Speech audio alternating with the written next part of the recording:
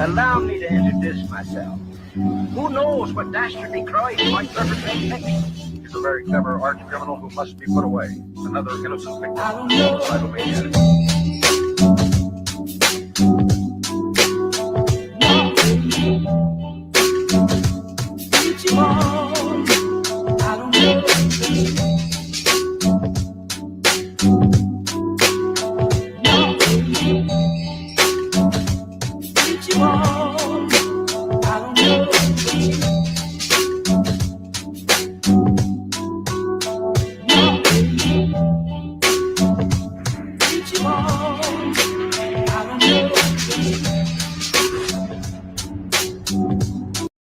Allow me to introduce myself.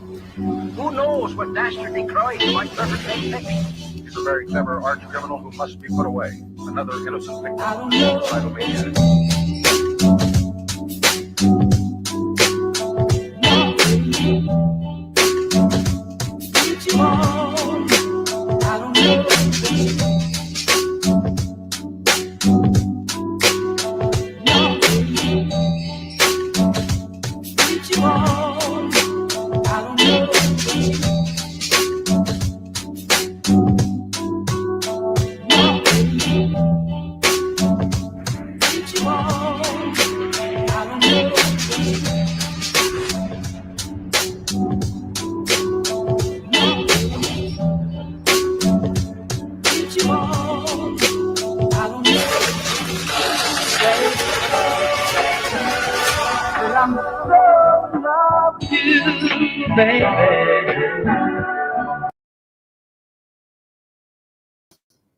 All right. Now, before I start, let me make an announcement real carefully here because I didn't realize this until my brother texted me.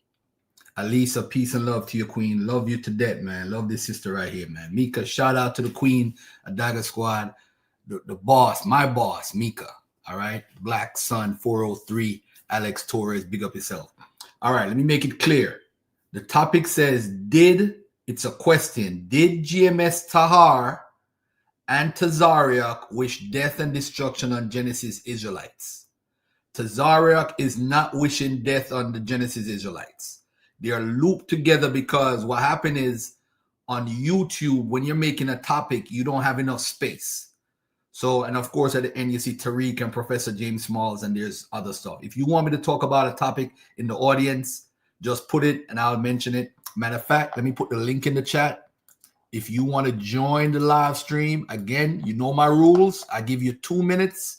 And if you want to go back and forth, we do 2 minutes back and forth, 5 rounds. If you want to go back and forth with me. And when I'm talking, you're muted. When you're talking, I'm muted. There's no interrupting. All right. So you get what you got to get out, but you just got to get it out in 2-minute increments. I'm fear that everybody, I don't care if you're a Hebrew Israelite, I don't care if you're NOI, I don't care if you're Moorish Science Temple, I don't care if you're Nubian, I don't care if you're an atheist, agnostic, I don't care if you're Buddhist, Taoism, you could come on here and say what you got to say, but just don't interrupt me while I'm talking. Chris Isaac said more like 2 seconds. Chris, my bro, come on. You need to be on my panel every week, man. You need to be on my panel. We disagree, but we're going to talk. And next week, I'm doing a whole show on Cornelius is an Israelite because I'm highlighting things. I'm putting things together. What I'm doing is I'm going to start putting out what's called source books and have them as audio books. Sell them for $9.99 on Apple and Amazon and whatever. And what is going to be some important topics like Deuteronomy 28. My brother said in the chat, the teachers here are Jewish DNA, not per se, but I mean we could elaborate and talk about it. There's no such thing as a Jewish DNA. But what happened is most people who follow that practice carry certain markers like E1B1B and J1 or J2, or some of them carry R. So it just depends. All right. So now let me put the link. The link is in the chat. Let me pin it so that whoever wants to join the panel. And yeah, so as I was saying before, I'm going to put out a bunch of source books. I'm trying to do one every month.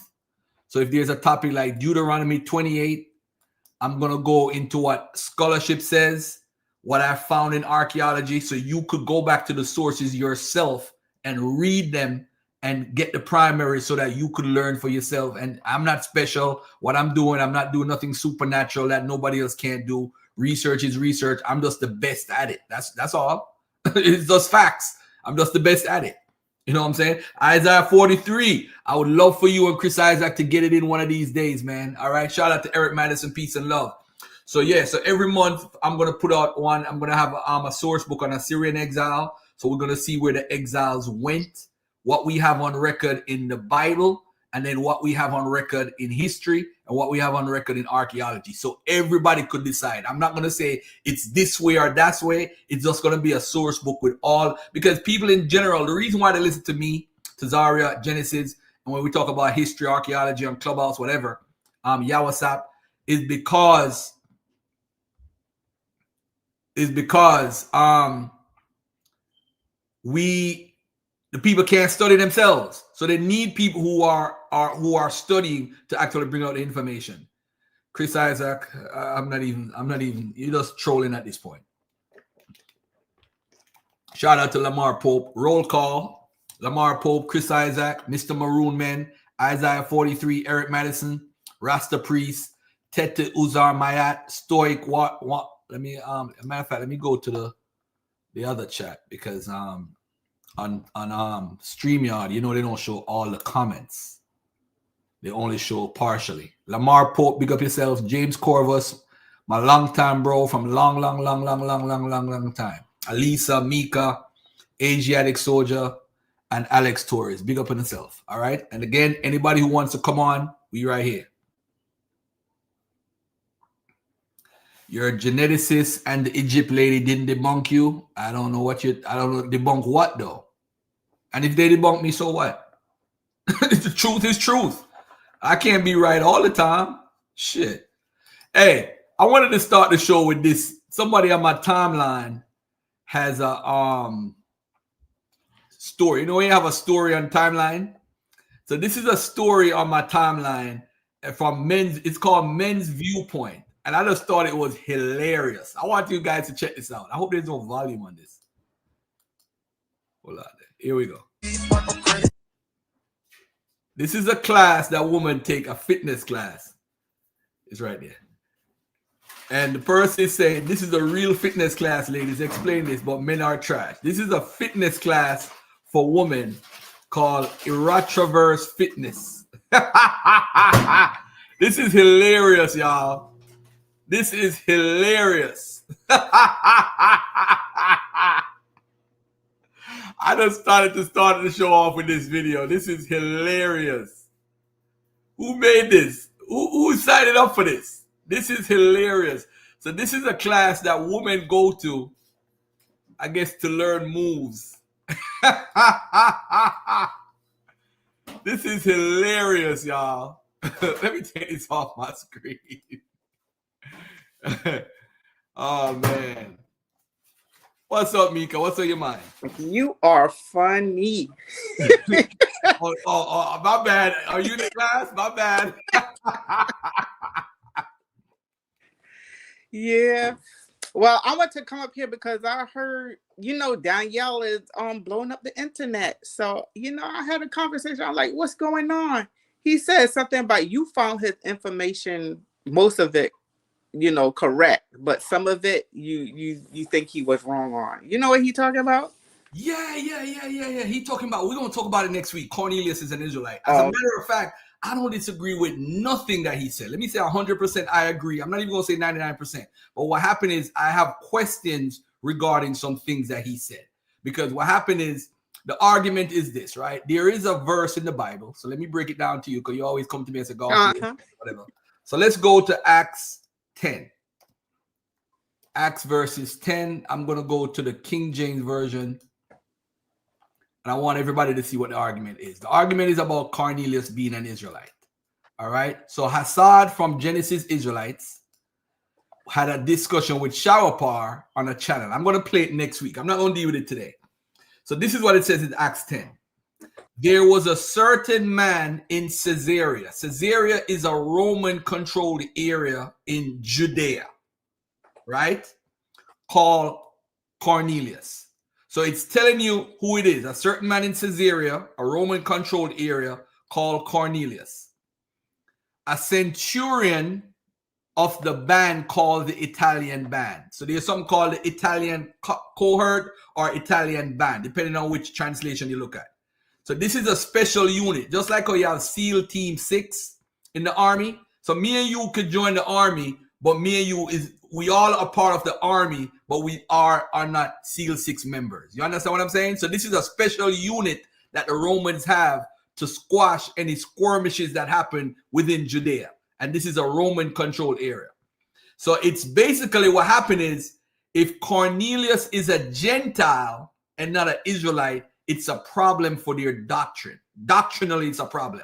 You know, Garfield don't care about nobody's doctrine. I want to know what the truth is. So next week, I'm going to get into it about the truth as far as what he is. So let me just say to everybody out there, it's leaning more that he's a Gentile. Reason is, one, his name is Cornelius. How Roman people name their names, they name people with clan, what's called a clan name. Cornelius, there's no record of anybody in history who is an Israelite or Jew with the name Cornelius, for one. And why is that important? Because in the Roman world, a Jew could have a Roman name, but there's how he got the name is through his family lineage, or because he's rich, or there's some reason why he got the name. It's not ancestral.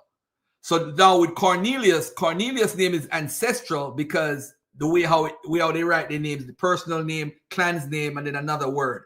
So how Cornelius' name is, that alone, his name alone tells me he's a Roman citizen, Roman clan, Roman rooted, born in Italy. He's rooted in Italy. I don't care if he's white or black. I'm just saying he's a Roman citizen. All right. Now, the Italian band was like a real Roman regiment. Its soldiers and officers were Roman citizens, normally from Italy.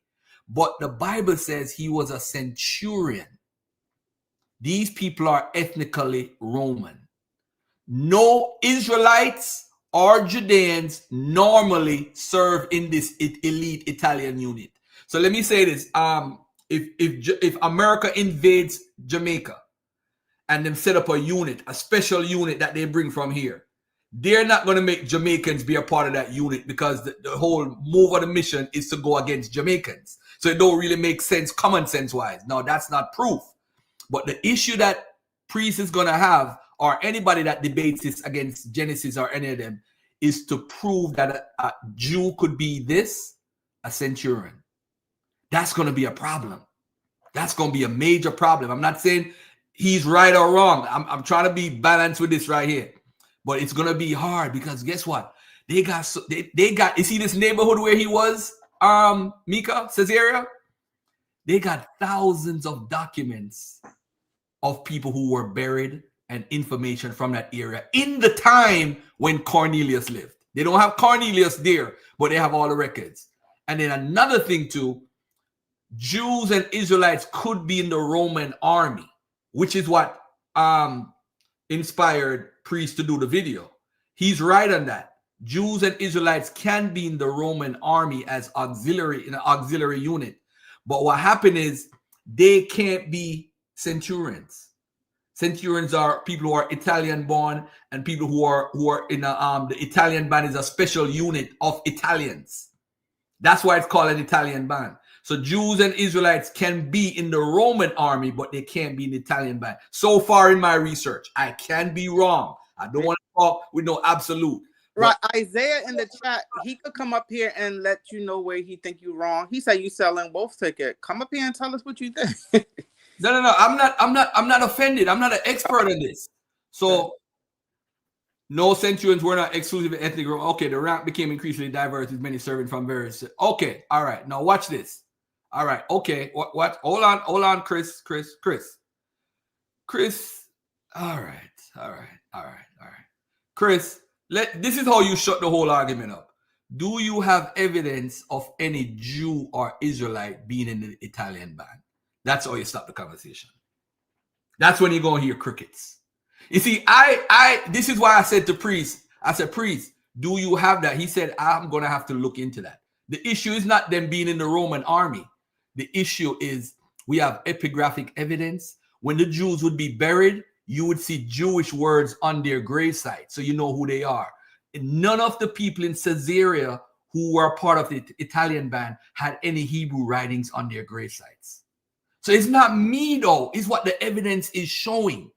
So I can't argue. You could argue and be personal, oh, you can't be a Gentile. All right, let's look at the scripture. Let's look at the scriptures themselves, Sister Mika. Let's look at what the scripture says. I'm going to pull out a scripture right now. And you tell me out of your ignorance of scripture and my ignorance, what makes sense. I'm going to bring out, hold on, let me just find my notes real quick. Let me give you 4 examples why it makes absolute no sense. By the way, centurions existed in both branches, legion and auxiliary. But cohorts were the auxiliary centurions. Cornelius was an auxiliary centurion. You do not need to be a legionary to become an auxiliary. They are completely different careers. The Italian cohort or the Italian band cannot be a legion. But I don't want to get into that. I'll get into that next week. But let me just get into the scriptures, because this is what people like. They like scripture. Why Christians and why some Israelites, because not all Israelites believe the same thing, believe that he was a Gentile. Hold on 1 second, family. And I can be wrong. I'm not holding to this. This is not like the whole Israelites in West Africa and whatever. I'm not so strong on this. This is something I'm learning, and I'm not great at this. So I'm not gonna be with my chest out. I'm just giving the information out, period. That's what I'm doing. Hold on there. Let me see if we can find the scripture. All right, Acts 10. We're in Acts 10 right here. Let's scroll down to verse 20, 27, 26. But Peter took him up, saying, hold on. And as Peter was coming in, Cornelius met with him and fell down at his feet and worshipped him. But Peter took him up, saying, stand up, I myself also am a man. And as he talked with him, he went in and found many that were come together. And he said unto them, ye know how that is an unlawful thing for a man that is a Jew to keep company or come unto one of another nation. But God shewed me that I should not call any man common or unclean. Now look at this right here.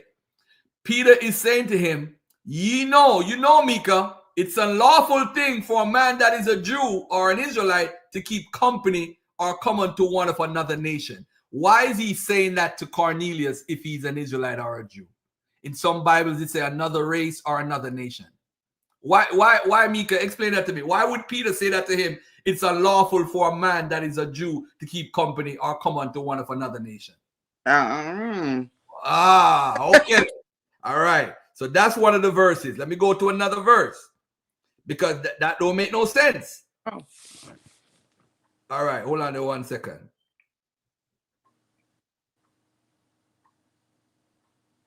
Hold on there. Let me read this. A Jewish centurion in an Italian cohort is historically impossible. Centurions had to take oath to Roman gods, participate in sacrifices to the empire, lead rituals before battle, enforce Roman laws against Jews. A Torah-keeping Jew who could not or would not do that could not be a centurion, an Italian citizen cohort stationed in Judea, participating in pagan rituals. It's kind of like impossible. So for the record, anybody want to say a centurion can be a Jew, prove it. Prove the history of centurions being Jews. Just prove it. The Italian cohort are Italian citizens only. You have to be raised in Italy. You're staffed by Italian-born Roman citizens. You're stationed in dangerous provinces. No locals, no Jews, no Syrians. Cornelius' unit would have been an elite citizen cohort, not a mixed local group. Now, there are auxiliary groups that are mixed. But again, all you got to do is go back to his name, Cornelius. That tells you who he is. That's all. That's all you got to go to. But anyway, I'm going to leave that for next week. We're going to deal with that next week. I ain't got time for that right now. We're going to agree to disagree. All right? No big deal to me. Okay. No big deal to me. What we know is he wasn't a pagan. It's not really a way to look at someone and assume he's religious. All I'm saying is, if you go by his name, Cornelius is the epitome of Gentile faith. Thank you, Isaiah 43. Thank you, my brother. Thank you. Thank you. Shout out to my brother Lorna Bill. Big Rel, what up? What up? What up? What up? The Look Crazy TV. Garfield selling wolf tickets. No, centurions were not exclusively ethnic Romans. The rank. Okay. All right. So now let me do this. He said they were not ethnically. Who were the centurions? All right, hold on. Let me get this already. So by the way, in that verse, it says he's a centurion, and it also talks about his name. His name is very important. It identifies who you are, which family lineage you come from. And I heard Pana say something last night. You see, I gotta say this to a lot of people, man. His name alone is the problem. His name. How did he get his name? Did he get it because of somebody? Remember, Cornelius wasn't somebody in power. So that clan's name, he would have gotten like Julius. If you get the name Julius Caesar, there's a Jew that had a Roman name, Julian Alexander. That's during the time of Julius Caesar. His family is connected to it and all that stuff. So he got the name. But who is the person with the name Cornelius that you're attached to? Tacitus is called Cornelius. He's attached to that clan that goes back to the beginning of the Roman, how Rome what came about in the 8th century BC. So the name alone tells you everything about this guy. Cornelius can't be a Jew just by his name alone. When did the Jews get that name? When did they get it? Cornelius was a white man that followed Yahweh's right. Shout out to my brother always donating to the show. Yahweh heard his prayers and sent Peter to teach him Yahweh's salvation. Okay. That's why I made the case Erie's an Israelite. But Erie was 400 to 800 years ago, bro. Not Erie back in Israel. Oh, man. Chris. Ah, boy. Thigh grabbers like to call us pagans. That's funny. All right. So let me get to the show now. So now, did GMS Tahar and Tazarayach with death and destruction on the Genesis Israelites? So I'm going to go to the video that we're talking about. And remember, I'm asking a question. I'm not saying Tazarayach or Tahar is saying that. I'm asking everybody to go to the video that I'm talking about and review what I'm saying before we jump out the window. But before I get into that, should I get into Tariq and James Smalls? Should I do Tariq Smalls first, or we should do the Israelites first? What do you think, Mika? You the boss. What should we do first? What you said? Do Tahar or the what? Tahar and Tazarayach first, or Tariq and James Smalls first? Tazarayach thing first, I guess. All right, you're going with your boy first. All right. You're funny, Garfield. You know I was gonna say that. Anyway. All right. Shout out to y'all. And listen, if you have a problem with what I'm saying, don't troll me because I don't read the whole chat. Let's come on the panel and have a discussion. All right. I'm not an animal. I don't bite, as we say in Jamaica. I'm not bite. All right. Let's check it out. Israelite elder calls for all camps to wish curses and pray curses on me and Hassad. Let's give all praises, honor, and glory to our Heavenly Father, Yahweh. We do so by Shema Mashiach Yahweh Shai, as priest Akah, a.k.a. Deacon Genesis, is still big G's, not the little ones, here to feed the little ones. What a world we live in, y'all. What a world we live in. The Bible says, beware of a brother, for he will utterly supplant you. There is no love in this truth. If you thought it was, you will find out that it's not. And, well, I will say in the truth, yes. But in One West, no. In One West, there's no love. What we have here is Elder Apostle Tahar, leader of Great Millstone, and he's going to put out a decree, an edict, that all camps come together to pray collectively and wish curses on me and Brother Hassad for us simply telling all nations to repent. Can you imagine that? This is how we know that Paul went to actual Gentiles. You guys can't get it? This is how we know Paul went to actual Gentiles, because they wanted to unalive him and pray curses on him, and everybody fasted until his life was in their hands, because he went to some actual Gentiles. And so now all you camps, because Apostle Tahar is probably the last brother, the last elder from One West that is over everybody on the earth right now. He is the last elder. I think, you know what, I think there may be one more elder over him. I think it was Yum Yum and Tahar. I think they're equal, but he's one of the last living elders from One West, the original school, and he's calling all the shots. Y'all got to listen to your elders. Remember, you got to listen to your elders. And he's calling all camps to pray curses on us for simply telling the nations and everybody to repent. That's what Paul said in Acts 17. All men to repent. And so in Acts 22, we read this on our presentation in Acts 22 and 21. But the Lord said to me, go, for I will send you far away to the Gentiles. When Paul told this to the Jews, look what they said. The crowd listened until Paul said that word. Then they all began to shout, away with such a fellow. He isn't fit to live. We are doing what's right. We are living in the footsteps of the apostles. I've never in my time in this truth, had an elder, an Israelite leader, say all camps need to collectively come together to put curses on Hassad and Hakah, wish death and destruction and evil. Hey, don't feel bad for those who've been in the community from when I came in Google Hangout days. Remember, Lex Vortex put a spell on me, Kevin G, Wayne, and a few other brothers.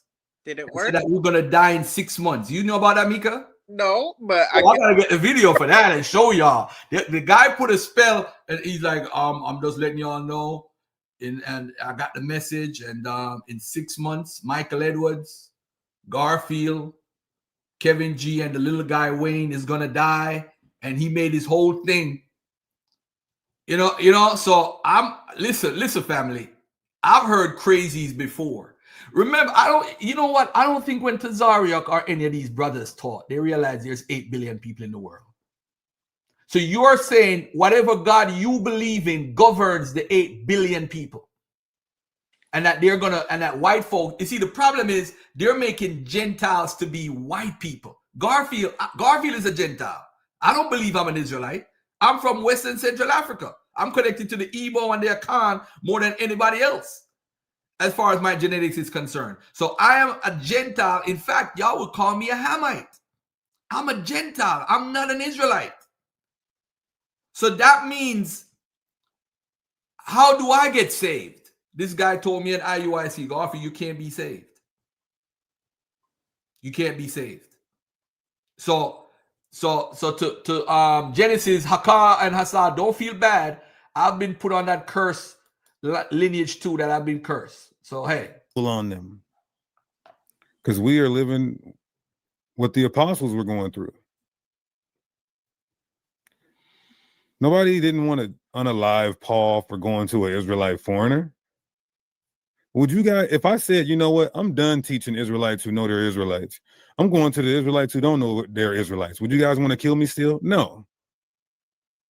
But if I said, I'm going to non-Israelites, tell them to repent, would you want to kill me? Yes, clearly. Look at the comment boards and look at this elder. But let's take a look at this, y'all. Shalom, real quick, give it all praise to Yahweh, Shem Yahshua, Shalom, Kakodah, Shalom, to the 144,000 rest of elect out there, Shalom to you all. And I'm going to entitle this video, I ask all Israelites to pray for these two demons. You know what I mean? There's different type of prayers, right? You know what I mean? I'm going to tell you what type of prayer to pray for these guys. But I ask that all you Israelites and the Hebrew Israelite community among the former One Westers, all of y'all, please put prayers up continually against these two demons. So I'm gonna let you listen to this. These guys are bitch made. They're low life. They're pieces of shit. They're worse than Comfy. They are bitch made. This is a man of God who's an Israelite calling other brothers who are his brothers bitch made. Wow. Yeah. So it's like me and Mika arguing each other. So godlike they are. Yeah, it's so godlike, man. Oh my God. He said that we are worse than Tazarayach, Comfy. the one who said that he was the embodiment of the Holy Spirit. I can't wait. So what we're doing is worse than it's unforgivable, is what he said. It's an unforgivable sin for us telling the nations to repent. That's an unforgivable sin that they can receive salvation. That's worse than blasphemy of the Holy Spirit, is what he's saying. What we're doing is worse than Tazarayach, the one who said he was the Holy Spirit in the flesh. This is y'all's community, not mine. And you know what happened to Tazarayach? So let's go ahead and listen to this. And this hold on. Why does he say you know what happened to Tazarayach? Because you know he got arrested for embezzling money and he died of COVID. Is that what he's wishing death on these guys? Is he saying because he was wicked, so these guys are wicked, so they're going to experience death? This is an elder who's probably in his 70s or late 60s saying this. See what this is? This is what a minute. No, I started from about here. Let me let you listen. And this is why I say put a prayer up, all right? And this is what now I understand why Captain Tazarayach said, I've played you guys be destroyed, you go to the ground, you never come up. If these two niggas is Curry and Dayton, we're looking for. We're Karath and Dathan? He's mentioning Tazarayach because Tazarayach said the same thing about us. Genesis, fuck you all. Fuck y'all for destroying the brothers and sisters that put faith in y'all. Y'all are all pieces of shit. And I pray the Lord destroys Genesis to the fucking ground, that it never rises again, that it never stands again. I pray for that. Genesis, fuck you all. Fuck y'all for destroying the brothers and. And you know what's crazy? Let's go back to the elder. If you feel like if you're a shepherd and you're supposed to protect the flock, why aren't you guys trying to defend the gospel? I mean, you can do videos, but if you feel like we're leading people astray, why don't you be a good shepherd, protect the flock, take a discussion with us and shut every point down? That's how you protect the sheep. But that'll never happen. So let's keep going. Abiram. These two niggas is Curry and Dayton. We're looking for Abiram. Where's he?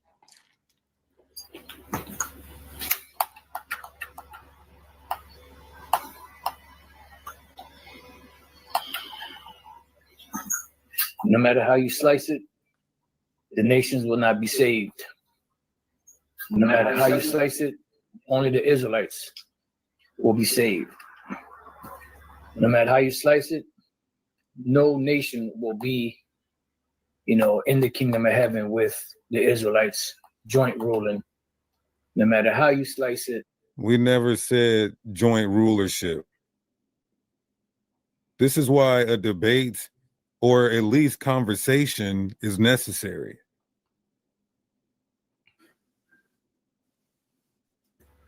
The nations that's just they're going into slavery, bottom line. I'd like to start off by saying Barakatah Yahweh, Ba'ashem Yahushai, Ba'ashem Chakodash. And you two demons that got them bags, does that include taking the chip? Welcome to another. So he's saying that we got paid to teach this. And we had to take the mark of the beast. So some white man came to my house. Hold on a second. And you're going to hear this in the James Small Tariq situation. And I'm going to be very balanced with all situations because it's really none of my business. I'm just talking it because it's content. So it's no big deal to me for either side. I think they're both, all sides involved are just crazy people, in my opinion. Now, you're going to hear this thrown out a lot. This one is an agent. In 2012, the Israelites used to say Garfield is an agent. Garfield is an agent because I am against what they're teaching, or I disagree, not against. I disagree with what they're teaching. I disagree that Africans are Hamites. I disagree with that. But theologically, I could see why they say that some people in Africa are Hamites. I could see it. Because originally the Hamites were white people, like what the guy did on Sunday. What's his name? But your guy that you talked about did the presentation supposedly coming at Tazarayach. I forgot what his name is. Sekou. Oh. Yeah, white people used to call, they used to call North Africans Caucasians. And what happened is anything that was built up in Africa, in Zimbabwe, there's a book, I have it right now on my computer, The White African or something like that, the book is called. And it's about, this guy was saying there was a white set of white people in Zimbabwe that built up those structures because anything positive is being shown to be done by non-black people. Like Africans couldn't do it. So it had to be a white tribe that did it.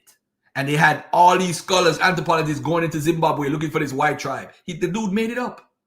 He made it up. There's no white tribe. But they just didn't want to give black people credit.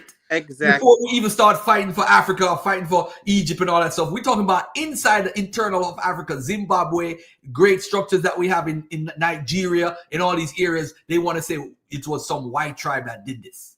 They don't want to give black people credit.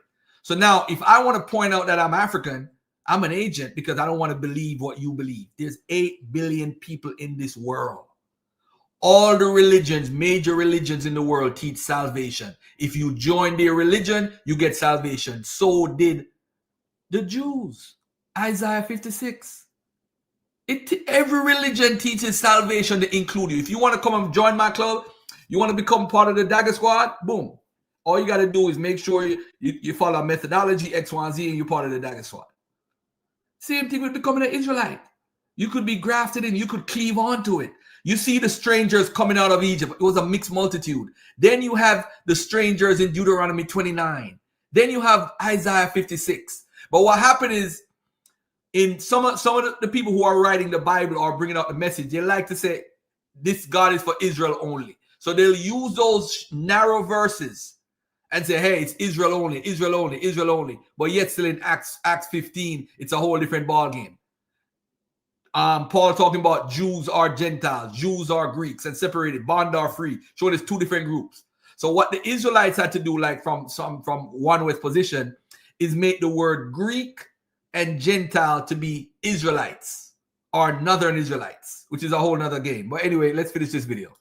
And said, hey, I'm going to give you X amount of dollars, and you got to take the mark of the beast to say Gentiles have to repent, keep God's laws, believe in Christ, and there's still the ethnic hierarchy. They got to be your tributaries. They got to be subject to you. They just escaped the lake of fire and chains going around their neck.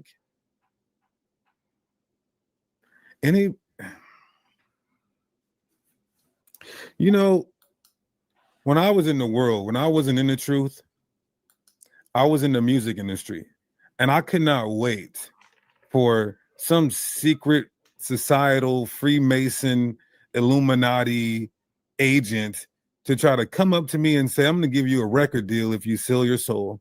I used to talk to Sergeant Yatab about this, Reverend Maccabees, all the time. I couldn't wait for them to approach me so I can let them know I had already made $1 million, $1 million over that from the streets. I'm such a hustler, and I'm going to get it, that I don't have to sell my soul ever, which is crazy. Any X amount of dollars, I can go get that. I've always been able to do it. So to say, oh, And to be honest, we were saying that this was going to happen 1,000 years after Christ. Only thing we're saying is it's not going to happen 1,000 years after Christ. Some of them, they're going to get it 1,000 years prior when Christ comes on the scene. Wow, okay, here's X amount of dollars, and you got to take the mark of the beast. This is why he's calling all the camps to collectively come together and wish curses, and Tazarayach's doing the same thing. But they won't protect the flock or the sheep and take the discussion. The live lesson, as you heard the name. They call us defending the gospel, seeking attention. You can't use that excuse anymore. And you know what's crazy? We proved that the elders. So Elder Tahar just said, let me show you guys this. Elder Tahar just said that the One West School, his elders, taught that Cornelius was a Gentile, an Edomite. Look. They did, however, teach that Cornelius was an Edomite, and he was only there to hold the book, that he's not going to be saved. He was only there to hold the book, which my question is this. What book? Because during the time of Cornelius, the book wasn't gathered. You had the Torah, then you had the writings, then you had the prophets. And during that time, the disciples, that's when the New Testament was being brought together. So there was no book. So they didn't have an answer. The 7 great men are not always wise. They did, however, teach that Cornelius was an Edomite, and he was only there to hold the. That's from Elder Tahar himself, who was over General Yohanan from the ISUPK. Said the elders at the school taught Cornelius was an Edomite. So did they sell out? Did they take the bag? Did they have the mark of the beast?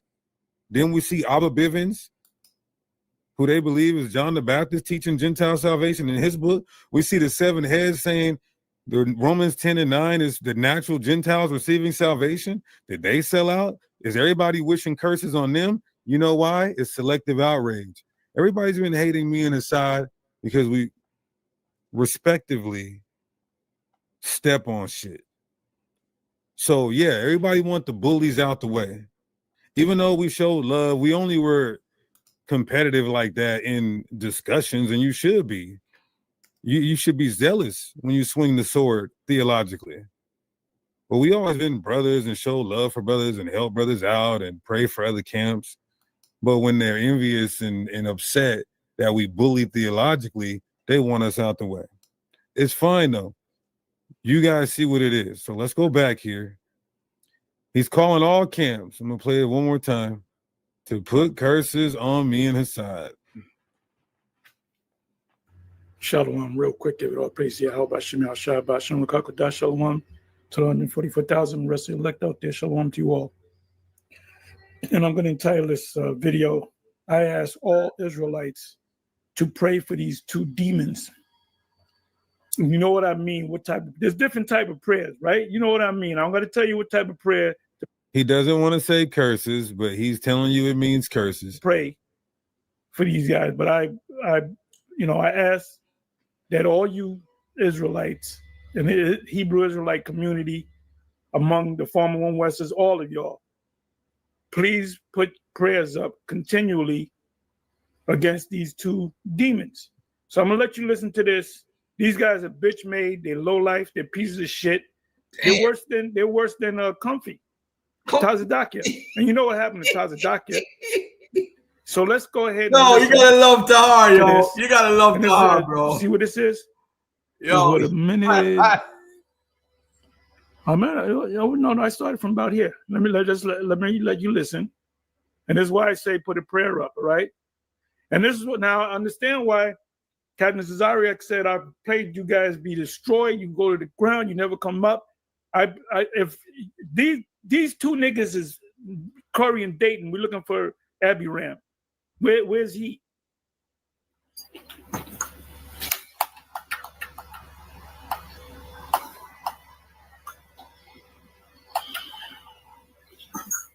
No matter how you slice it, the nations will not be saved. No matter how you slice it, what script? These scriptures come to mind. I had to pull them up. John 15 and 18. So not only do me and Hassad have to deal with the other nations hating us, we got to deal with our own people hating us. And then we got to deal with people who believe that they're in the truth hating us. Who else fits this? Y'all don't fit this. John 15 and 18. If the world hates you, remember that it hated me first. The world will love you as one of its own if you belong to it, but you are no longer part of the world. I chose you to come out of the world, so it hates you. Do you remember what it was told to you, that a slave is not greater than his master? He was persecuted by the non-Israelite nations, the Israelites, and those in Jewry. John 16 and 2. For you will be expelled from the synagogues. And the time is coming when those who unalive you will think they are doing a holy service for God. Wow. When y'all pray curses on us, you literally think you're doing God a service. Who's this talking about? Y'all? This talking about One West? Who the hell is praying that God kills One Westers?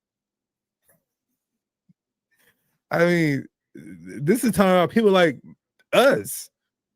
We fit this bill. Matthew 10 and 22. And you shall be hated of all men for my name's sake, but he that endureth unto the end, the same shall be saved. Matthew 23 and 37. Oh, Jerusalem, Jerusalem, the city that unalives the prophets and stones God's messengers.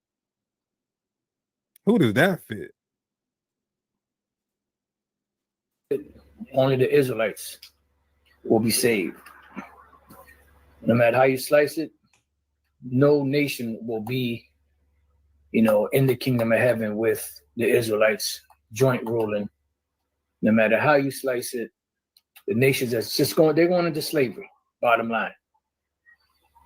I like to start off by saying Barakatah Yahweh, Ba'ashem Yahushai, Ba'ashem Chakodash. And you two demons they got them bags. Does that include taking the chip? Welcome to another live lesson.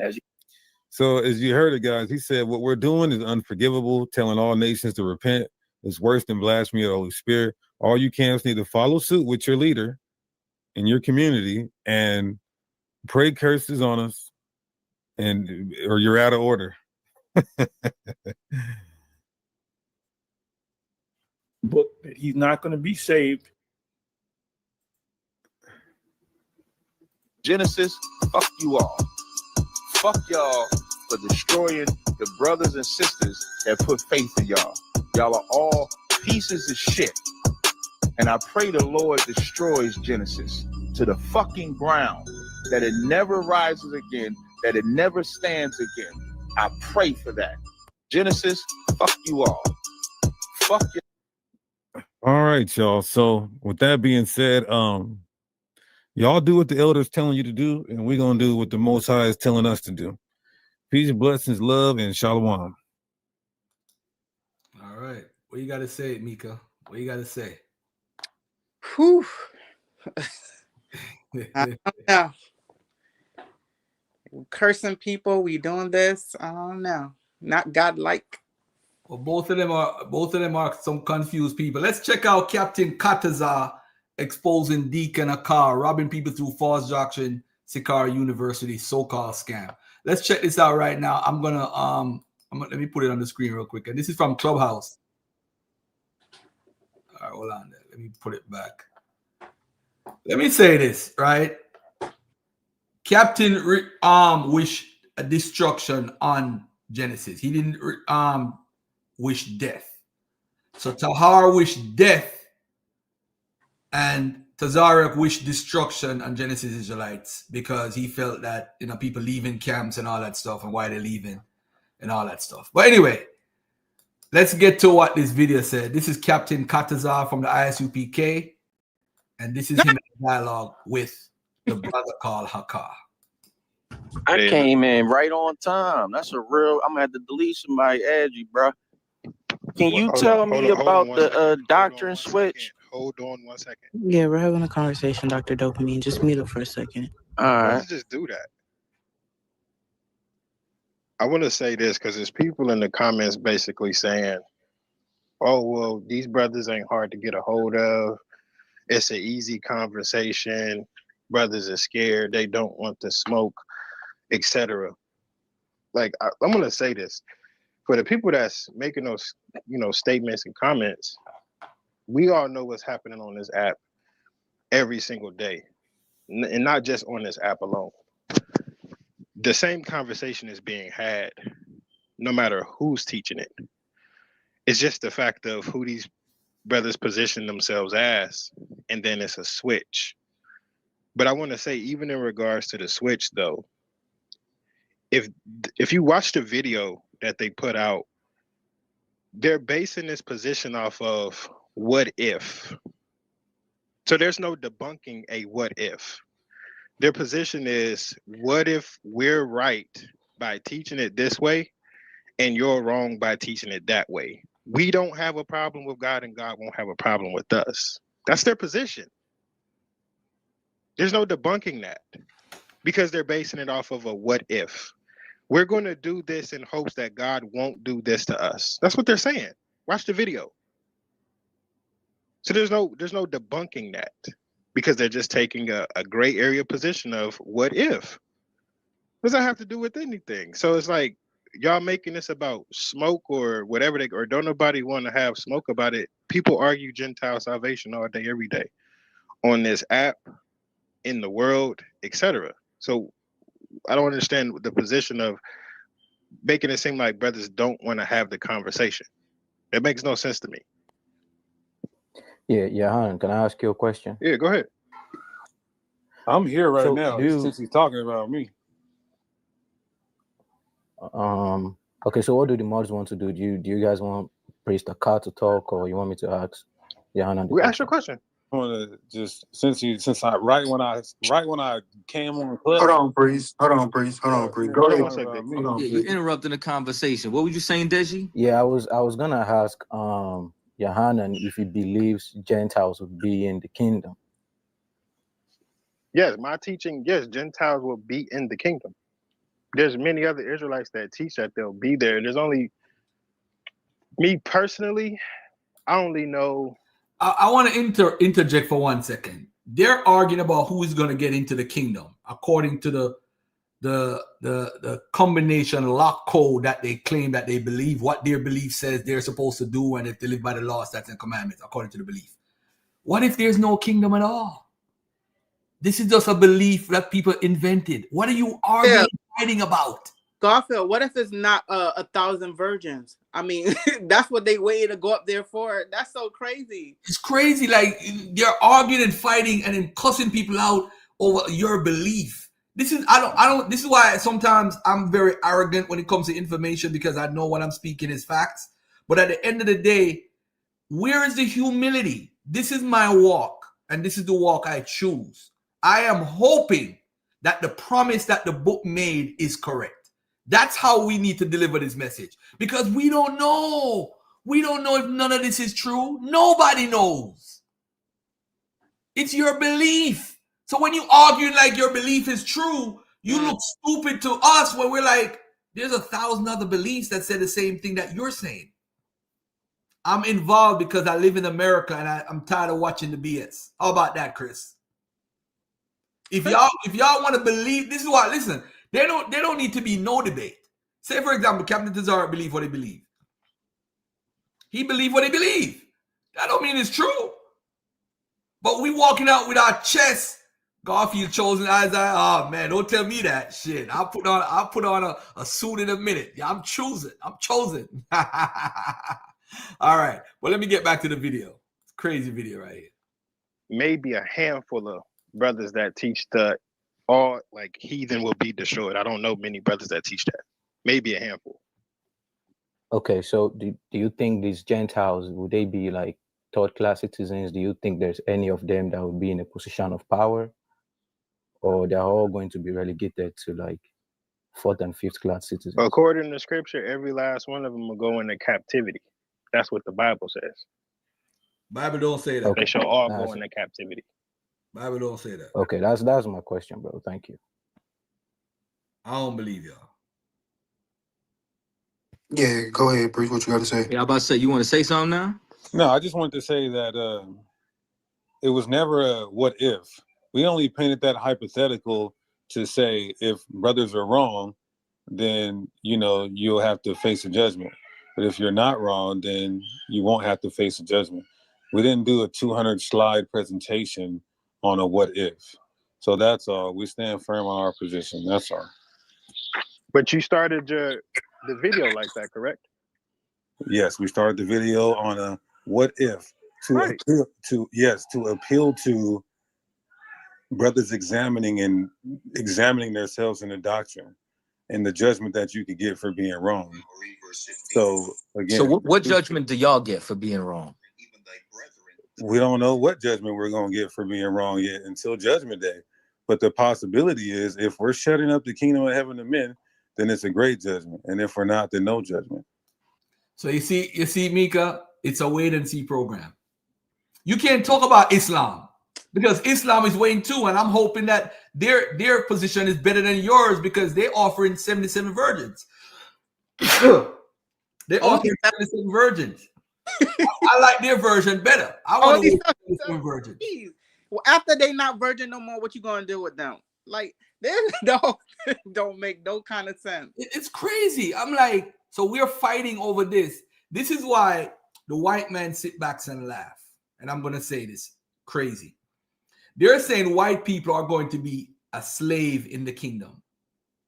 So you're saying that white people want you to teach a belief that 77 virgins are, that you're going to rule them. And they're proud that you're teaching this to other black people. And they allow you to do it. You see why these people are not a threat, Mika? Why would the white man, who's the enemy or the devil, allow you to teach that? Why would they allow you to teach that? That don't make no sense.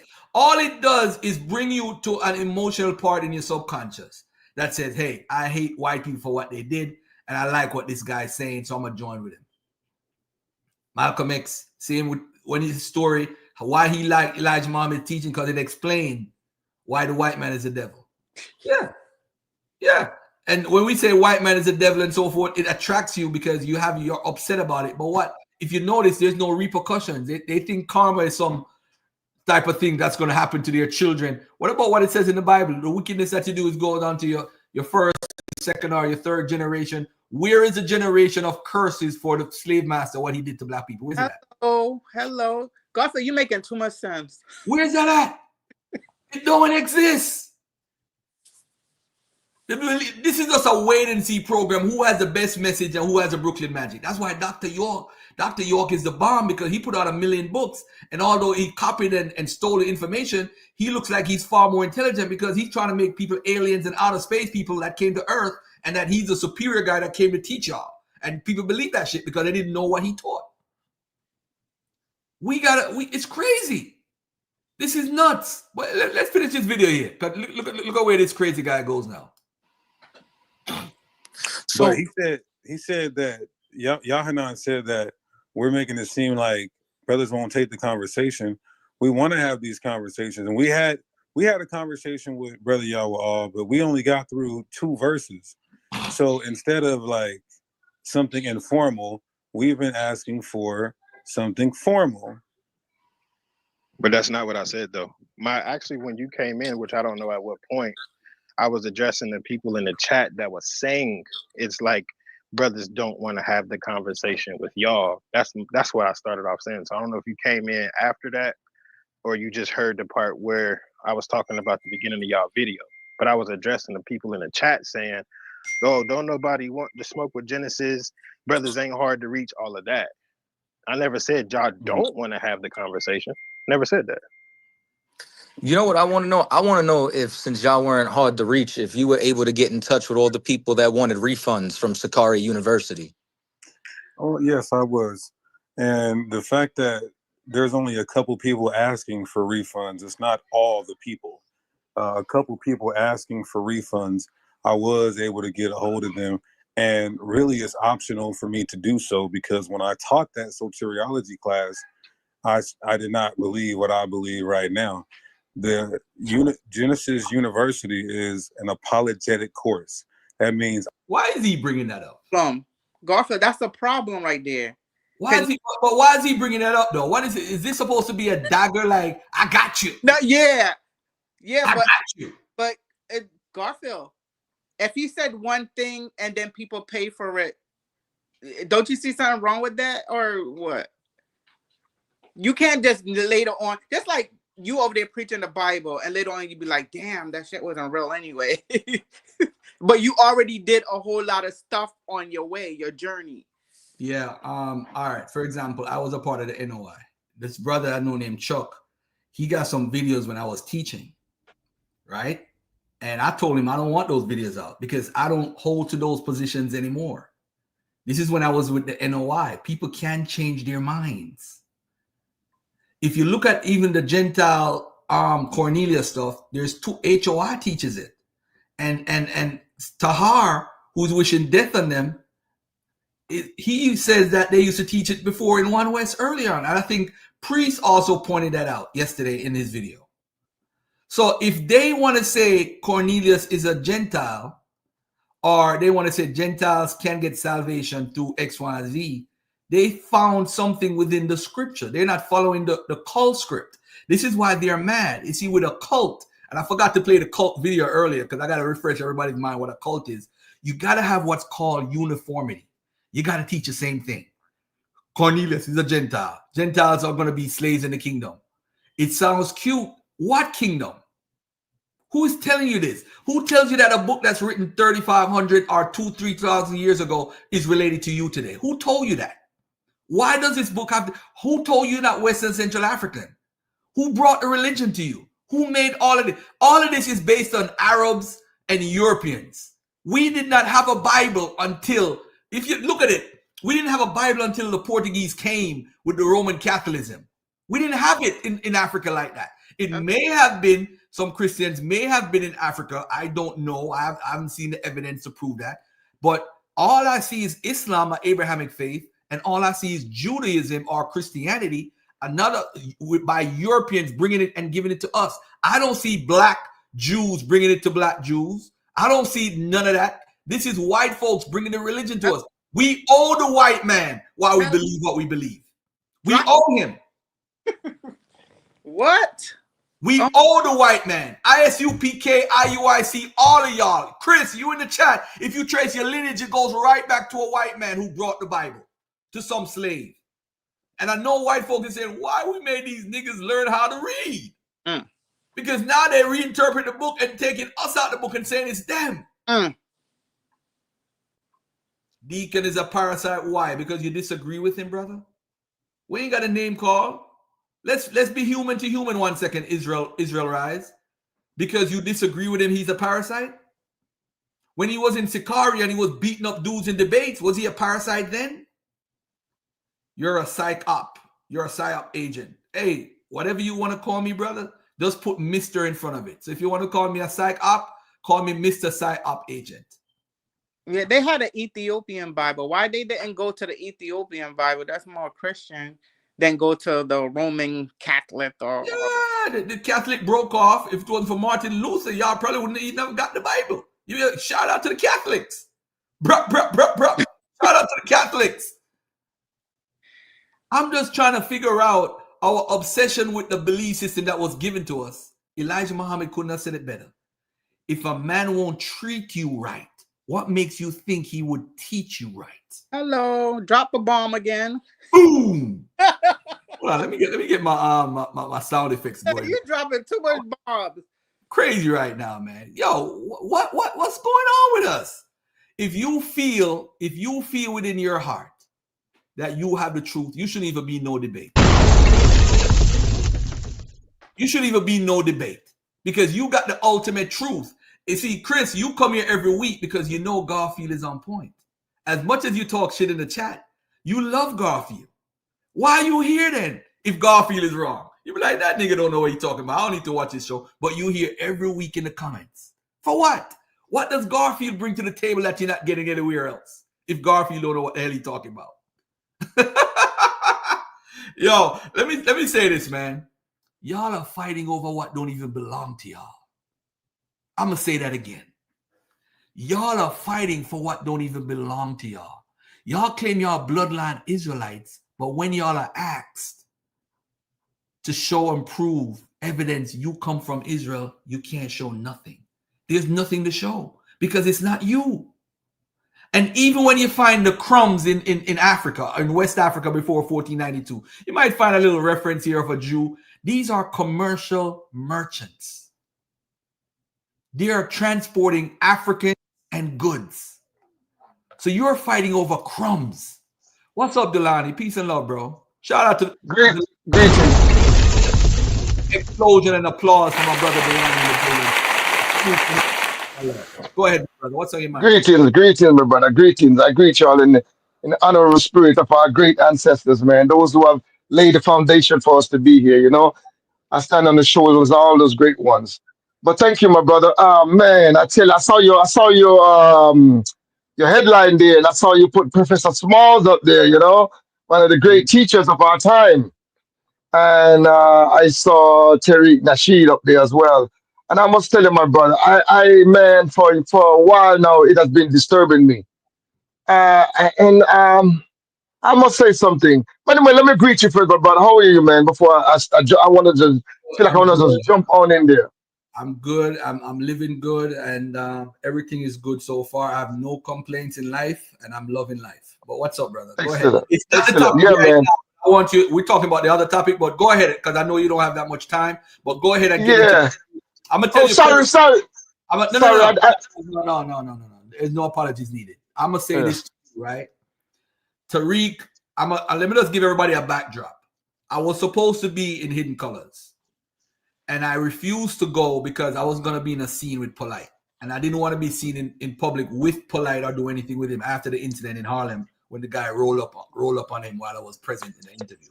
So I said I will never do anything in public with Polite again.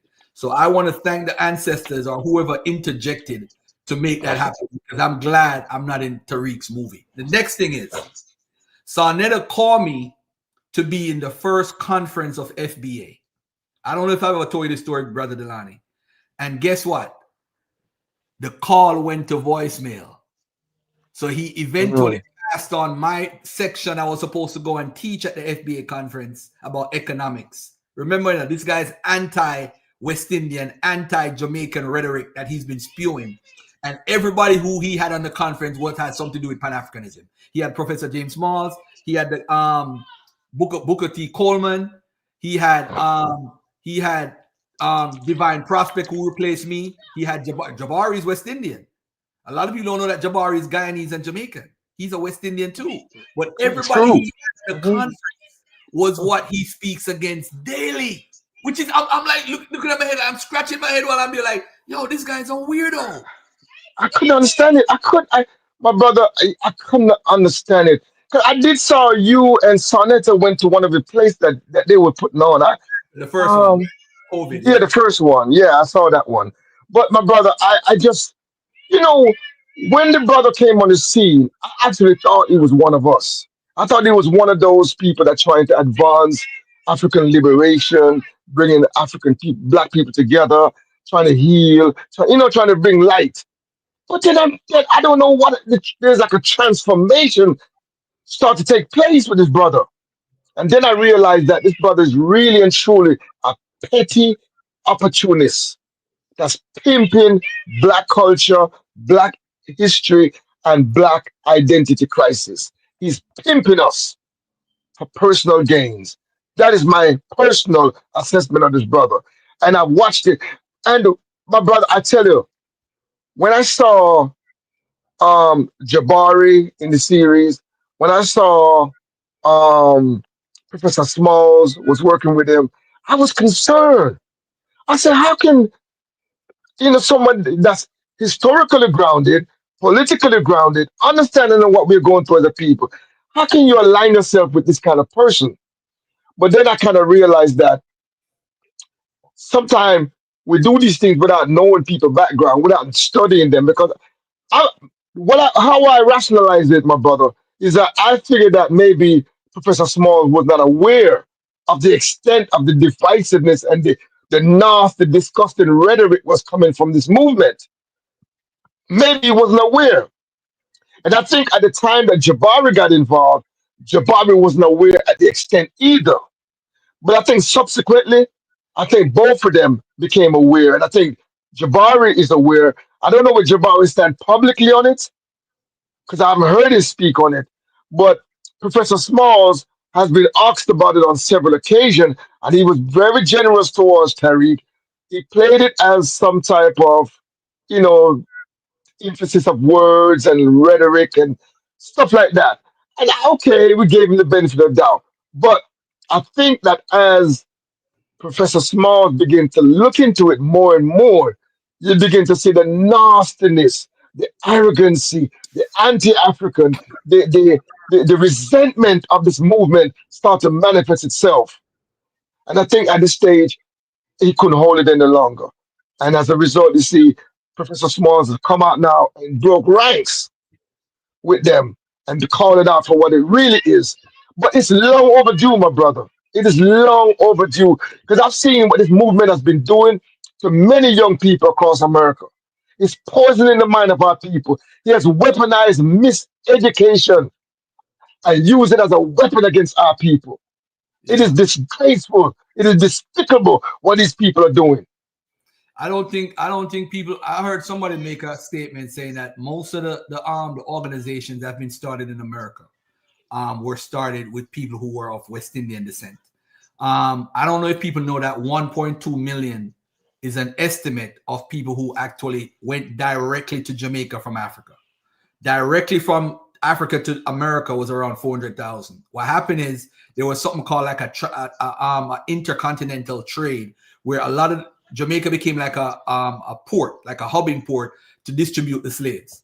And we're not using Jamaican in that sense in 18th century or the 17th century. But technically, a lot of the people from like 1750 to 1800, this is why there was such a big expansion in the population here.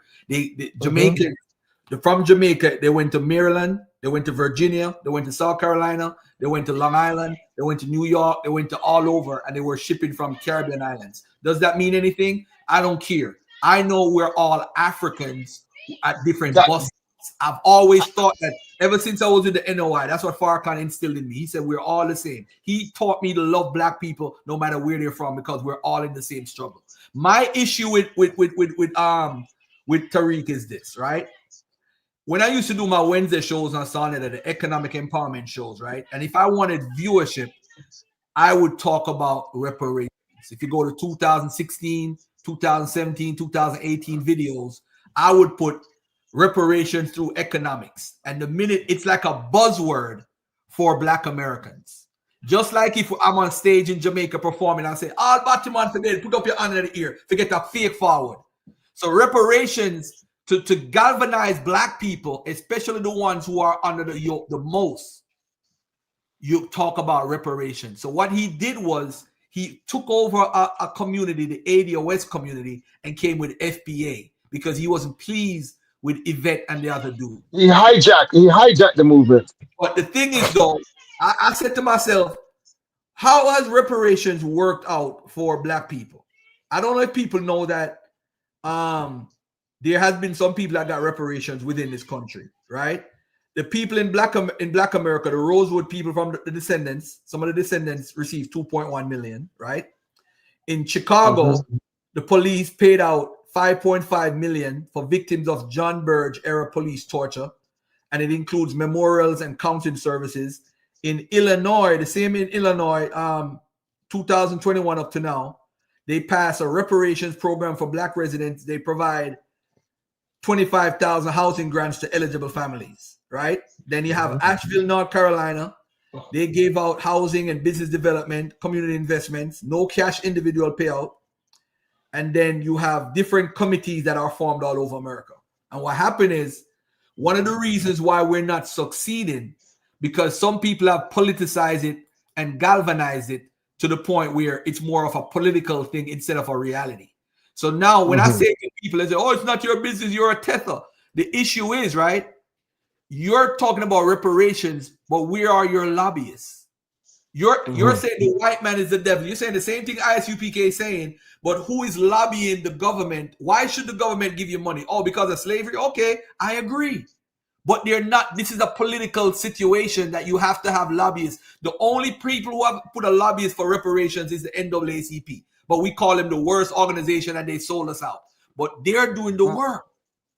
They're My doing brother. the work. Second, Delani. Ching Ching, you want to say something, brother?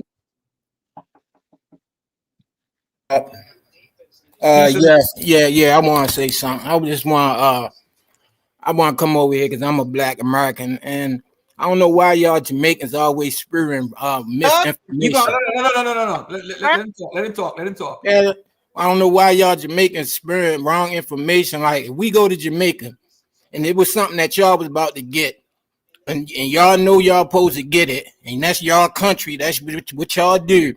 We don't got nothing to do with that. We can't say nothing. We shouldn't be in y'all business. We should just sit back, let y'all ride out, and then we adjust. Y'all keep coming over here trying to tell people what to do. Y'all don't even know who's black and who is who for real. Like, what we and Delani, don't say nothing. Let him finish. Let the brother finish. And Garfield, you was on here taking up for polite. You said your lawyer called you and said he was going to beat the case. You said bet $100. Hold on. Yeah, my lawyer. You said bet $100, and then hold on. Relax. First of all, thank you for coming on, and tone it down a little bit. Relax. Yes, I did say that. I said my lawyer said that she doubts the woman. She doubts the woman would have. I got the video. You said you were on the phone with your lawyer. You know what? First of all, I allowed you to talk. So if you're a representative of FBA and Black Power and Black people, at least have manners. That's the first thing. Yes, I did say that because my lawyer said she doubts the woman would have stood firm and stood it out. She probably would get paid off. That's why she said that. And guess what? Golfer was wrong. I was wrong. Let's not get distracted. Because that's what they do. This is a tactic. This is a diversion. Because what we're looking at is a movement that is based on miseducation from the beginning. We got to look at the whole argument of the FBA, the so-called FBA. They're claiming to be some type of Black American that was frozen in time at some stage where it was only them, and they have developed over the last 2-3 centuries without no infusion of nobody. There was no time in African American history when African American was alone. African American has been a developing population. It has never been frozen in time. New Africans has been coming from day one until today. Throughout the whole history of African American, new Africans have been coming every single step of the way. So this idea of a frozen point in time when African American was frozen and there was no infusion of nobody is a myth. It's a total myth. From the first boat landed until today, the African American population has been infused by new African, the development of culture, the development of ideas, the development of new blood. It's been a constant mix. It's an admixture. So, and that is scientifically speaking.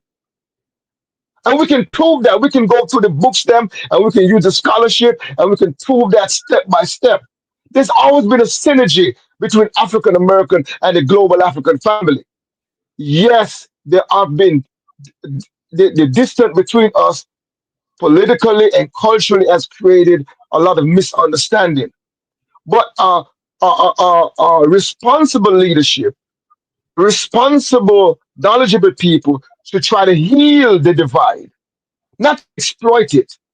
We should use our position and our status to say, listen, whatever misunderstanding that took place, let's try to work it out. Let's try to heal. Let's try to build a bond back and restore the African family. Because we've been damaged on both sides of the Atlantic, all over in the Caribbean, in South America, in America. We have been brutalized by white supremacy. We've been brutalized by enslavement and colonization. And we are a damaged people. But we don't continue to fester and throw salt and throw flames in the fire and intensify the wound. That's what the FBA does. They try to exacerbate the pain, exacerbate the problem, and amplify the division between our people.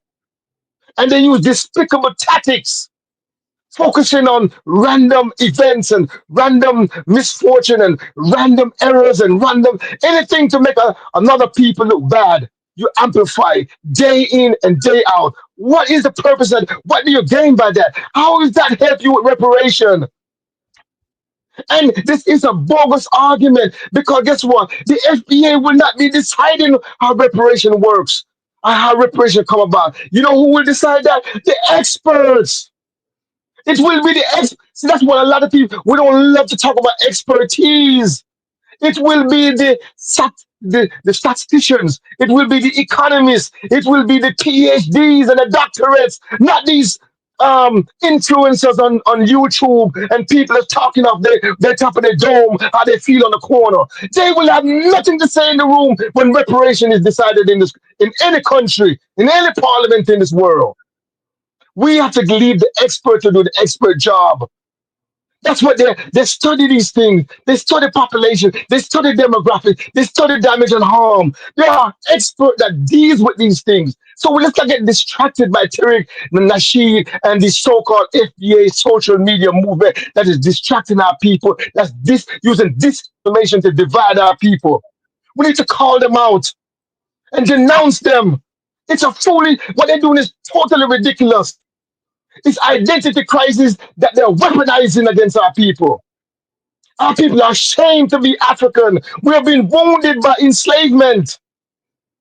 They have stuck a dagger in the African in our heart. And many of them have surrendered to imperialism. They have surrendered to white supremacy. And they will become willing accomplices. All they want white people to do in this criminal enterprise is cut them in. Cut them a piece of the loot, and they'll be good. They'll be fine. They'll shut their mouth, and they'll become weaponized against other Africans. Give us what to do. We will throw everybody under the bus. Just cut us in.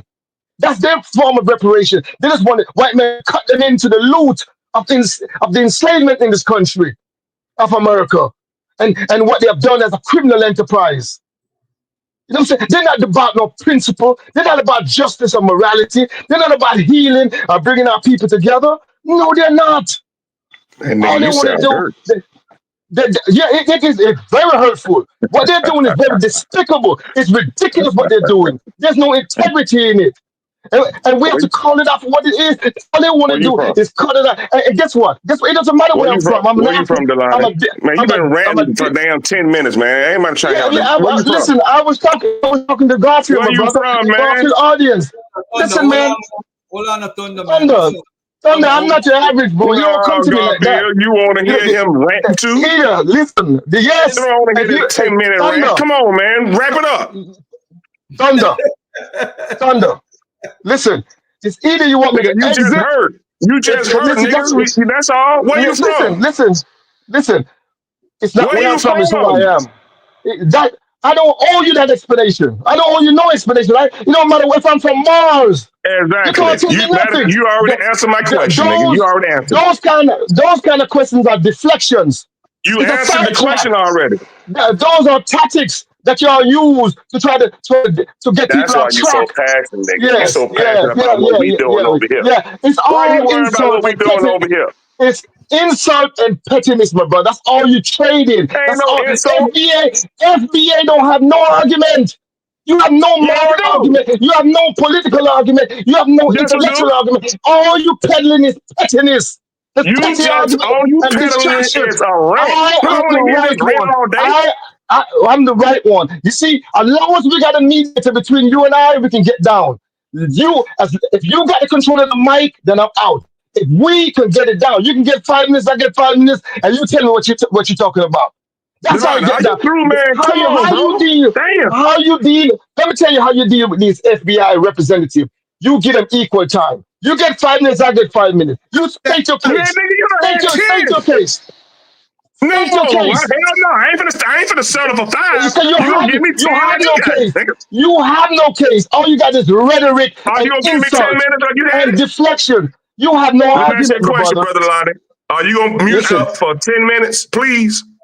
It doesn't matter. I'm not going to fall into the premise. I don't accept your premise. It's a faulty argument you're coming with. I don't You don't accept believe that. you've been talking for 10 minutes? I reject your faulty premise that you're not a Delani, you just serious. said we're gonna You're have not a even amount of time. you are not a serious man.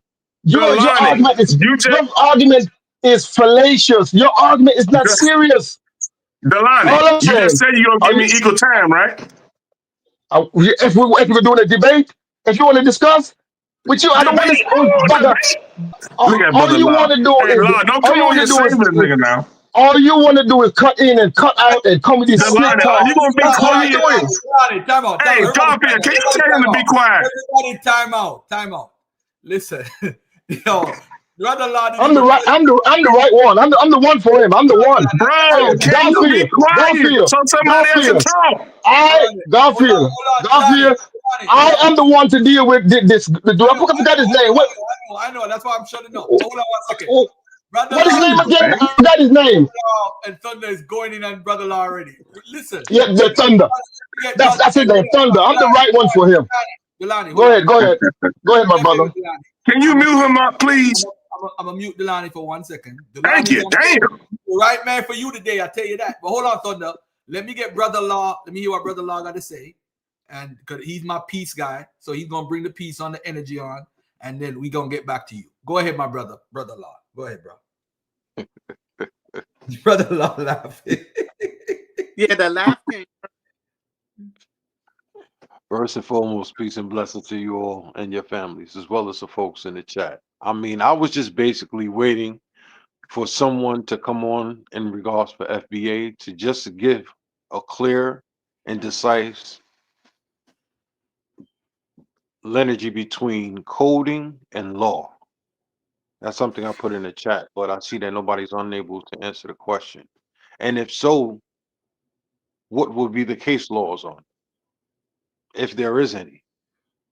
The FDA is not experts. They're not expert, my brother. They're Oh, not. come on, Garfield. They're Damn, a man. social media movement. They're not experts. Delani, hold on. I want to give you all the time. Thunder, the floor is yours. God, damn. I'll tell Delani when to come off mic. Go ahead, Thunder. The floor is yours. Thank you. Hold on, before you go in, are you on? I know you the contrary guy, of course, always, right? That's how we do. That's why we love you on here. We like to hear the other side. Are you familiar with Tariq's arguments, though? I don't want you to come on emotionally. Me and Tariq sat down and we worked this out, bro. It was me and him. We founded this. All right, go ahead. The floor is yours. No, he kidding, but go ahead. The floor is yours, brother. I'm gonna shut up. Go ahead. All right, thank you. All right. Contrary to what Delani just spewed out of his mouth for 10 minutes, we, as the foundation of Black Americans, don't owe him anything. We don't owe him no explanation. We don't care what he thinks. We don't care what he says. His folks didn't go through this. The lynchings. I don't know where he from. I know he ain't from here. His folks ain't go through all that stuff. His folks didn't help build America from the ground up. Not true. His folks didn't have to suffer chattel slavery and being raped by massa.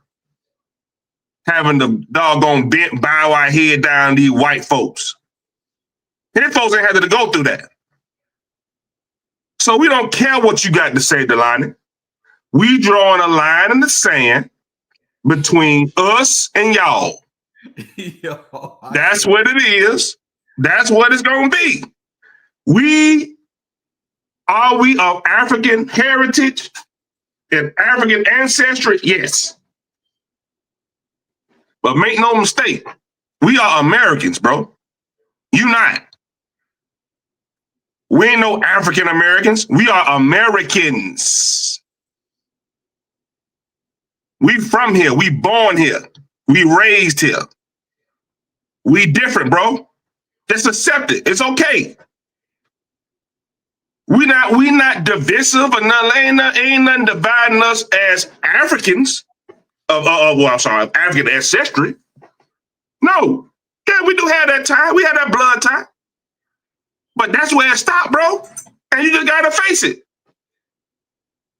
Your folks ain't had to go through this, man. You can't relate. We ain't even listening to you.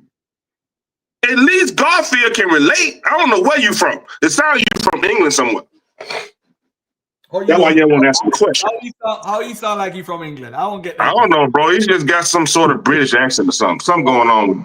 Ain't no British accent, nothing, man. Why you being so Delani can't relate, and that's okay. At least Garfield can relate. We were shipped from Africa at least over there to the Caribbean. I mean, Garfield got more to stand on than you. And that's why I wonder what you hollering and screaming for. We ain't got nothing to do with you. Don't do that. Pan-Africanism don't look at borders, bro. I ain't talking about no Pan-African. I ain't studying no Pan-African nothing. I'm talking about FBA. Pan-African. Damn all that. Yeah, device. Damn all that Pan-African stuff. Nigga, that's for this. I ain't Umar. I ain't studying none of that. Just let me know when I can ask the question to him. Well, ain't nobody finna let you know nothing. That's all he want to do. He want to come in here and mess me up. No. That was Brother Law. That was Brother Law right there. I know it's Brother Law. But Brother Law trying to mess you up. Okay, I got you. He trying to mess me up. All right. No, I'm not. I just wanted to ask you a question, Thunder. Yep. What you got? The question, because it's evident that you are FBA. That being the case. FBA all day. That being the case, please explain the difference between code and law. Code and law? Yes. What do you mean? Because FBA, y'all stand on code, correct? What code are you talking about? That sounds like some gangster talk or something, bro. You think we some Bloods and Crips or something? No, I'm speaking about codes and laws. Do you know the difference between codes and law? Yes, I do. For a law to be stated, there has to be a case law.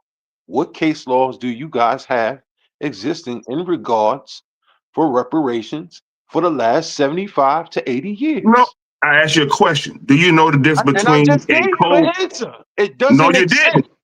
This do is you a know fallacy. the difference? Let It's me a ask you money again. grab. Let me ask It's you a again hope. then. It's a Let me ask it bubble. again. It's a dream. Let me ask Go you ahead, again. brother. Go ahead, brother. What is a code? I'm going to let you speak. I don't want to interrupt you, brother. I asked you a question. What is a code? A code is a specification number where it can be recognized and analyzed, stored, things of that nature.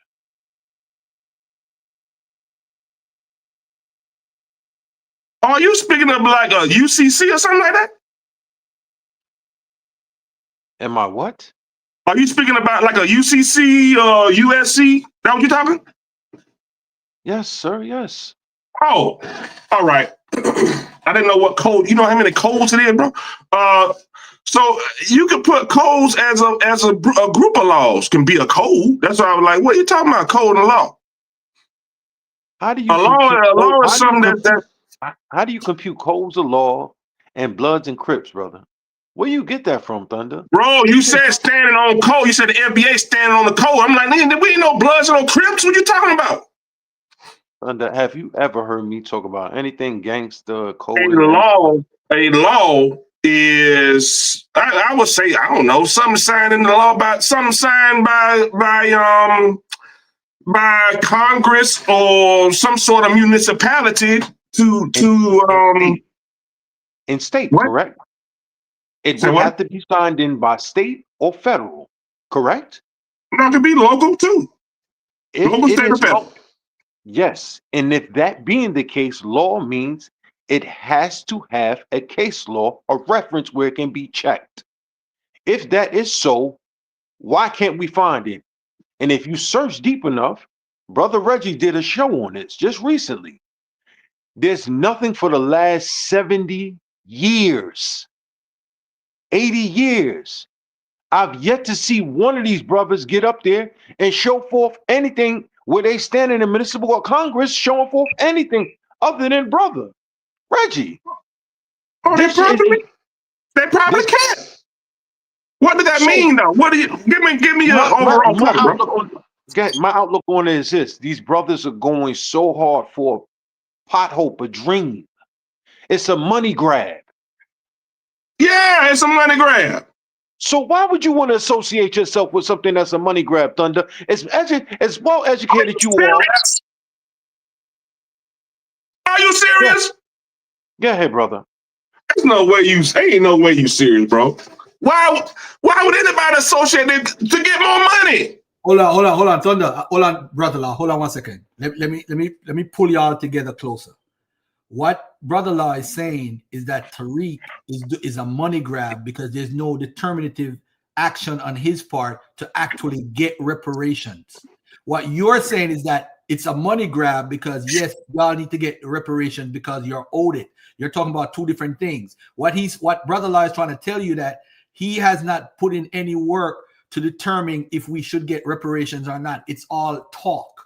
There's no nothing action at all, brother. So that's what he's saying. So I think you guys agree, but you're talking about two different things. Let me ask you a question, brother Law. Yes, sir. Go ahead, brother. What's the timeline of the civil rights movement?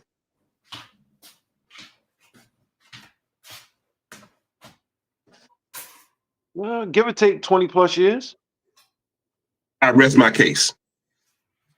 Need I go more? Or we good? We straight? What are you saying? What's your point? What's your point? What you mean, what's my point? The NBA just got started. When you came down here, Garfield, about 3-4 years ago? Maybe a little longer? It's from 2018, I think. That was 18? Ain't been that long. So 7 years. Oh. Rome wasn't built in a day, man. Just give us some time. We straight. Okay, what has he done to imply that he's serious about reparations? Thus far. Let's get right to it. I don't think y'all know how this works. So I don't think y'all understand. That's the problem. Y'all don't understand how this works, right? One thing that he has done in the last 5 years. Let me try to help y'all out, bro. Because y'all on the wrong side of this. What I'm saying is, Tariq ain't got to do nothing. It ain't up to Tariq. It ain't up to Tariq. Wow. My brother Law, I just asked you to let me go. All right. So it ain't up to Tariq. I apologize. Tariq ain't got no power. What power you think he got? He has nothing. That's why he ain't doing nothing. He ain't got that power. That power is up to one entity and one entity alone. You know what that power is? Congress. The legislative branch. Congress, yep. So he can get what he's doing, get paid off of something he had nothing to do with it. He's going to have to solicit the votes of mostly Republican congressmen to even have a chance to get reparations. If not, he's going to have to start at the local level, like San Francisco and a couple other places that's doing locally distributed reparations. So he's not the figurehead that y'all need to be worrying about. He is a distraction at best. Let me ask Delani a question. Delani, has Greeting, has Tariq done anything to imply that he's serious about reparations? Well, I want to say that I agree with Thunder for the first time. That's the most accurate statement he has made since I heard him on his damn platform. Hey, listen, bro. Now I'm gonna let you. You ain't gotta do no backhand comments, no compliments. Now, come on, chill out, bro. I ain't banging on you. Garfield, what's wrong with this brother, man? Oh, now you want me to be quiet when you ran your mouth the whole time I was talking. Go ahead, go. Garfield, I was very quiet. Garfield, I was very quiet. Man.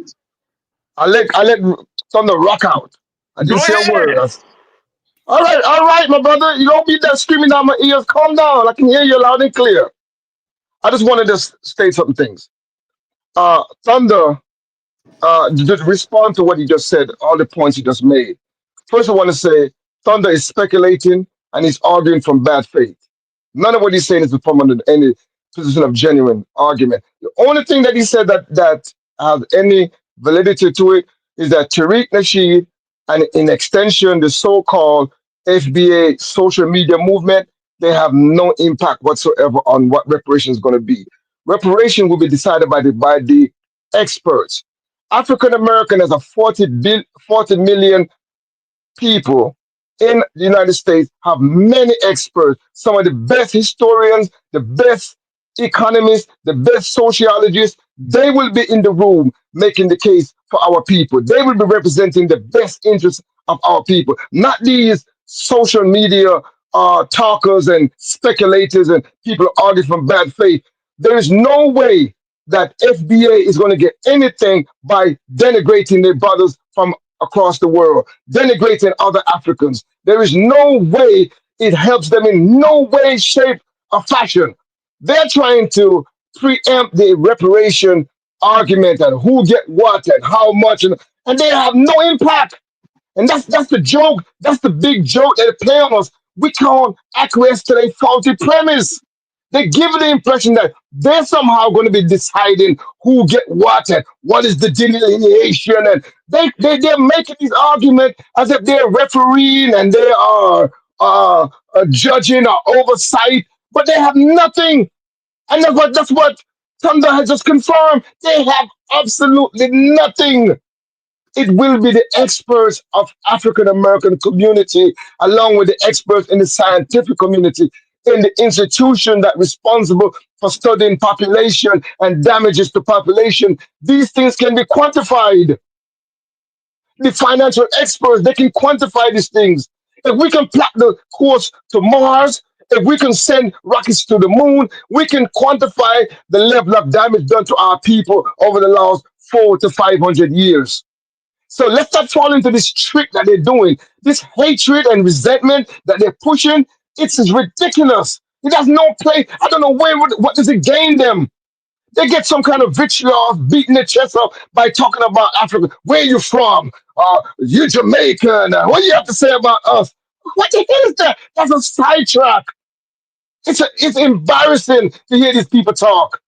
Yo, Any, You Delany, embarrassed, it's brother. thought Just Delany. you More when go embarrassed. hold on, Just Thunder. More when go Montego Bay and pay the man him against protection. I want the man him who him pay protection and watch what him do. Because they obviously not listening to him. Because he's crazy. He'll go to Jamaica and check in with the leaders of the community, pay money for protection, and then come back to America and talk shit about Jamaicans. This is the yeah, crazy. I don't think people understand what Tariq does. He'll go. yeah, When I interviewed him on Sunday, he's asking yeah. me, where's the Jamaican restaurant? You talk so much shit about Jamaicans. Why you want to go to a Jamaican restaurant? This is But the I but think but crazy. but, I but, think but, I but think you Garfield, brothers but I think Garfield, you brothers are Garfield, getting off topic, man. Garfield, what they're doing, that Exactly. those are distraction, Garfield. That's You what a they want to get distraction. us in. They want to get us into this tug of war with them, this fighting, and we start You trying to to distract us and, away from and our listen. from I'll what's let you talk. rightfully Listen, ours. Thunder. We're not gonna let Garfield, you please, or man. Because you know what? Garfield. I'll let this brother talk. We're not gonna let Thunder, you or Garfield distract us Garfield, man. from This is what we madness, trying to man. get, my This brother. is Hold on, Delany. Delany, hold on 1 second. We are Just let me know when old. I can speak. We are Hold this on, brother. country owes us. Thunder, what are we distracting you from? You're distracting us from the topic number one, which is I'm gonna say it right now. Tariq by he's arguing for bad faith. Bringing Tariq Nasheed up in an FBA discussion. No, Can I say we don't need something, to talk about him. Garfield? Let's talk Garfield, about the movement. Let's talk about Thunder. what man. I'm talking, Thunder. You're interrupting me. Bro, Let me how finish long? my point. Delane, do you understand how long you be talking, bro? And there's No, 5 no, my people on brother, the I phone, have man. not. Listen, we allow you to talk a while ago, and you landed, and that's my turn. And I'm telling Garfield, we cannot become distracted when we turn into a tug of war with our brothers. We're not going to get into this conflict that they're trying to create. They're breeding this resentment that we're supposed to be fighting against African American. They're creating this false narrative that somehow we hate African American, we're against African American, we're opposed, and it's a lie. And Thunder is trying to feed into that and trying to make it like we're fighting again, we're blocking them from, we're not blocking nobody. We 100% support our brothers in America, our brothers and sisters in America, and they fight for justice. The reparative reparations about justice. The So what the exploitation of problem is? Africans. Let me just know when I can speak. Let me just land. Hold on, John. Hold on, Thunder. 1 second. Let me respond to this real carefully. That's not fair. He said he loves Jamaican people. The 99.9% of Jamaicans love America. We love the people. We love the culture. The problem is Tariq spends 99% of the times denigrating Jamaicans, denigrating Africans, denigrating Haitians. He made a movie called 1804. He made money off the Haitian people. Did he give any money back to them? Not that I know of. So now he's in Jamaica paying protection money to stay in the resorts in Jamaica, but yet still as he gets on the plane and reach up here, oh, these Jamaican did this Jamaican did that. For what purpose? What are you doing that for? But it riles up an energy in you who love him because y'all love. You see, he could talk all the shit about Jamaica, but he's gonna spend the money and support the tourism in Jamaica. That is the problem. So he's being divisive. That's what Delani's talking about. That's unnecessary. We support Black Americans, FBA, ADOs. We support them in getting reparations. If we have to vote, we will vote somebody in who supports reparations.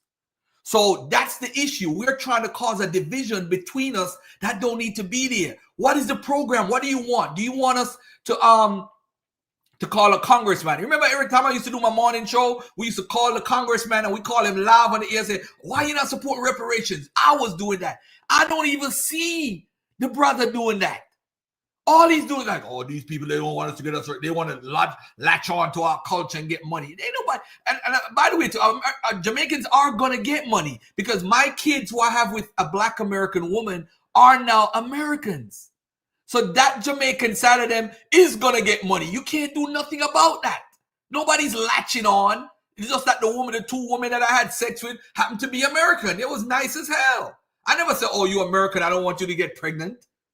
What the hell? This division between us and this us and them is fighting for what? Oh, it's just like the ISUPK fighting Genesis to say who have the right combination to get to God. It's the same thing. But the reparations that Tariq is fighting for is like the religion of the Israelites. It's vamoose. Because he's not doing any work to make sure you get it. The minute somebody set up a reparation committee and he go testify, we need to get reparation. What work did he do to a part of it?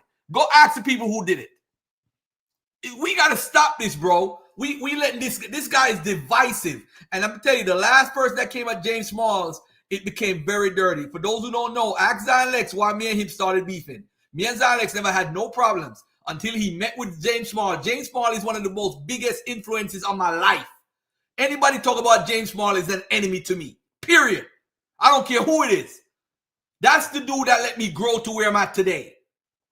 Professor James Small. And I remember talking to him about it during the sound of the interview. And he's like, yo, how you remember that City College speech and how you made that speech? I was right there in the audience, bro. I know Professor James Small is better than anybody else. That's my people's. That's why me and Zion Lex kicked off, because when he said that shit, I was in Team Osiris at the time. What's up, Rob? We ain't talking a minute, man. Peace and love to you, bro. The signal is cutting horrible, yo. So I'm gonna call you when the show is done. Yeah, Garfield. Delana, are you about to keep going? Garfield, I called to talk about the Professor Smalls and Tariq thing now we that about to just took change place. stuff. That's what we're talking about. That's Thunder coming. That's what's in the title, Thunder. Thunder coming and trying to we was distract. on a title already. We wasn't talking about no James Smalls. That's what's in the title, brother. Garfield, yeah, but we please. wasn't talking about him. Maybe you can. Maybe I don't want to. I don't want to go in this back and forth with Thunder. It's ridiculous. This is what FBA want to do. This is what they want to. They want to create conflicts. I'm not here to create conflicts. We're about healing. Brother, let's get a we ain't healing nothing, bro. Let's get an insight on new point of view from another person that's on the panel. Ain't no healing, nigga. That's stupid. Ain't no healing, bro.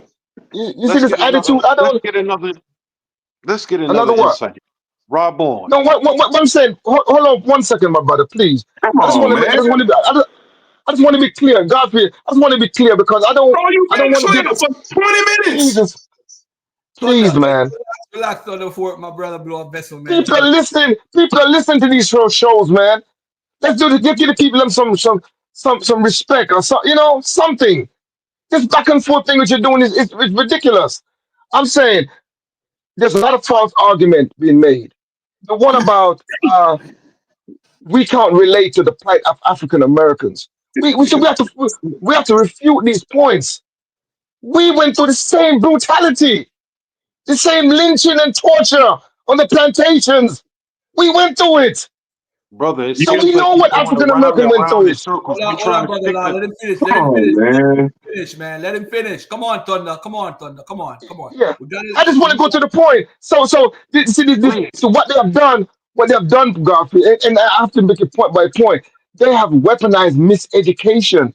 There's this miseducation about what happened to African American as if it was exclusive and unique only to African Americans. And African American have never been alone.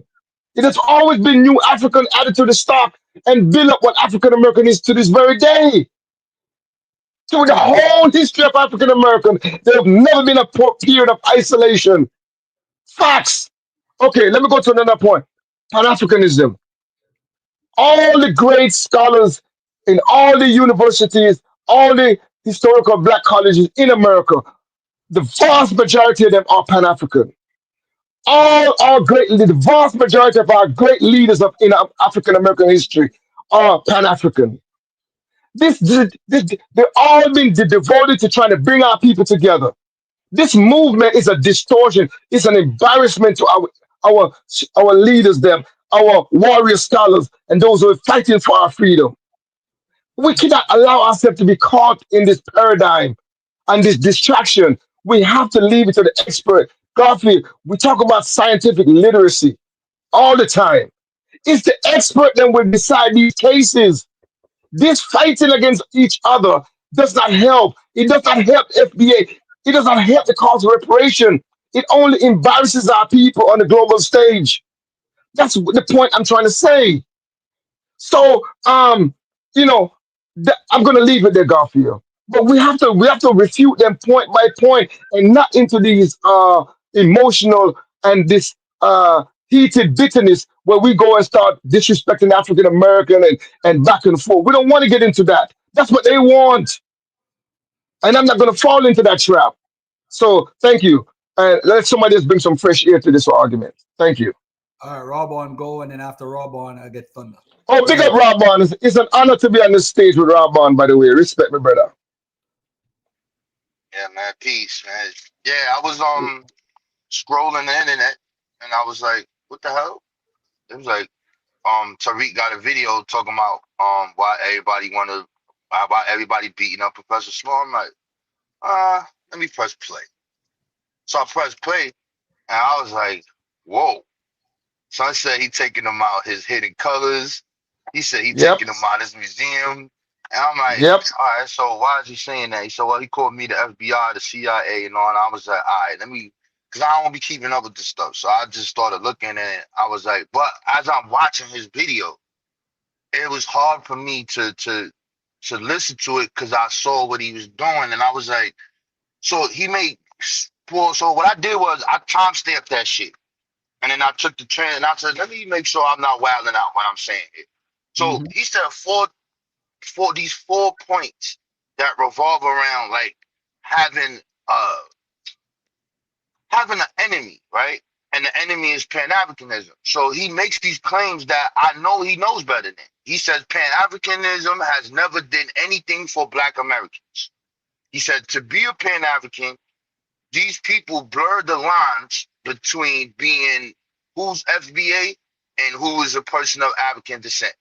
He said Pan-Africanism hijacks Black Americans' accomplishments and a whole bunch of other stuff. And I'm like, bro, how the fuck did you make, like, I can't even get past this. It's That's ridiculous. crazy to me. So I'm not a Pan-African. I don't agree with Pan-Africanism as it is today. I don't like it. I think it's cap. I think it's something that is not what it was, right? Now, as far as the history of it, bro, that shit is the foundation of everything that you see. You're not getting out of that. So it's like he doesn't know what that is. But on the other hand, I remember James Smalls before Tariq almost, he was pushing that delineation shit. So I'm like, bro, you can't get mad because you said this shit first. You were saying it. And it get crazy. And then, the brother been saying some stuff. Well, we don't agree. We just keep our mouth shut. We be like, y'all leave that done on. You know what I'm saying? He just going in. But I don't think I would have went in on him like that. But if you have an organization that's doing that, now it goes to the reparations part. So you can look at reparations as a grift because you need an enemy, right? The enemy is the white man, right? Okay, now you have, how do you get black people? You need someone to argue with, right? So you got the Pan-African shit. Can't talk, that shit can't exist without having somebody to point at. So you got that. Now you got the reparations shit. So when you looking at that, when local things are happening, these people online do have influence. When you're looking at the stuff that was happening in California, when they doing these things, they doing them live. These people is in the chats and in these halls and shit like that. Them people is there, son. You know what I'm saying? They're there. There's no way out of this shit. That Yvette Carnell, it just put the eye on what reparation is to the youth of black people who didn't really know what the shit was. So, but in reality, like, is we really gonna get reparations? No, nigga. You know what I'm saying? Now, did things happen? Yes, you have stuff locally happening in New York, California, Chicago. But when you're talking about what they really talking about, I don't think it's gonna happen. So it's sort of like now you got this carrot. So we gotta get our checks. We gotta get our checks. We gotta get our checks. We gotta get our checks. We gotta get our checks. The Pan-Africans are Democrats, and they're stopping us from getting our check. And so it's like it's crazy. So with the Professor Small shit, is crazy though. I don't know about the CIA. Yeah, I don't think. Hey, Robon, when me and you used to be on Facebook, 2012, you could come off, Mike. Remember the Israelites used to call us agents. I understand what you're saying in a colloquial sense, but he literally said, "Dude is moving like he's CIA." I thought that was out of pocket. I had to re-listen it this morning before I went live because I said I don't want to be biased because of how I feel toward Professor James Smalls. But he should not have said Tariq is moving like he's implying he's FBI or CIA. He should have never said that and expect Tariq and him to have a relationship when he said that on a public platform. I think he was wrong for that. Now, as far as the delineation, hey Thunder, I'm gonna let you speak real quick and then I'm gonna play this video. It's a short video that breaks down what Robon just said. But go ahead, Thunder. Thunder, go ahead. Why y'all, number one, why y'all caping for James Small? That's first. Because he's our elder. Because he's an elder. Oh, now we not banging on elder. Okay, Garfield, we back to that. He's our elder. Respect our elders, man. Delani, listen now. Everybody told me to be quiet. Now you good, Thunder, but what happened? Is this a new and improved Thunder? Did you put the Bible down? There's no Christianity coming out of you today, brother.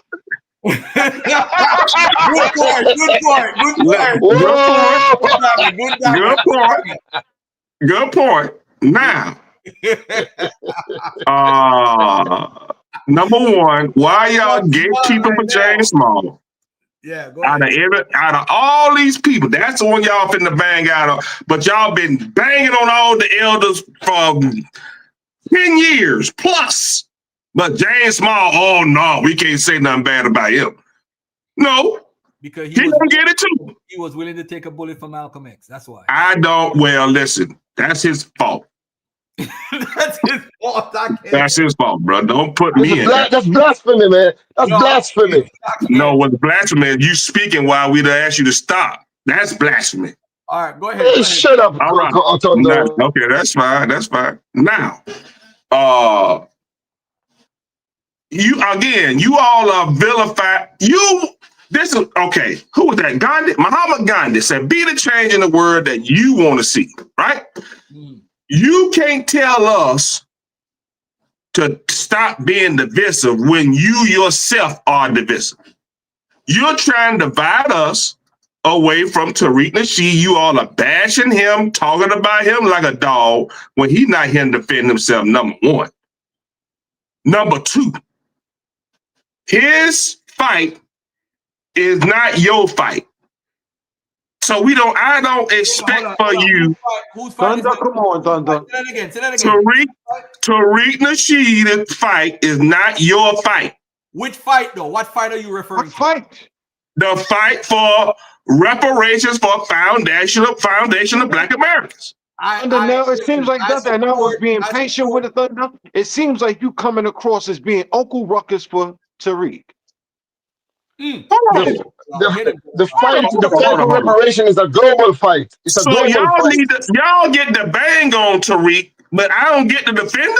Is that how that's how this supposed to work? No, what I'm saying to you is this. It's a global fight. And then you gonna throw an ad hominem, brother Love? I thought you was above that. Why would you call me Uncle Ruckus for him? What you talking about? He never told you that. He said you're acting. You're acting. You're acting like an Uncle Ruckus. Yeah, but y'all making Thunder point now by screaming out reparations is a global fight. No, it ain't.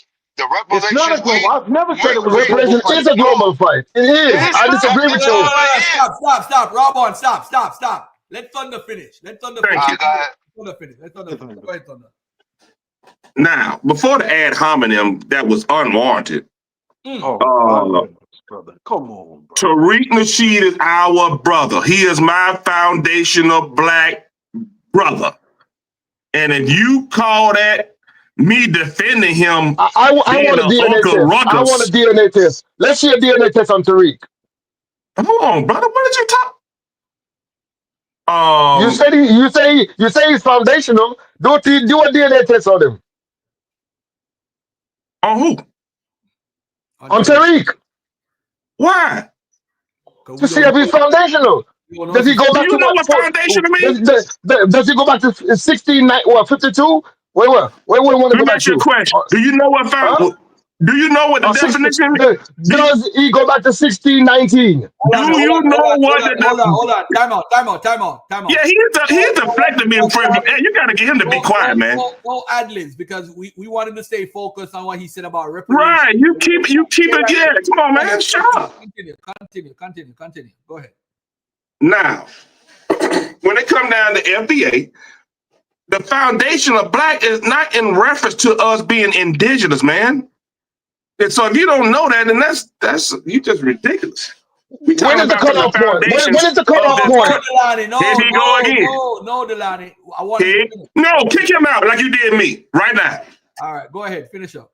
No, I want him out before I proceed. Come on, man. Thunder, come on, man. Brother, you kicked me out twice, Garfield. That's a fair request.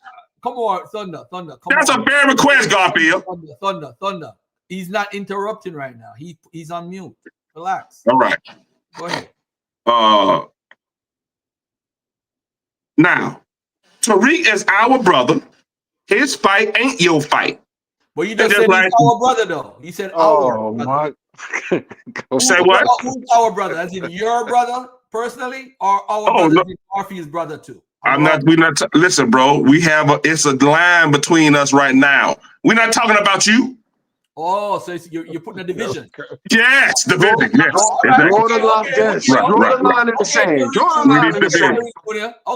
We get in division, and we got to pick anybody right. Anybody that want to be on this side, come on this side. If you want to be on Garfield's side and Delani, take y'all monkey ass over there. We good over here, right? Okay. This is what we supposed to been doing. This is what we supposed to been doing. Because when these stinking Africans come over here and they be bashing us over there in Harlem and talking about us being lazy. I'm gone, man. I'm gone. I'm gone. Get him out. Let him Get him out. Go ahead. When these stinking Africans come over here and be bashing us, same thing with the Jamaicans. Y'all ain't above that. Y'all done bashed us too. Y'all come over here with 10 and 15 jobs. And then when you see us with a half a job, y'all talk about us like a dog. No, the line been drawn. I ain't drawing it. The line been drawn. Y'all just don't want to say nothing about it. All right, cool. Nah. Let me do this. It turned into a clown show, Garfield. It turned into a show into a clown show. Garfield, can you get him to be quiet, please? Thunder, let me play this video, 9-minute video, and get back to you. Can we play this video real quick? Hold on, let me finish up because you let him land for 20 minutes. Let me land. Back to James Small. James Small he ain't listen. If that's gonna be the sword y'all fall on, then listen, bro, y'all tripping, man.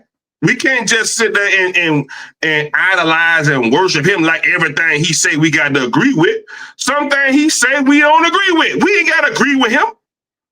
I concur with you on that. One thing I don't need is your concurrence. I don't need that. I don't need that. I didn't ask for that. Go ahead. This turned into a clown show. No, it's not. It's not a clown show. I'm going to keep bringing the smoke because I'm running to it. I'm not running from it. I'm running to it. All right, good. All right, so let me go. Go ahead. Now, as far as reparations, that is not your fight. That's our fight. We don't need your help. We don't need y'all input. I don't even know why y'all keep talking about it because they ain't got nothing to do with you. That's our problem. That's why when Tariq be on his channel, he got to specify foundation of Black America, not somebody who were imported. We talking about people who've been here and the descendants of the people who've been here. That's who we talk. That's the argument. So when you're talking about a global fight, like the line just ain't no global fight. What outside? You're not aware. You're not aware. You're not aware. Who's leading the charge of reparation in Congress? Garfield. Who is the one? When are you going to kick him? Why won't you kick him out? Because Garfield, you have to correct him. Why won't you kick him out? The woman that's... I believe there's a Jamaican conspiracy. See, that's what we're talking about right now. I got you. I got him down. The Jamaicans don't want... Okay, good. Thank you. Go ahead. All right. It is not a global fight. It ain't never been a global fight. And it ain't going to be a global fight. Ain't nobody fighting on our behalf. Nobody. That's why you need leaders, all those self-appointed leaders like Tariq and others to fight on my behalf. Congress ain't doing it. The Democrats y'all keep voting in. You don't see them talking about it. How is he fighting? By allowing people to come on and debate. He puts his thoughts and opinions on YouTube for all to critique, agree with, disagree with. That's his fight. Right, this is sad. Let me ask you something. You are sad. Yeah, Thunder, let me ask you something, right? So yes, we know that Tariq doesn't have any legislation, right? No. About reparations.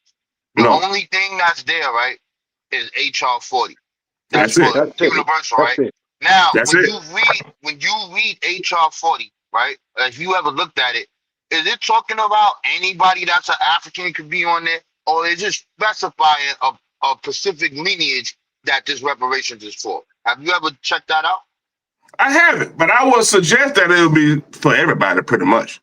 So when you get a chance, you can pull it up on the screen. Look at the text.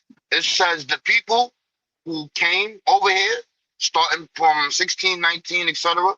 The people who went through Jim Crow, the people who were crop sharing, the people who were in slavery, and then it gives you the number.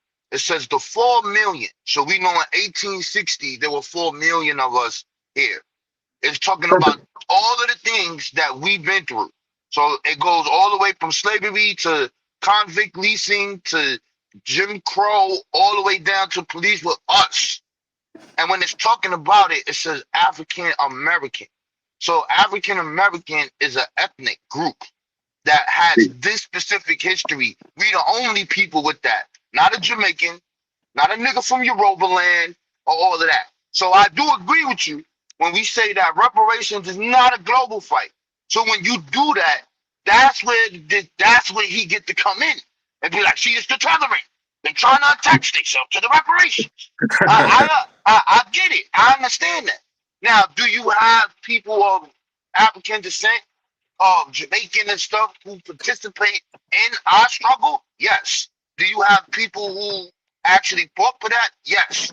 I heard you say something about 75 years of there's been no law. You heard Reggie say that, right? No, that was Law. Brother Law said that. Oh, that was not. Yeah, there has been, because you have a sister named Deidre Pellman Farmer. She's the last one who won a specific part of reparations for all of us, and that deals with the DNA part. They like, yo, they tried to tell her you can't prove you're African. You can't. They using the argument of Tariq. They said, if we give you weapon, then we could give everybody that's an African got to get weapon. How we know you? Like, how we supposed to do this? So she was like, oh shit, you can't even prove you African. So then she brought the DNA in. And then she was like, okay, so what about your lineage? Okay. Then she talked about how our names and stuff was taken away. So then the judge was like, okay, you have now shown cause. But what she started to do was, you gonna pull over right here, pull over right there, right on this corner right here. So what she did was she started to Can I go next, Garfield? she started to sue the companies that were insuring it. And Jesse Jackson got involved, right? That's when he got involved. Nah. This is 2000 something. He ain't got nothing to do with this. 2000. I'm gonna let him finish it before I interject. I don't know if he. As far as from reading her book, I don't remember seeing his name in it. But what she did was because of what she did, all of those companies that have our names and all of that shit in there, they now made laws all over. Now this goes to what the other brother said. Globally, it affects it because these companies were global. So no, sir. So now we get to find. Let's say we want to look up our lineage, and we using fucking 23andMe and Ancestry.com. You ain't gonna go too far. I'm one of the lucky ones because part of my family comes from the Bahamas. I was able to find the slave boat that starts my maternal lineage. All of us can't do that. So when you go into court and the shit that they using is like, you can't show that you are those people, and you can't show that you were affected by slaves. That's the argument. That's what the white man is saying. They're like, nigga, you can't prove you African. They saying that shit in the court. But I just wanted to put that out there. All right, let me land my plane and then I'm gone. I'm not gone, but I'm gonna chill out. So you maybe one more minute. So I asked Brother Law, yes, the timeline of civil rights. He estimated to be around about 20 years. I think you're pretty close. Tariq Nasheed, how long? I think you said that it was 2018 when you came to Atlanta, Garfield. So I don't know. So let's just say it started. I don't know. The whole thing started what, 2015, 16, somewhere in there. I guess with ADOS, and then it went to 2018, the FBA, right? The timeline, that's a rough timeline. Now, HR 40, which Rob Bourne just brought up, it was introduced in 2023, right? Nah, brother, So 1989, 1989, brother, 1989. It's been around since 1989. What's been around since 1989? HR 40. But you got. I'm looking at this. It says introduced in the House January the 9th, 2023. That's the new Congress when Congress came in. That's when the new Congress came in that got voted in 2022 November. Right. And then okay. I got you. Each Congress, I got you. Each Congress gets to be. How much? They got to represent it, yeah. All right. So 1989. Wow, that's a long fight. And the only lobbyist they ever had was the NAACP. But either way, the bill is set up to start the study, right? To start the study for how it's gonna work. I don't know how we can have this DEI crap, all this woke stuff, and 4 years of Democrats controlling the House, and ain't nobody voted this in. I don't get it. But you know that what? may, You right though. I'm just going. I'm not cutting you off, but when you look at all of the people who vote for that, they all Democrats. There's not one Republican that want to pass that bill. no, But every person that's on there is a Democrat. 100%. So I mean, you got 130 co-sponsors. It's all So the kind of stuff. Republicans are So blocking it. The Republicans are blocking it. we ain't blocking. It's not the Do you it's not understand the how the Congress Republicans that work? are it's not the Republicans that are blocking it. You Where you can't put it from, on the man? Republicans. You can't put it on the Democrats. At the end of the day, that whole theory of the Hegelian dialectic exists on the Republican side as well as the Democrat side. This is what I'm trying to explain to you, brothers. How But many I'll let y'all Republicans talk. voted for it? How many Republicans voted for I'll it? let y'all talk. I didn't interject. Time out. In the morning, when I used to do my morning show, I used to call the congressman. That guy Jeffries right now, he was one of them that I called. I said, why haven't you? Y'all don't remember when I used to come up here and I used to talk about HR 40? I said, we need to help out our ADOS, our FBA brothers. I didn't use those terminologies. And I said, we need to help them get this started. So I need to find out why you didn't vote for HR 40. And we was calling congressmen that were in. We call Republicans and we call Democrats. Jeffries was a Democrat. He's the leader of the House right now. So he didn't vote for it. And he's like, what's your zip code? The white boy, when I called him in Long Island, he said, what's your zip code? And I said the wrong one, and they hung up on me. So they want to see if I was a constituent. But I'm telling you, both sides are guilty of not supporting it. Sheila Jackson, a real African. Remember when I used to call, right? Yeah, I used to call every morning. And we used to pick a congressman. We used to have the list of who supported it. So the Democrats, some of them supported it, but not enough for it to go on the floor to get a vote. 100%. We ain't blocking nothing. One more thing. Jesse Jackson did get involved with the reparations movement. What he did is he got involved through Rainbow Push. He wanted a public apology, community investment, and minority business inclusion, and he had threatened them. He also reached out to AIG. He reached out to Nike. Hold on. He reached out to Toyota, Microsoft, and other major companies, and he tried to say that he would embarrass them or expose them. And the people said, go ahead. And what Chase did was every year Chase has this program for so-called minorities where you could get funding for different businesses and different things. So there's reparations that this is what they offered, investments and different things. So they didn't offer no money to pay back. So Jesse Jackson did get involved, not with the lady that Rawbone was. He did his own thing. Well, go ahead, brothers. I'm doing. Go ahead. All right. So Rainbow put position. They also put lawsuits. Garfield. Yeah, go ahead, brother. Garfield, this is for clarification. The bill, HR 40, yes, we want education here. Clarification, not distortion. The bill, HR 40, that's going to be introduced. You mentioned that sister. You know where that sister is from, Garfield? That sister is actually a Jamaican descendant that introduced that bill. You see how these people who are pushing this delineation argument, the sister that is pushing the bill in Congress is actually a foreigner. Yep. But you see, education. She died recently. Let's clarify. Now, the Democrats have overwhelmingly supported the bill. You know how many Republicans support the bill on the floor today? Zero. One Republican. One Republican. One. Okay. One Republican. Only one. Okay, and another thing. Hold on. That's too many. Let's not get away from the topic of following the money. Follow the money trail. Follow the money. One moment, brother Lai. Just we educate, brother Lai. Remember, we got an audience. We got to keep the audience in mind.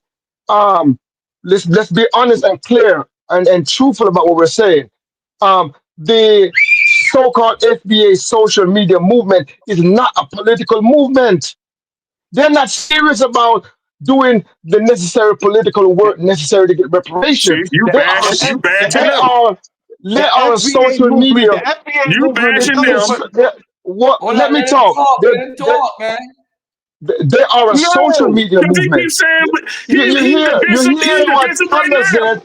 Thunder is interrupting. He's a disruption. Either one of you. That's why I said, give me opportunity, chance to speak when you brothers are done.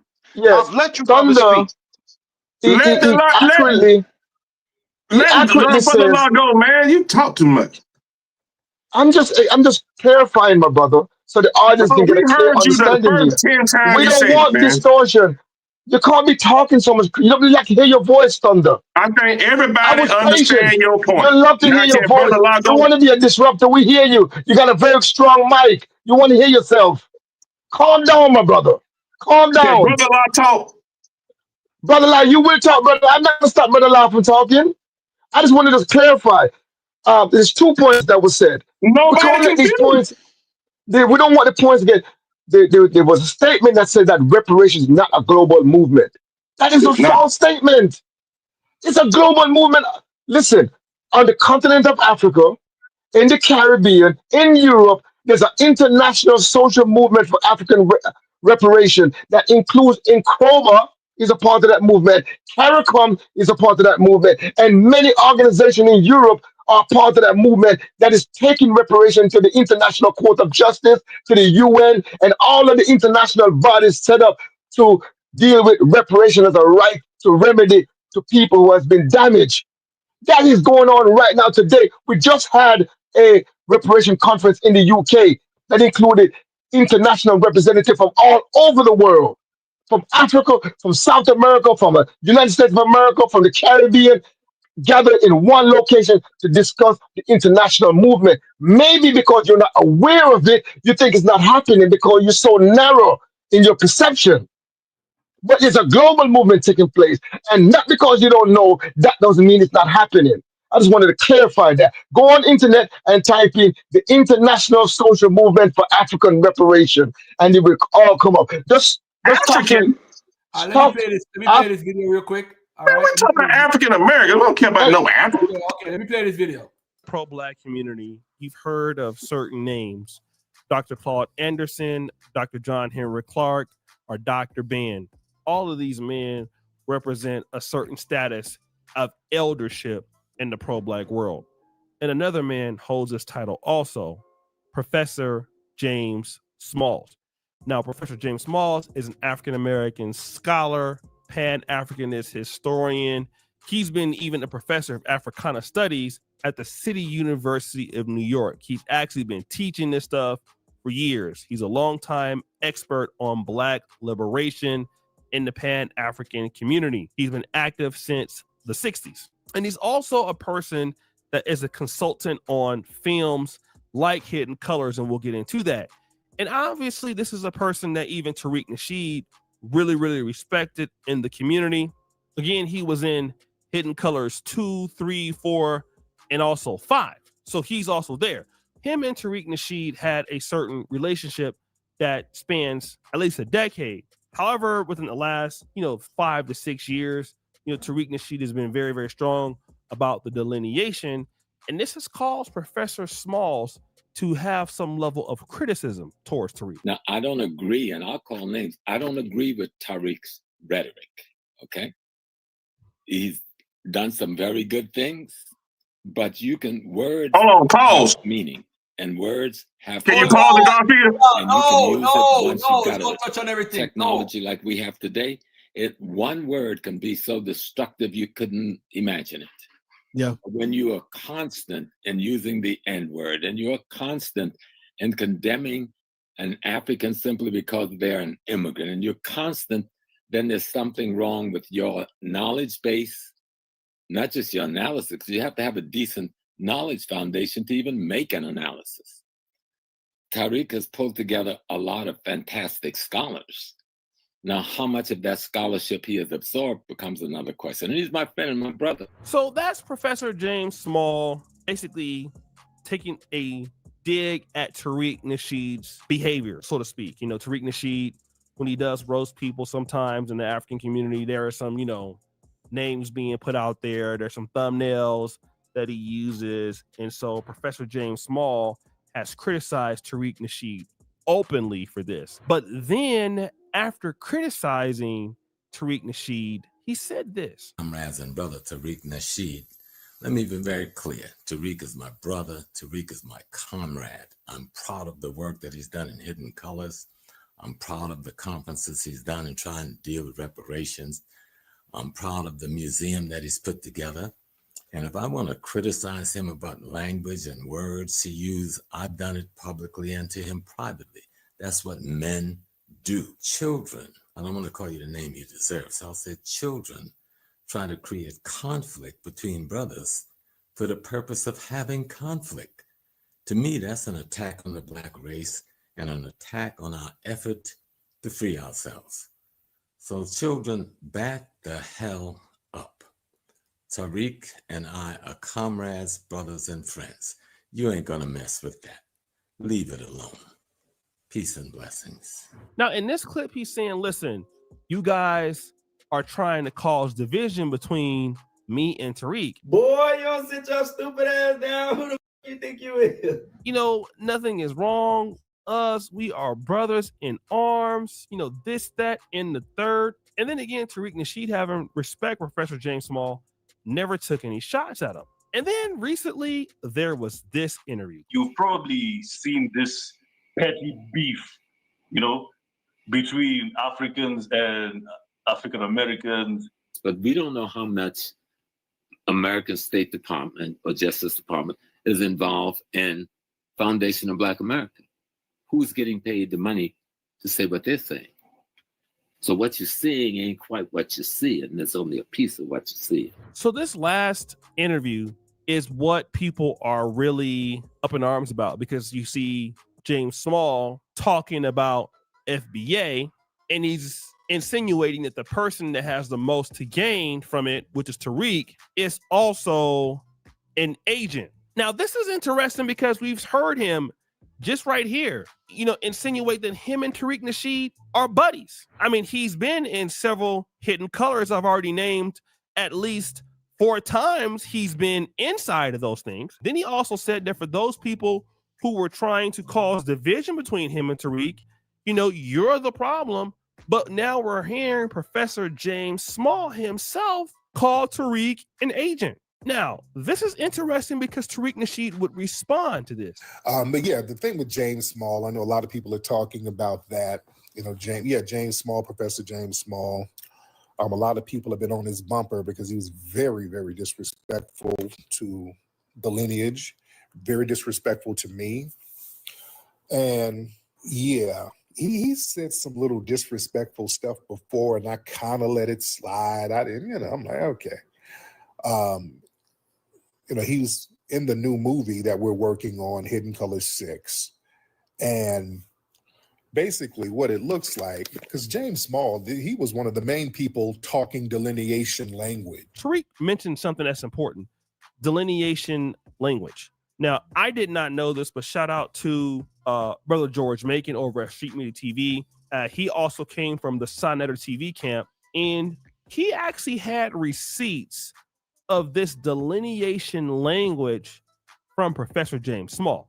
Allow people to have us deny our identity as African Americans, while other Africans come from other places and try to assume that identity for economic reasons and political reasons, and yet do not ally themselves with the African American. In most instances, that those immigrant African community tend to ally themselves with the European American, not understanding what the historical relationship between the African American and the European American is, or the war, the cultural war and the spiritual war and the economic war and the political war that still exists between those two communities. So when you're an African from another place and you come and say, well, I can't get caught up in that, I'm here to make money, then you ally yourself with someone I'm at war with and wonder why I treat you a certain way. So you need to understand what you have just done. Besides disrespecting me in my country, something I would never do to you in your country. I would not go to Senegal and choose the side of the French against you. I would not come to Jamaica and choose the side of the Brits against you.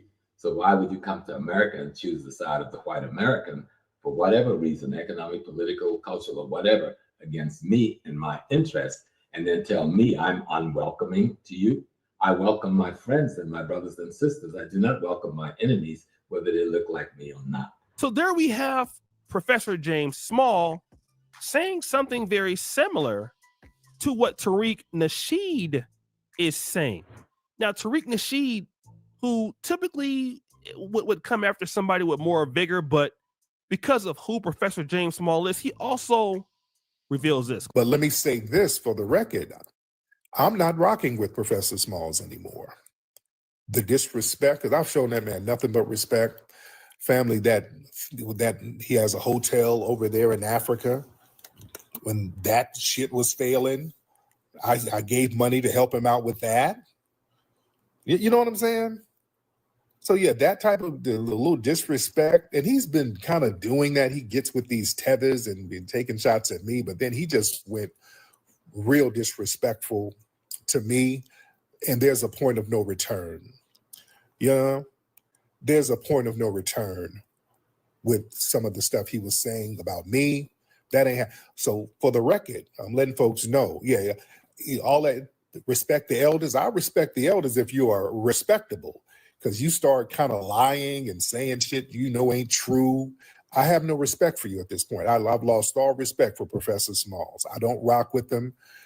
We're taking him out of the movie Hidden Color 6. He's not going to be in it. It's going to be a minute. We're re-editing that. We're taking him out. Now, he is saying that, I've helped him out in the past, but the disrespect has gone too far. He was going to put him in Hidden Color 6. And now he's taking him out. Okay. Now, I've listened to both sides of the argument. This is actually what I believe. Number one, Professor James Small is dealing with Tariq Nasheed's language. All right. And if you're a person that's built your identity as a hardcore Pan-Africanist like Professor James Small, and I'm not talking about somebody like me who is kind of moderate, are kind of in the middle, or have experienced things that make me see the world one way or the other. If you're Professor James Small, if you're a real hard body Pan-Africanist old school, he has to say something like this. The reason is because it's the wording that he's dealing with. All right. And I'm trying to see it from his angle. Professor James Small, since the 60s and 70s, has been doing this and living this lifestyle. And he expresses the same thing that Tariq Nasheed does. And in that, the message that James Small uses is the same, but the wording is different. Tariq Nasheed will roast Africans. He will make, fun of certain things. He doesn't hate Africans. Obviously, and his real roasts are against those people who disrespect Black Americans. But if you're really key into his lives or into his Twitter spaces, he's always respectful to people that are respectful to him. Now, Tariq Nasheed does have an entertainment aspect of his commentary, which Professor James Small is more academic. So what James Small is dealing with is some nuances and how he's approaching the situation. But clearly, to me, he's not listening to all what Tariq is saying in some of these streams or some of these videos, right? But I get it. He has to be against what Tariq Nasheed is doing because he's a Pan-Africanist and a hardcore Pan-Africanist such as him, like hard body. There's no way he can fundamentally agree with delineation. That would not be true. Okay? Here's the big issue.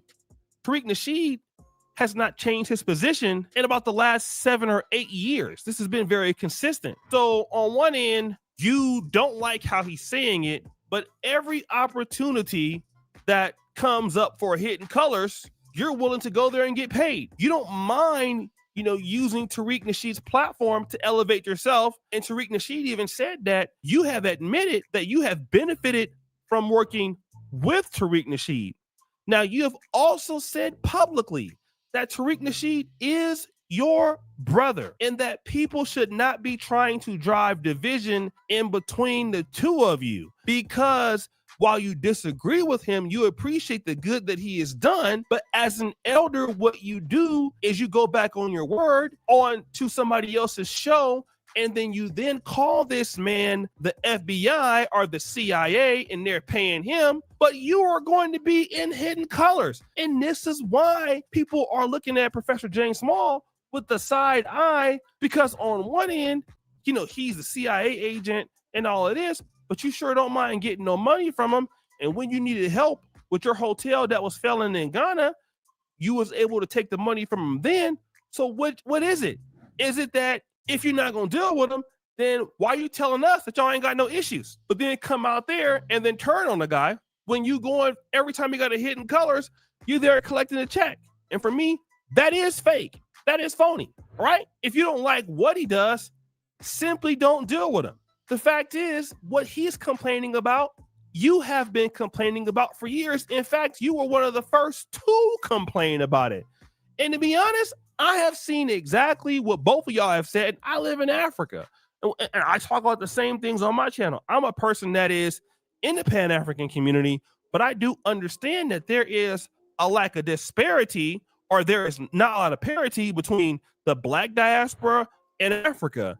And that's something that needs to be fixed, right? And that's not even just the Black community or the Black American community. I find a disparity between Africans living in the diaspora and Africans on the continent. I see that just with them, not only us, and those are the things that need to be addressed. But I digress.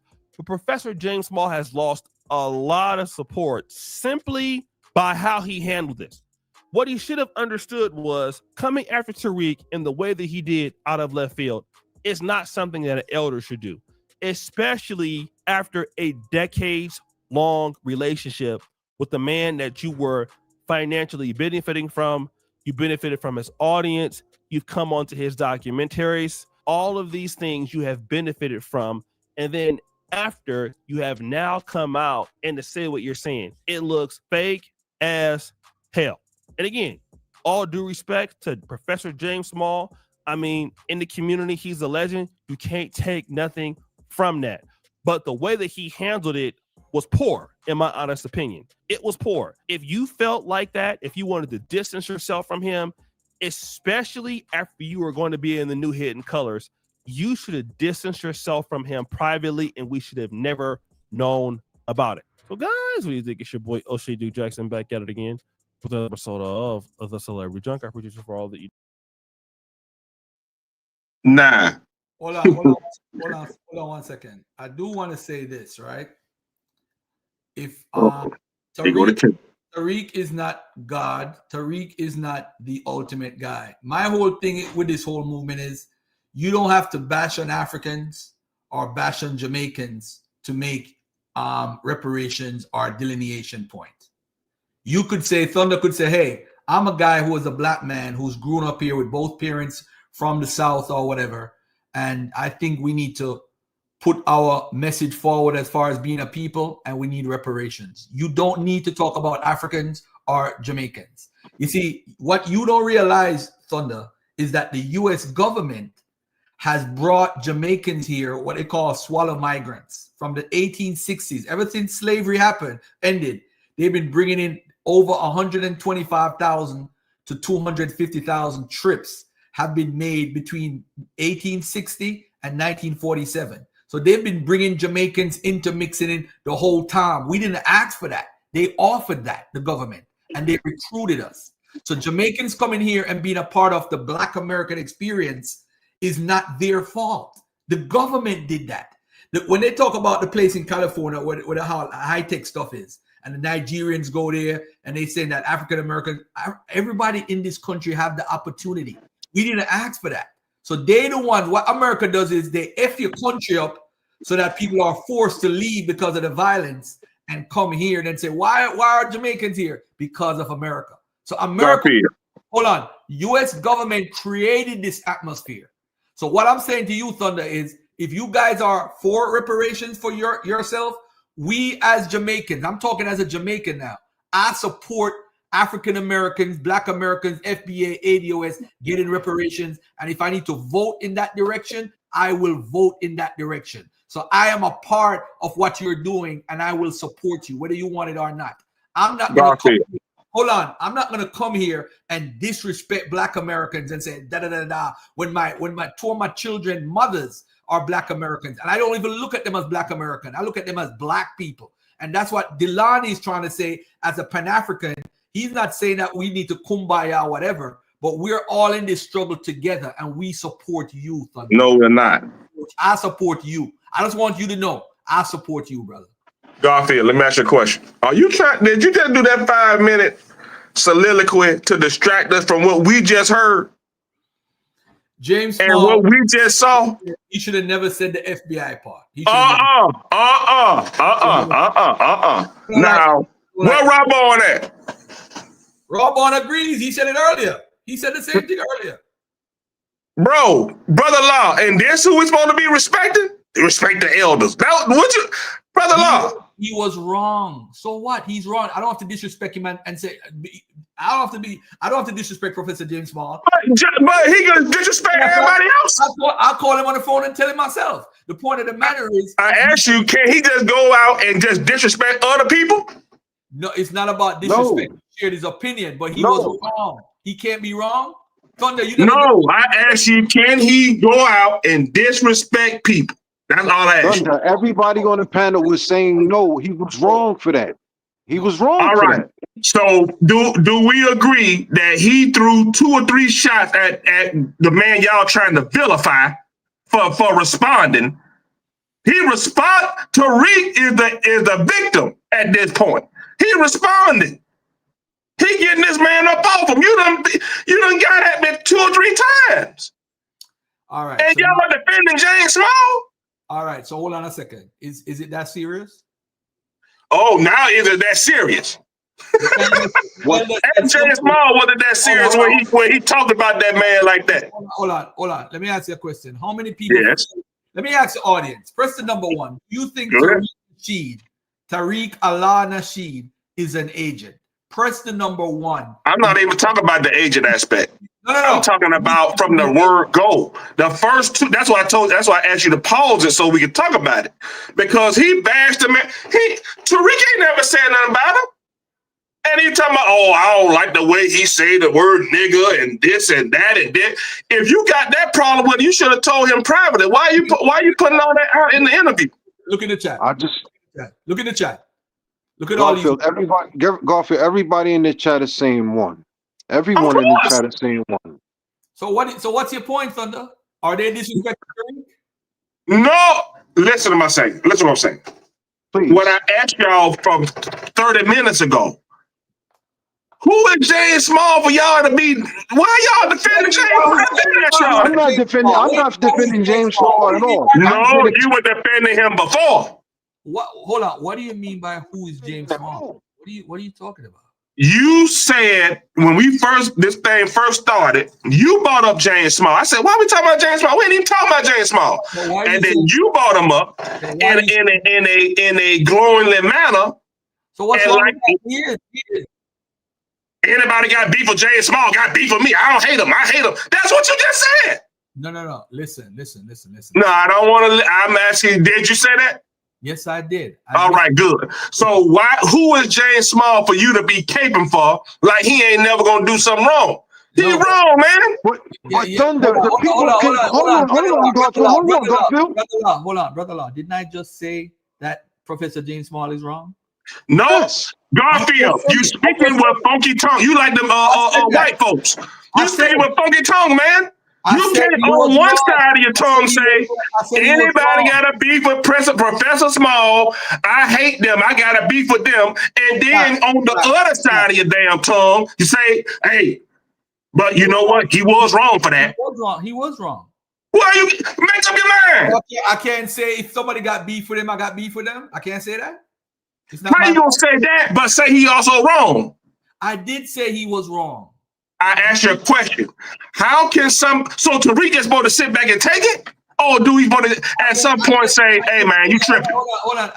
I never said that one time. I said yes, you did. You said, who this guy Tariq? He got the nerve to take James Small out of it. No. You just said all this 30 minutes ago, Garfield. Now, come on now. Tariq is wrong, period.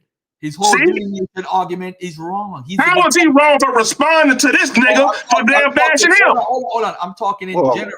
I'm talking. Come on now. We ain't gotta call him nigga and all that. No, I'm calling him a nigga. I'm calling him nigga. Time out.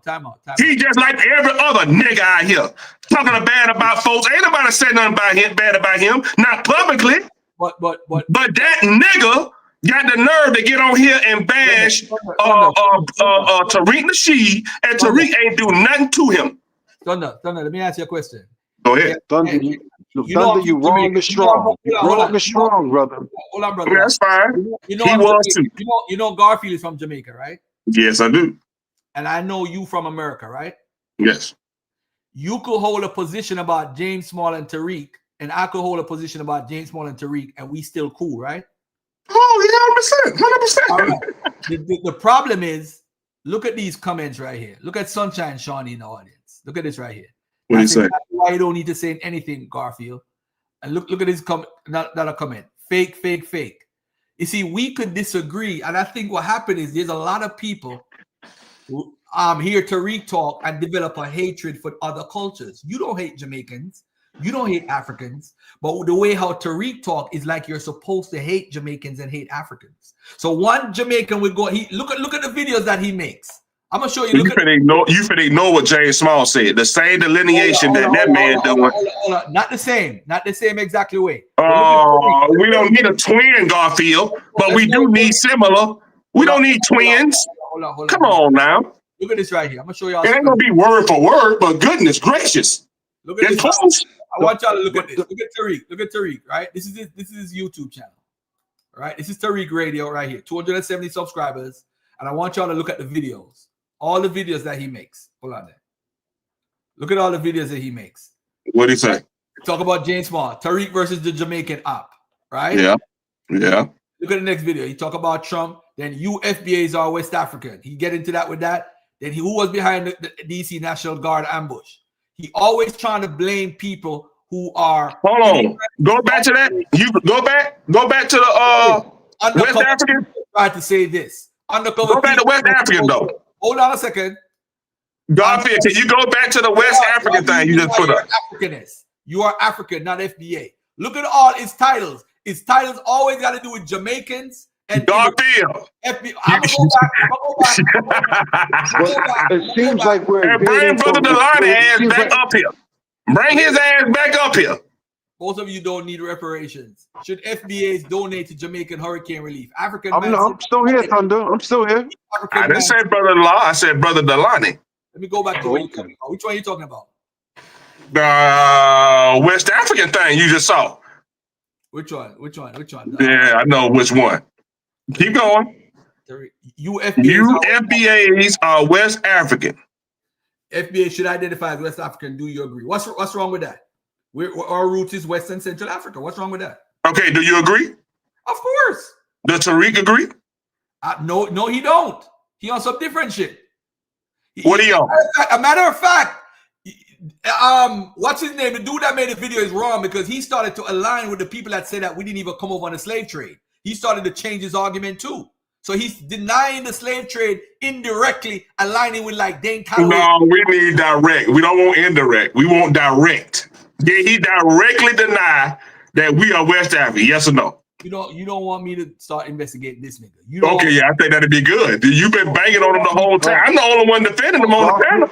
You don't want me to start bashing. Go ahead. Nigga, it's crazy. Garfield. Hold on, let me hear Stoopies 1 second. Go ahead, Stoopies. Oh, Stoopies.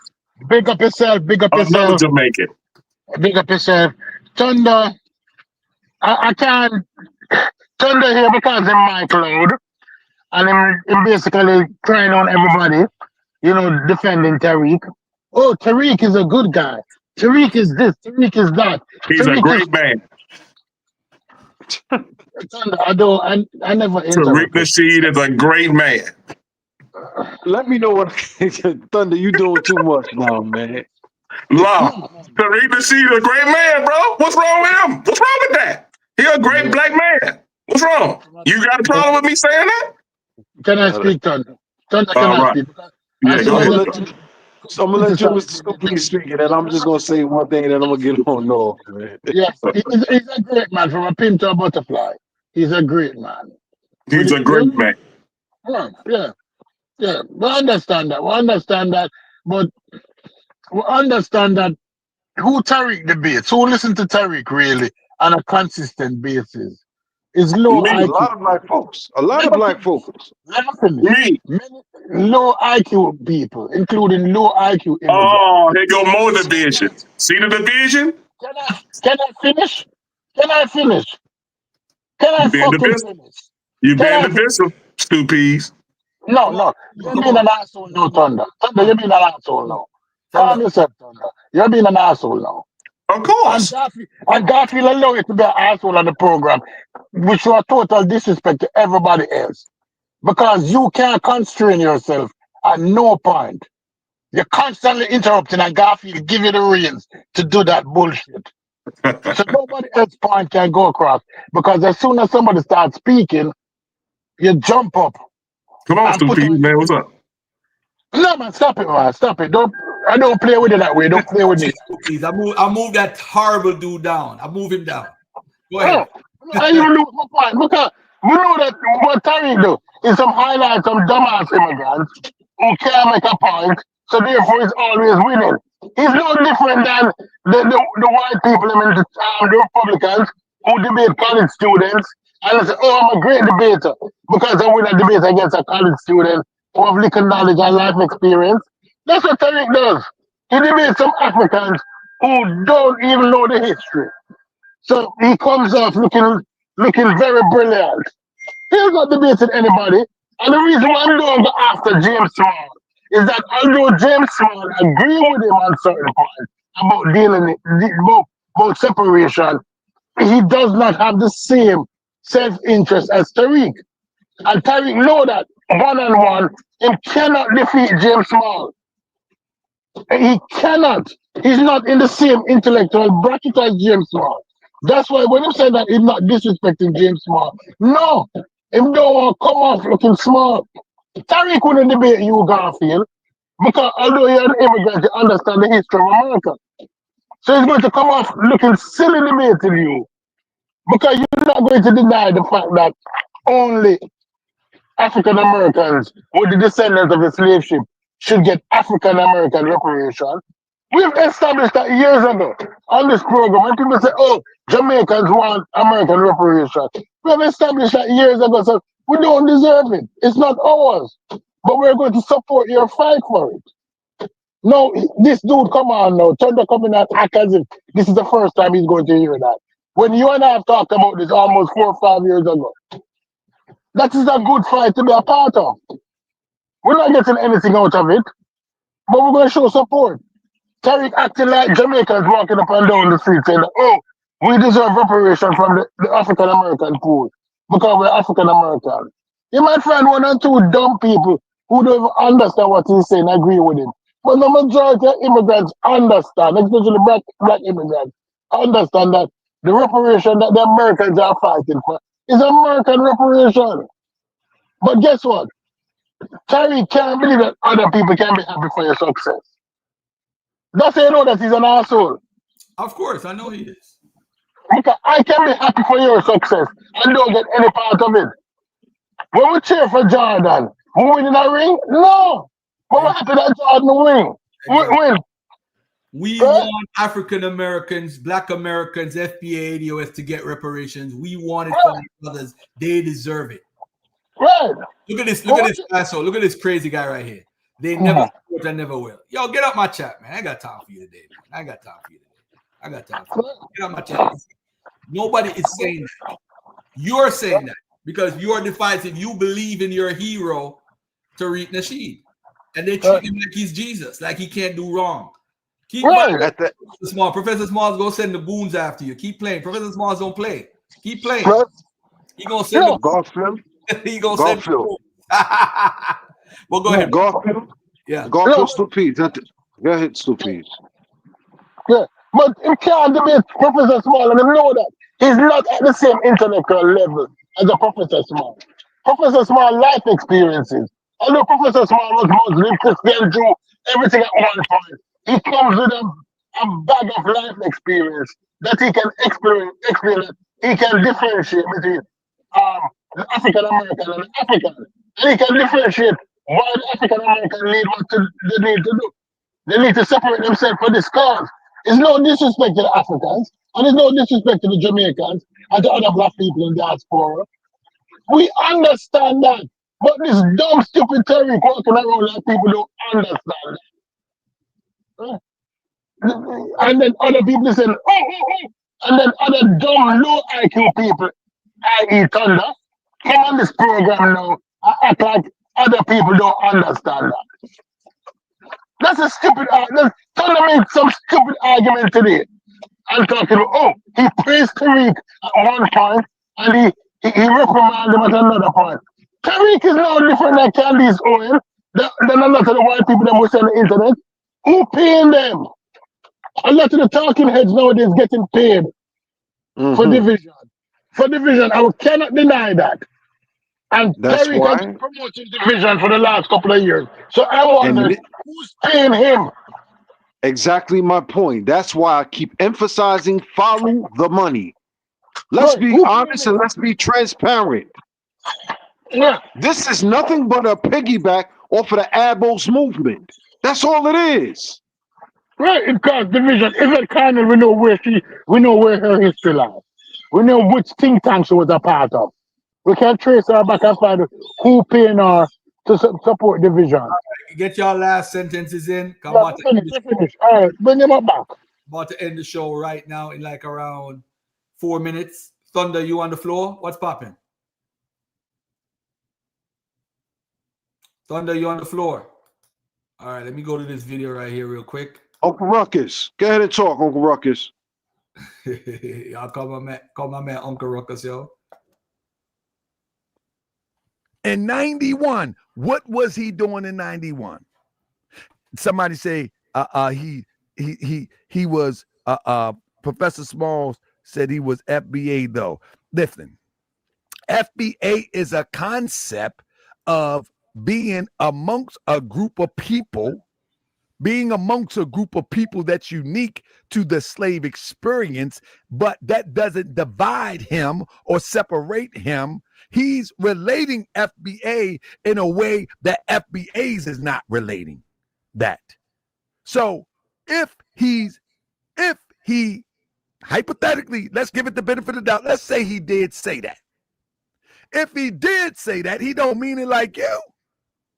He don't mean it like you. Listen, per definition of FBA and per practice of FBA, Professor Smalls is not that. He's not that. But now, let's finish up. In 1991, right? Tariq Nasheed was doing what in 1991? You know what he was doing? He was cosplaying Cosmo Flex. Is that right? You know what he was doing? He was cosplaying Cosmo Flex. And guess what? Yo. You're saying some Stupies? Yeah. See, come to agree with me. If you follow Professor Small history, I can define a person by who they are. During the civil rights movement, you had white Jewish boys who went down south and got slaughtered. Right? They weren't black, but they were supporting a black cause. Right? The civil rights didn't affect them, but they supported it. Every group always wants persons to be a part of the group. Persons to be a part of the group, to weave themselves inside the group. Right? I don't like the word allies because Time out, Stupies. I don't hate Haitians, Jamaicans, Africans, I just like those that try. I just don't like those that try to undermine FBA business. Who is undermining FBA business? What business? I want to know what business, brother. Let's talk about it. Yeah, ask him what business FBA have. The museum? Because Tariq Nasheed is FBA. What business? I would love to know. What business Tariq have? Because without Tariq Nasheed, there's no FBA. Because if you ask 90% of people, if you ask Thunder. Drop a bomb there, please. Drop a bomb. In 1991 or 90, you know what he was cosplaying? He had a song called, let's get to it. He had a song called My D. This was a song on his album in 91. When Professor was on the same mission that he's on today, this guy was writing songs called the privacy song. When Professor Smalls, come on, let's be clear. Let's be clear. Let's be clear. When Professor Smalls was wearing locks in his head, this guy was wearing blonde-haired Cisco before Cisco. Wow. Let's be clear. This guy was cosplaying with people wearing clear. clown masks and let's be clear. half-naked sisters. So the question is, what makes more sense?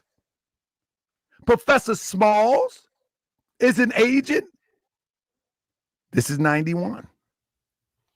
But now listen, we're going to bring it all the way up to present day. Listen, we're going to bring it all the way up to present day. Let's bring it all the way up to present day, fam. This is going to be a beautiful show. Make sure you share this show, family. Honor to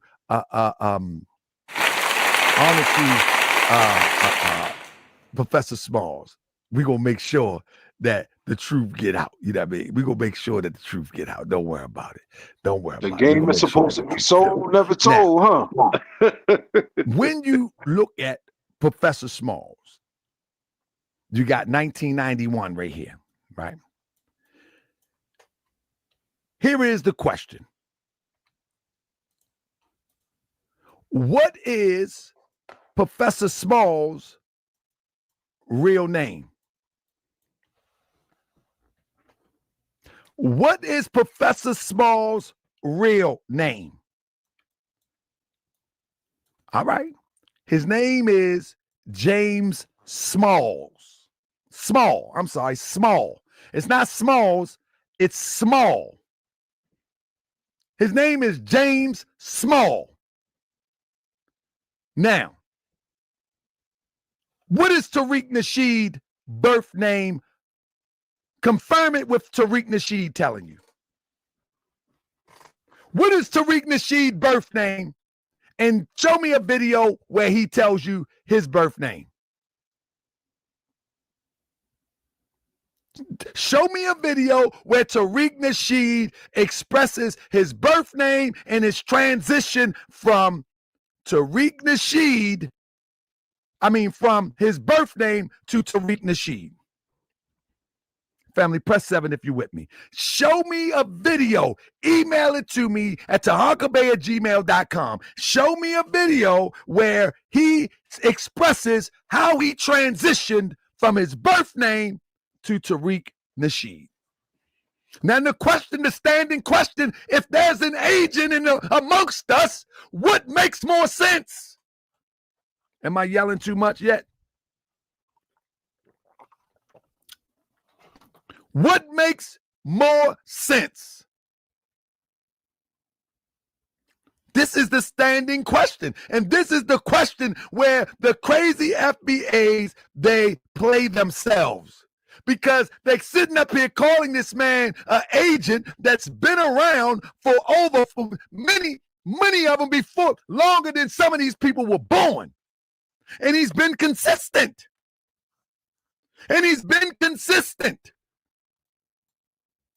Now, you mean tell me the same guy that's been consistent, whether you agree with him or not, the same guy that's been consistent is considered an agent next to one who has been inconsistent? That's what you want the people to believe.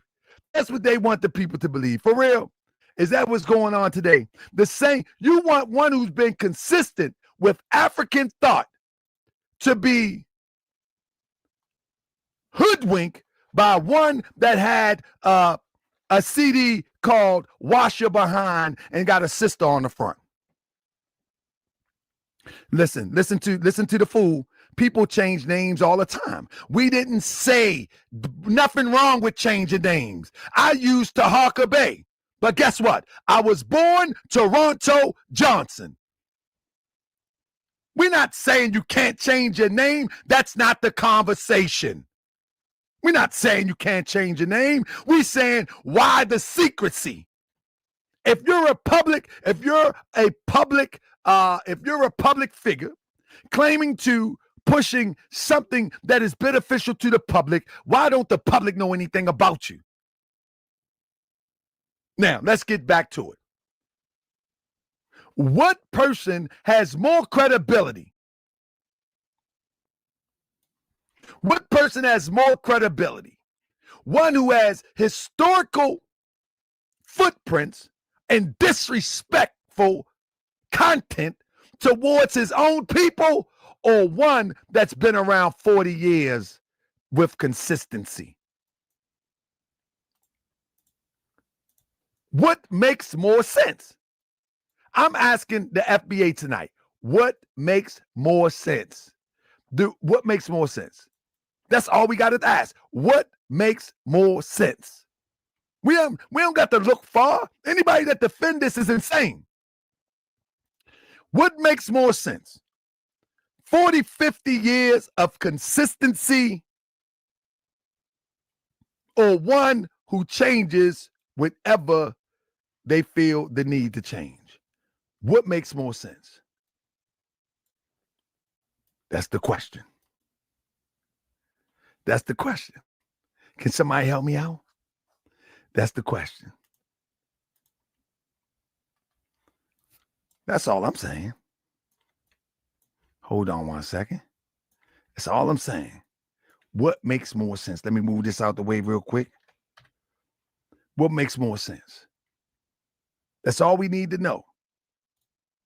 This, hold up one second. Let me bring it back. I'm just getting used to the controls again. Let me bring it back. I want to show y'all something.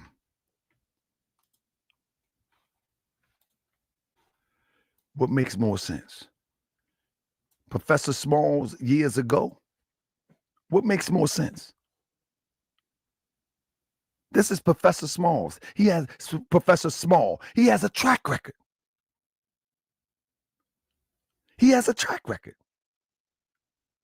How can they, in good conscience, call this man an agent? Make it make sense. Make it make sense. Only a crazy fool will make these type of comments. Only a crazy fool will make these type of comments and then act like it's legitimate. Only a crazy person. Or a person that just don't know. Shout out to we say Keswick Kiyama. I like that name. I'm trying to say it though. Shout out to that. They say Tariq real name is Tariq Nefarious. You know what I'm saying? Now here we go. Let's get to it. Whether you agree with Professor Small or not, this is a track record. This is a noble track record. This is not shucking and jiving. This is a noble track record. This is the track. Listen, hold up. This is the track record. You know what I mean? Listen to this, family. This is Tariq Publicist. Do anybody remember this? Show me. This is Tariq Publicist. Anybody remember this video? This is Tariq Publicist. This is his track record. This is his track record. When did Professor Small speak irresponsibly? This is his track record.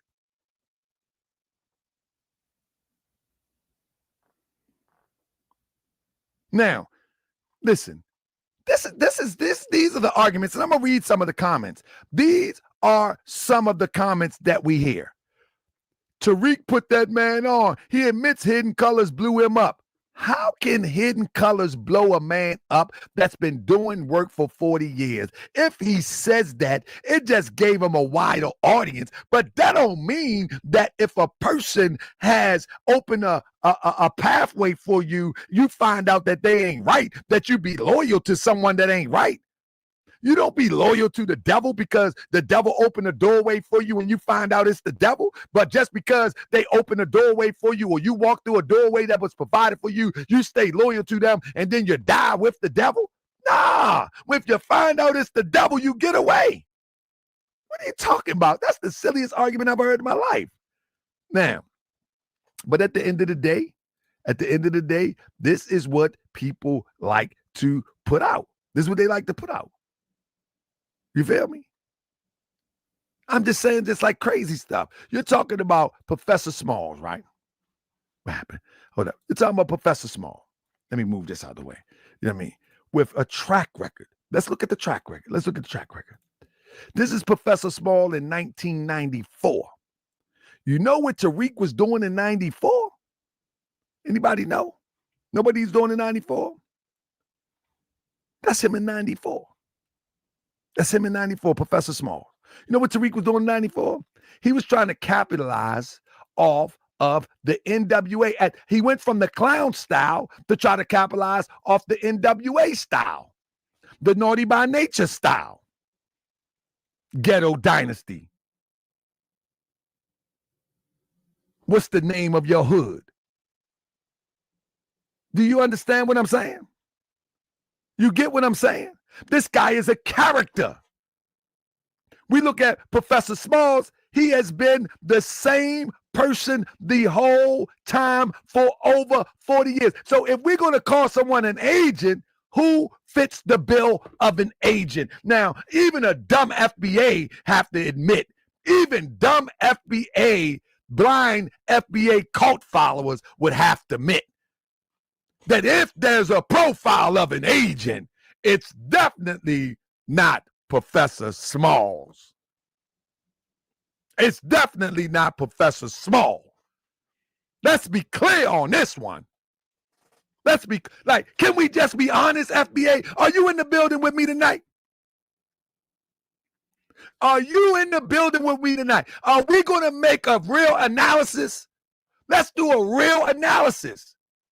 FBA, where are you? FBA, come out to play. Let's do a real analysis. If one is an agent and you have to pick one, please pick one. Please pick one. For those who say that Professor Small is a turncoat, that would be like calling me, think that I was a street guy, think that I was a G, think I was all of these thug and this and that. And now I choose to live a principled life. And you say, you're a turncoat. Nah, I have principle. The man stood on his principle. But this is him. Now look. Let's look at the inconsistency. So if we got to compare consistency to inconsistency, when was Professor Smalls trying to be validated by Europeans? When was Professor Smalls trying to be violated and validated by Europeans in Hollywood? Huh? When? Show me a video where Professor Small is trying to be validated by Europeans. Show me one in Hollywood. Show me one where Professor Small is shucking and jiving before Europeans in Hollywood. Show me one.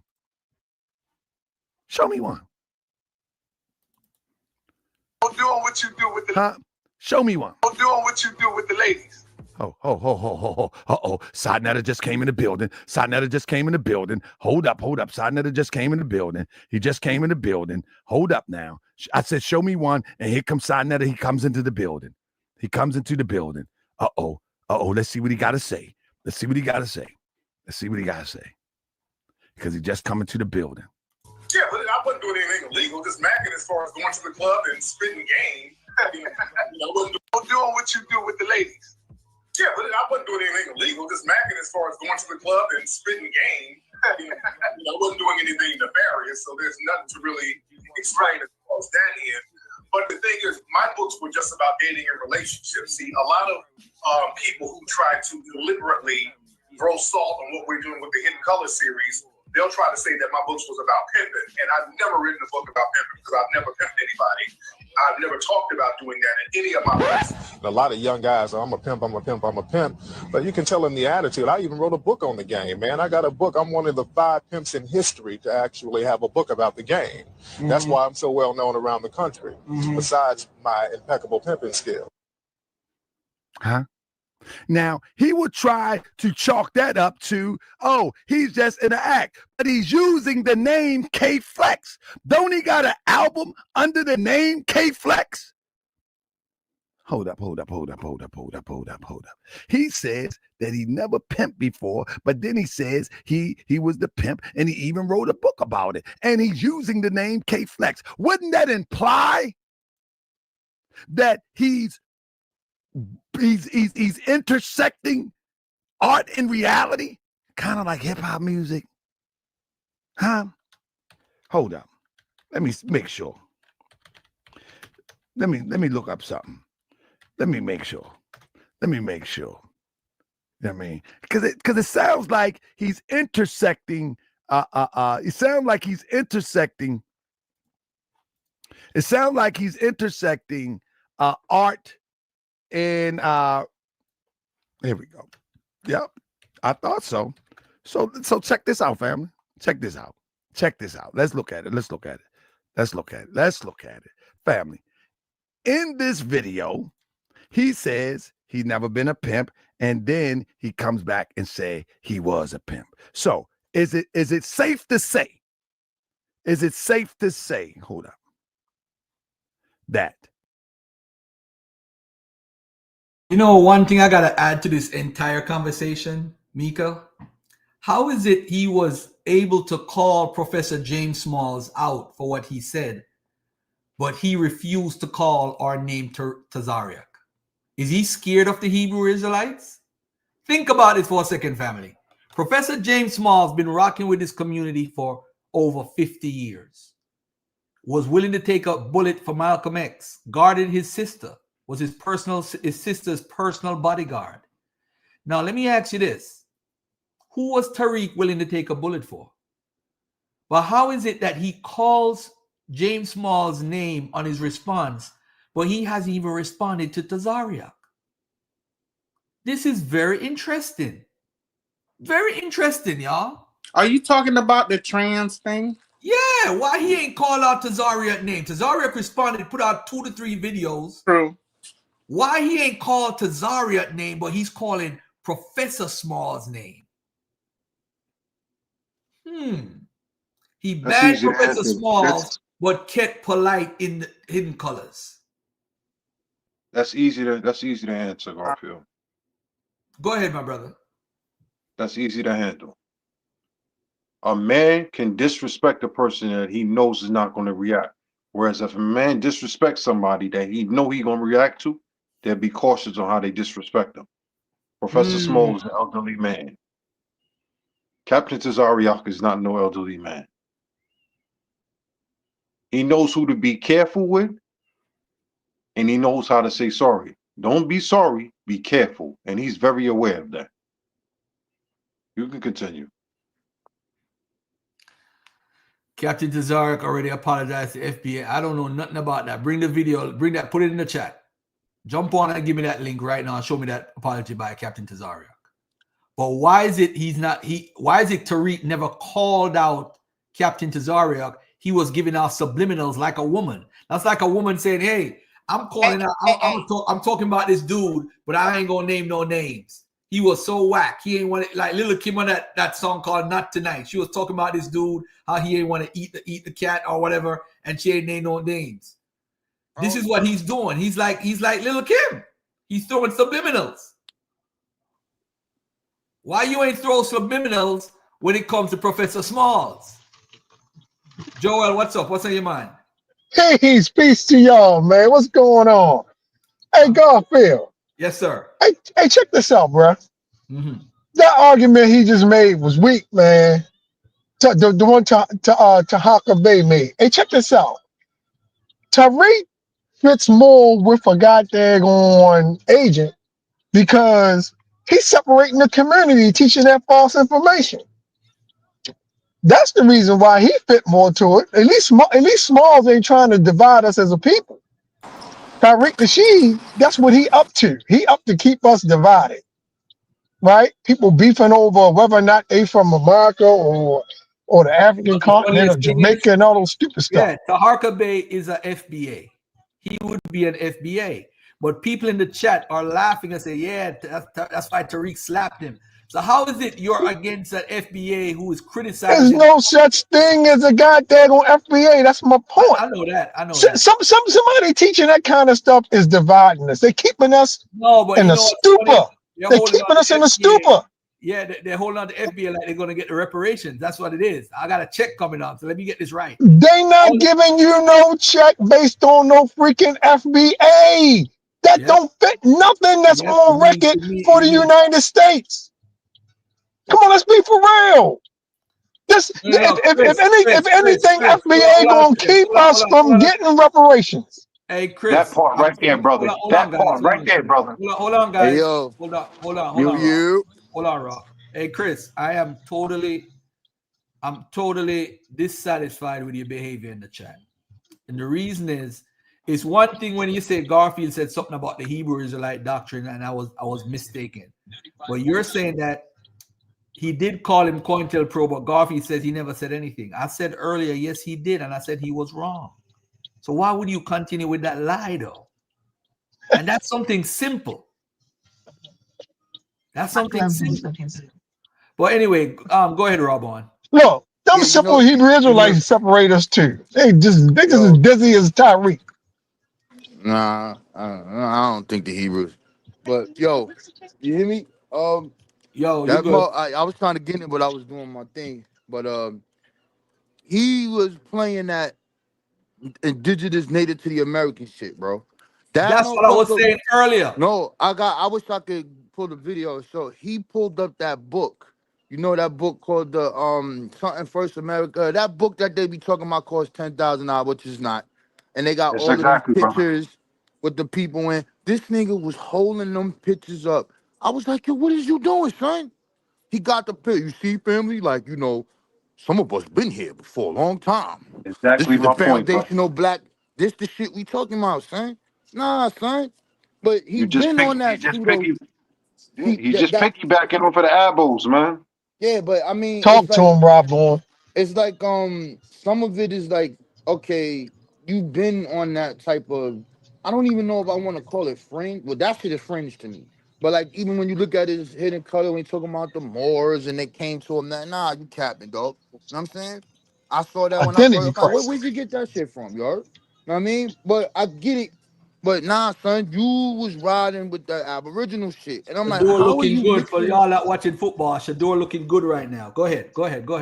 Yeah, so it's like, how do you fit that in there? Know what I mean, so for me, you know what I'm saying, just looking at the James Smalls thing, he did talk about delineation before, and I don't know, we not getting past that. He did do that. He said Yeah. this shit. And And look, Jay Smalls also said that stuff about we was here before Columbus. He been on that too. Oh, man, these folks be on some wild Yeah, stuff, man. because but you know, that's like, not on him though. Because they thought Ivan Van Sertima was eartight because he was so Ivan Van Sertima is a good even researcher. Don't get me wrong, but he was just wrong on that issue. He was just yeah, wrong and he lied. even when I had to sit down with him, it was me, him, and Jabari, and I'm sitting there talking to him. He's saying this stuff. Well, brother, you know the Africans West Side had dugout boats. So you saying the dugout boats came over here? I was like, yo, I should just go ham on this thing. I just let him. I was like, all right, bro. You just out of respect. Yeah, you trying to look out for him because he's an elder. I wanted to go ham on him. I wanted to go Tariq ain't no extra ham. elder though. Tariq ain't no So- elder. He gonna get that work. So I let it. Like, okay, I'm just gonna put what I got. You said what you said. Here's what I got though. Nigga, we came with Columbus. Here's the boat right here. Here's the name of the person. Here's the document. This is this. This Right. is the origin of the. I'm going that way. So I don't gotta disrespect them or say nothing. You know what I mean? Like how I would do y'all. I'll just be like, yo, here's my information, bro. This is what I got. Right. And then We ain't gonna he disrespect the shouted it elder. out. He Hold on shouted one the second information. before we go any further. So you're saying Tariq Nasheed is aligning himself with the Aboriginal? Yeah, Pretending. he Yes. told the line. Yes. The nigga pulled up that book, son, and put them pictures in there with them fake ass black Open Indians, to the like they world. was over here talking Yeah. about, yeah, some of us were here before, da. Yep. So if you know, he knows where this is coming from. He did that on purpose, bro. So I'm like, yo, why Hit us you with the doing that? Renoco Rashidi. Hit us with So the like if you Renoco start Rashidi looking at move. Aboriginal Power Channel, like then if you go to his channel and you start looking at the videos, you gonna see the time frame because they're sharing his video. Yep. Yep. There it is. Rob Why got would it. the Aboriginals be sharing his videos? So how you deserve reparations if you're an Aboriginal? I don't know. I don't You understand don't. shit. Yeah, You so FBA don't. Convo, Bro, this FBA is what I've been Convo, saying from the are you an beginning, brother. You Aboriginal? Are you a don't. Pretendian? Because that makes no sense. That So if makes you're Brother, like the absolutely some of no game is us, sense. supposed and to then be sold, never told. He is so selling Y'all the gonna drive me to game. drink on a Sunday. That They gonna makes it an drive me to drink agent. on a Sunday. So he's causing unnecessary confusion because if you're claiming reparations, you got to say FBAs were here before there was America. hey FBA's yo, built but this I need country you to when there do was okay. Sir Garfield before I I jump. got you, FBA Convo. This is Hey the yo, agent look. behavior right here. Yo, That's look. agent behavior. Bring them up. Yo, That's look. him right there. Bring them up so we can ragdoll them. You're an idiot if you follow FBA. You just expose the whole movement. I'm not talking about FBAs in general. I'm talking about Tariq Nasheed's movement. That's what I'm talking about. Yeah, you This see is now. The Hold crazy. on, whole hold on, hold premise on, is hold on. built on the Garfield, lie, man. Garfield, hold on. You see that comment right there. FBA was before there was America. That's a problem because we make America with these people. And now you have another problem. The problem is who you call foundational black, what they call themselves. Hey, brother FBA, what was the name of the first organization created by free black people? Huh? 17 what? 1780 what? The African Union Society. What was the Yes, second one? indeed, brother. Free African Society. What Mm-hmm. did they call themselves? Africa. Now you dealing with the people who are the Teach, Rob foundation boy, of the teach. Go ahead, free then, Rob black. Boy. Go ahead, Hold Rob on, Boy. Go ahead, Rob Boy. hold on, bro. So you dealing with the people who are dealing with the foundation of the free black community. And when they're talking about the ending of slavery in 1809, they're writing and they're saying, we the children of Africa, we the children of this, we this, we. That's the lineage. You can't separate that. I don't give a fuck what you trying to say.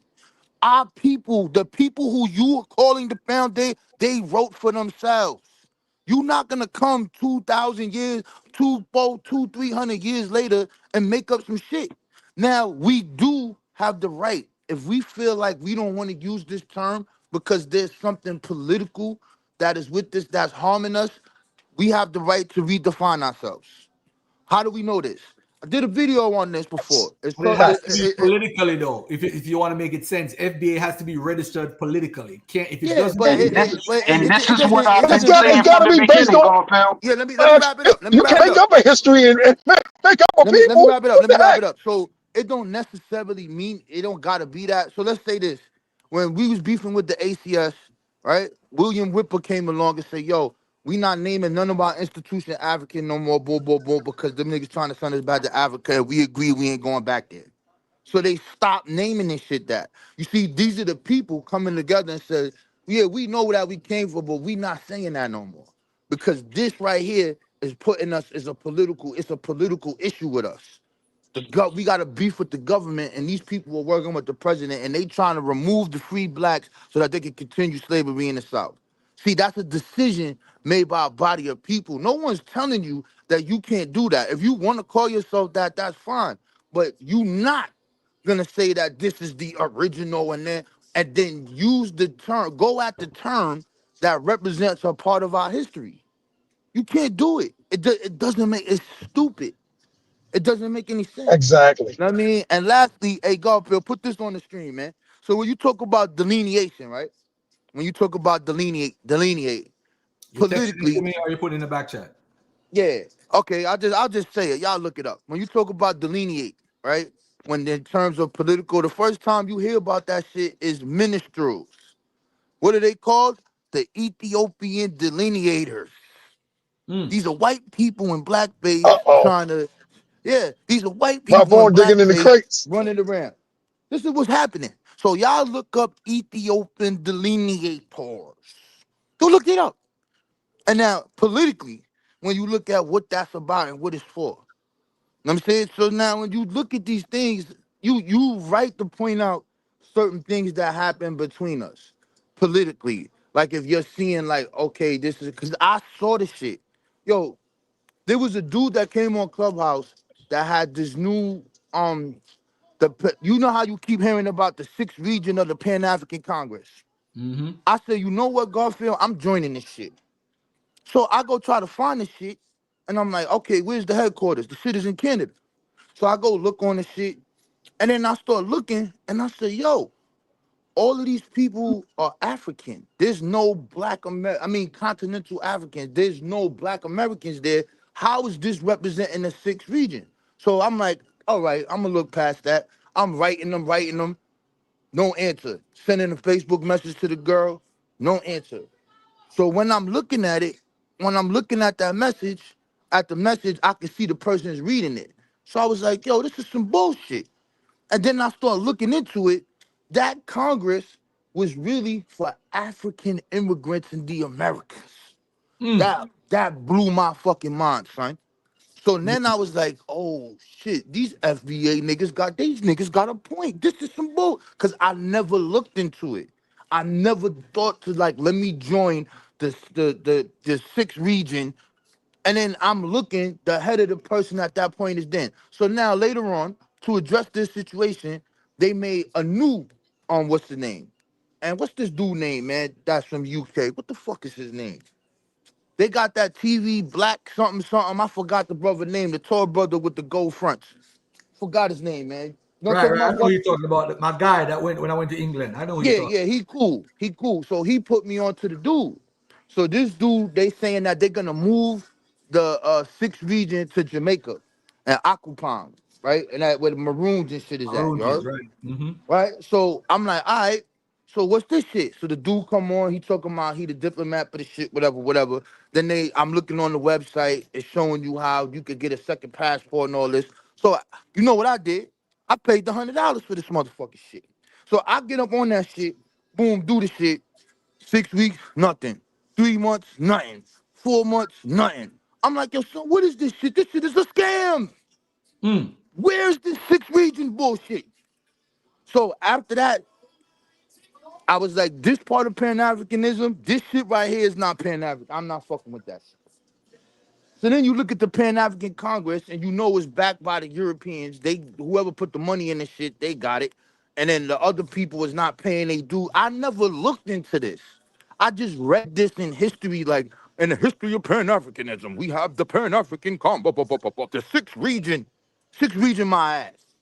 Yeah, I heard You about know what I'm that shit. saying? So now if when I hear these people saying this and now I see it, am I supposed to keep that to myself?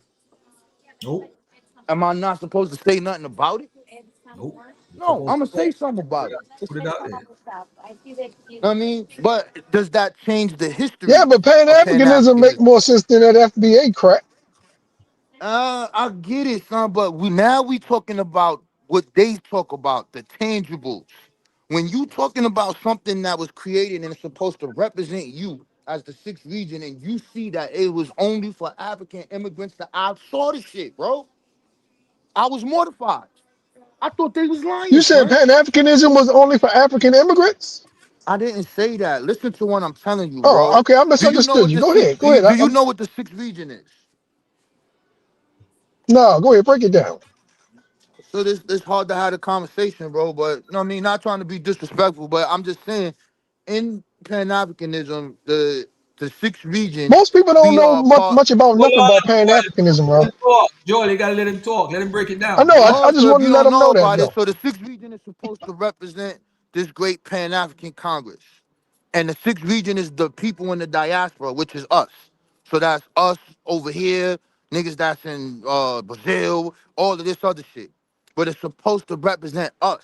So when you go to the website and you look up the map, it's gonna say this is the 6th region that represents the Pan African. And when you go look at it and you see what's happening, or when I did that, at that point, it was all about African immigrants coming to the Americas. I did not see none of my people there, bro.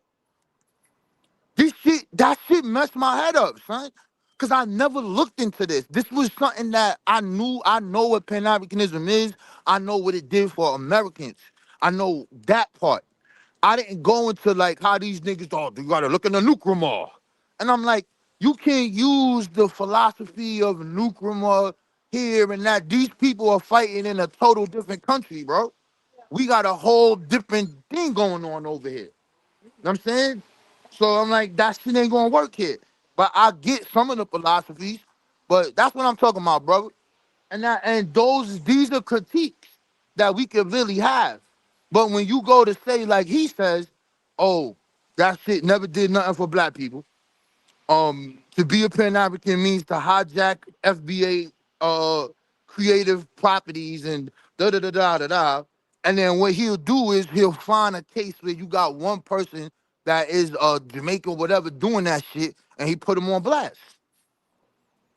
You know what I'm saying? So it's like it's this the same thing with the hip hop shit. Why you think he did the hip hop shit? Busta Rhymes talking about Jamaicans created hip hop. See, look at them tether niggas. They're them tether Yeah, but niggas, bro. he's supposed to Them- attack that though. He's supposed to yeah, attack you that. see what you get what I'm saying. But when you looking at these people when they first come here, them people came over here to escape where they was from. And when you look at all of them Caribbeans, they jumped right into the Black Power movement. And some of them became lead. They jumped out, nigga is on. Whatever the Black Americans is doing, we doing. We banging on these niggas, we banging. And I think that's what that's what James was Small was happening. saying in his comment, that when they come over here, you expect us to fall in line and follow with the movement. And some black people don't care. We don't know about it because after integration, shit changed. So it's Right. not like it was earlier before that in the 1800s. We know what it is: segregation, slavery. We know Jim Crow and all that stuff. So they're coming over here just to work. So when they're coming here just to work as agricultural workers, they're not getting involved with the politics because the people who make them over here is the white folks who approve it through the government. So between 1860 and 1947, you got over 150,000 Jamaicans that came over here back and forth, over 250,000 trips. They're not involved with the movement. But the other immigrants who they're the ones that rock with Garvey and come over here and started. You still talking, Garvey? I can't hear nothing. Oh, okay. I don't know why you can't hear me. I think Go something ahead. wrong Go with ahead. my mic. Go ahead. I can hear you now. Go ahead. Yeah, I'm just saying, like, I get it. You know what I'm saying? So anybody that's a Black American that live in the metropolitan city, you're not gonna tell me that you never experienced some kind of discrimination from a Puerto Rican, a Dominican, a Jamaican, or any of. You're not gonna tell me because it happened to me, bro. You're not gonna tell me that didn't happen. You're not gonna tell me that happens, but is it something that is some universal shit like the white man? Is it universal like the white man? Is it universal like anytime you walk in a white store, them niggas looking at you or they grabbing their pocketbook? No, it's not that.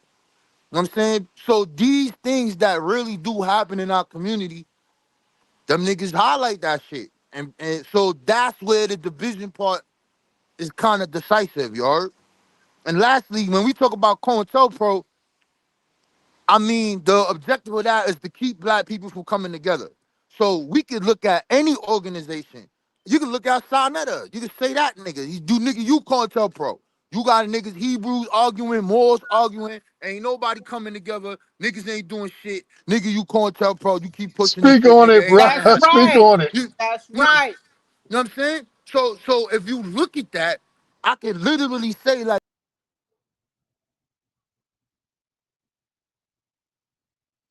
What they did? They kicked my man off. He must have fell off. Hold on, let me Hey respond. man, Rob Ball making some strong points right now, man. That's all I'm gonna say. 1 second. Either way, this country owes us money and land. Okay. Hey, Sunshine, everybody agrees with that. But how do you go about it? It seems like Tariq is driving a wedge between FBAs and other African Americans, FBAs and the Caribbean people, FBAs and African people in general, Caribbean people, other FBAs. He's having a beef with everybody. He's driving division, and you guys are eating it up. What has Tariq accomplished in the 5 years you have FBA? Tell me one thing that he opened up a club. He opened up his museum club. He did that. Why, when he took his money and took a loan out with the 2 million, he took a loan out instead of using the 2 million. Yeah, FBA stand behind that. Go ahead, bro. Go ahead, brother. What they say when your fire done burn, you can't live nowhere.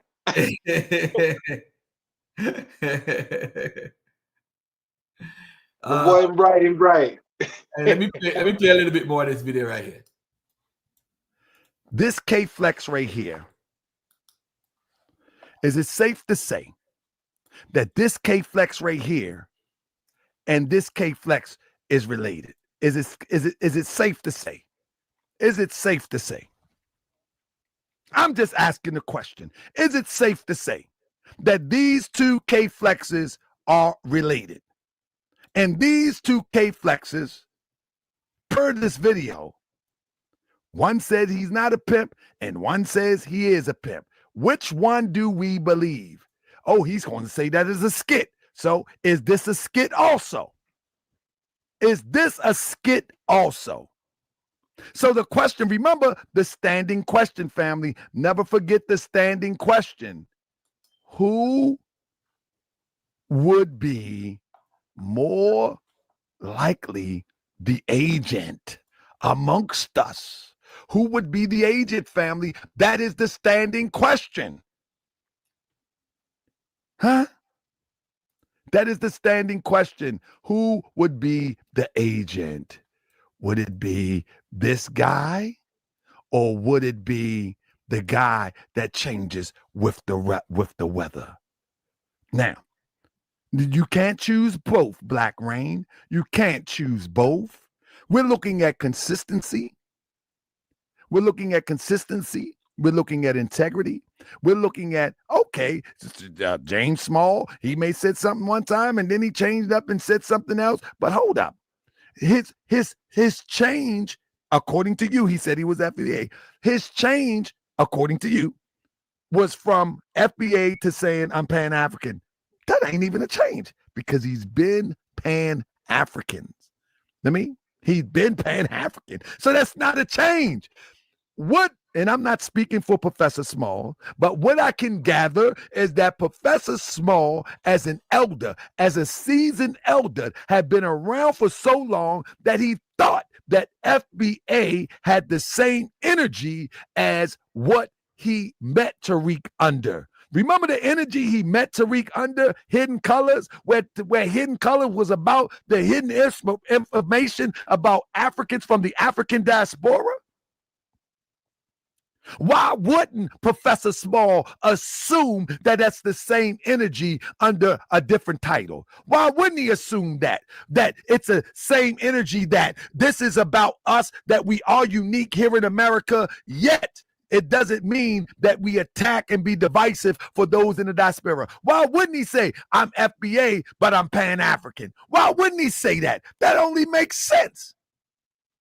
Because, and I'm not speaking for him, but I'm just saying, it just seems to me that he's giving the new concept of the benefit of the doubt. I mean, he's given the new concept of benefit of the doubt, and it came and bit him in his behind. It came and bit him in his behind, unfortunately. But I know his intentions. How do we know Professor Small intention? Because he got a 40-year track record. He has a 40-year track record. And guess what? Anybody that know Professor Small personally, you know Professor Small is one who is trying to solve problems for our people and trying to find a middle ground to get along. Press 7. How long have y'all been watching Professor Small? How long? Press 7. Press 7 if you are familiar with Professor Small's style. If you are familiar with Professor Small's style, you know and I know that he is going to try to find the middle ground that we can work together.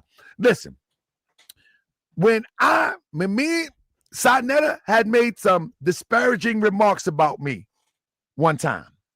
So me and the people, and I ain't talking about them people, I'm talking about my people, we went to a Sadnetta event. We walked straight into the event. I'm talking about hard body, walked straight into the event. They was telling us to leave, like, nah, we're not leaving. It ain't going like that. Like what you were saying on the internet, blah, blah, blah, blah. Professor Small walked in between, and in the middle of a heated demonstration, Professor Small said, Islam, Black Power.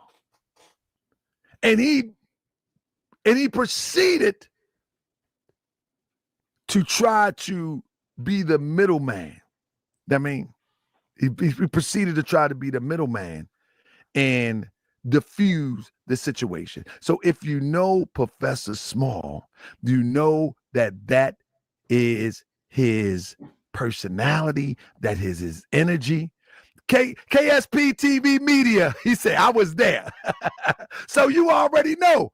I got a picture with Professor that day. I got a picture with Professor. Look, KSP TV Media, he said he was there that day. Anybody that was there that day, remember that day like it was yesterday. You know what I'm saying? Remember that day, it was yesterday. Oh, that's King Simon. That's King Simon. What up, King Simon? So anybody that knows Professor Smalls know that he is about trying to diffuse divisiveness amongst our people. So this is Professor Small. Now, this is Professor Small. Now, let's be clear about Tariq Nasheed. Let's be clear. Tariq Nasheed talks FBA. However, he also talks stuff like this. Tell y'all I will fuck the shit out of Brooke Hogan. Yeah, I date a white girl, nigga. Hell yeah. I'm not, I'm very pro, but I date a white girl. Nigga, didn't I tell y'all I will fuck the shit out of Brooke Hogan? Yeah, I date a white girl, nigga. Hell yeah. I'm not, I'm very pro-black, but nigga, I will raise up the flag of Europe in the bedroom. Whoa! Yeah. I'm not, I'm very. What's going on here? Pro-black, but nigga, I will raise up the flag of Europe in the bedroom.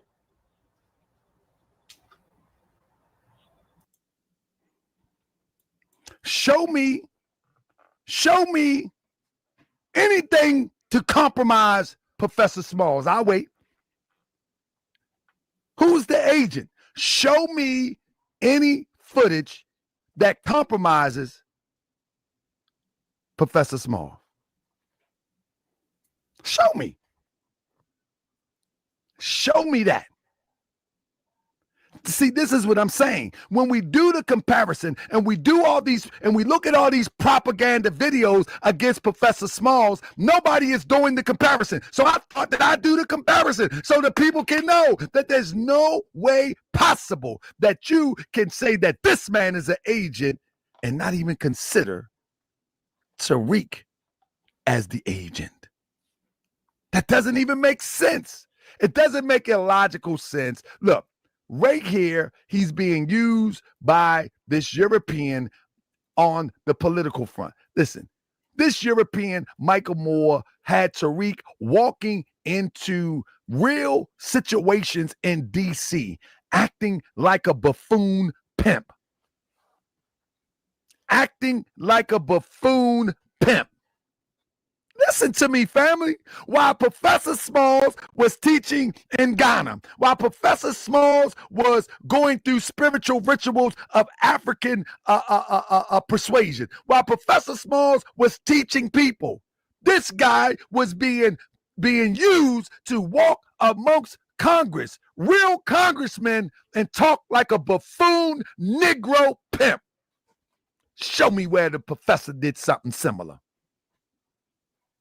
Show me where the professor did something similar. This Negro walked among these Europeans and looked like a 2-bit dirty pimp, stereotypically displaying us before the world as dirty, trashy pimps. Show me where the professor did the same.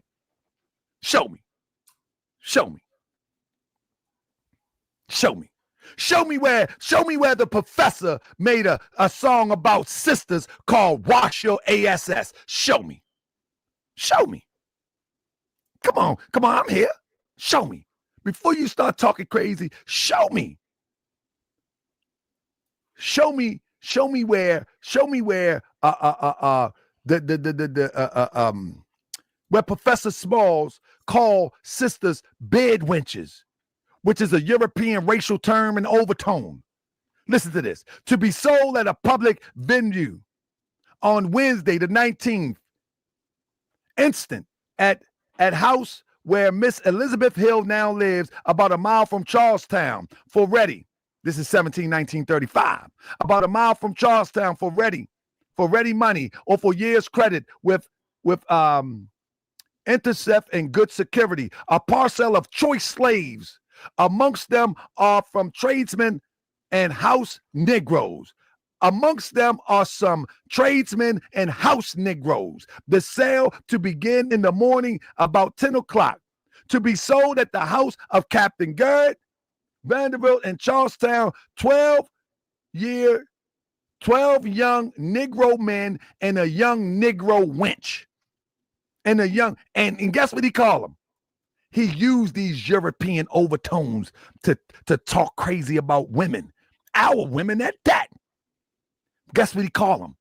Bed wenches. When he get mad at them, he call them bed wenches. He repeat the same racial crazy degradation that Europeans use to try to destroy the self-image of our people. This nigga, Cooking this nigga. He having fun with this nigga. Listen, let's be clear about this. Let's be clear. He had a whole album called Wenchology. Let's be clear. Y'all don't see this? What you doing? Y'all don't see this? What shit is this? Y'all don't see this? Garfield, this is what I was trying to explain to you in the beginning of the video, Garfield. Wenchology, family. Think about it. Wenchology? This is a slave term that Europeans used. So it is a hustle. Let's hold up. Maybe you don't believe me. Let me pull it up for you. This is the talking points that he is given. What person ever called somebody a wench as it relates to the hood or around the way or whatever the case may be? Name a person that actually calls somebody a wench in 1991 as a term to classify our women. Name one. Right here. And guess what he calls it? Wenchology, the disposition of flex. Where did the term wench come from? Huh? Do we even know? Did we create the term wench? The wench was created by the slaveholder.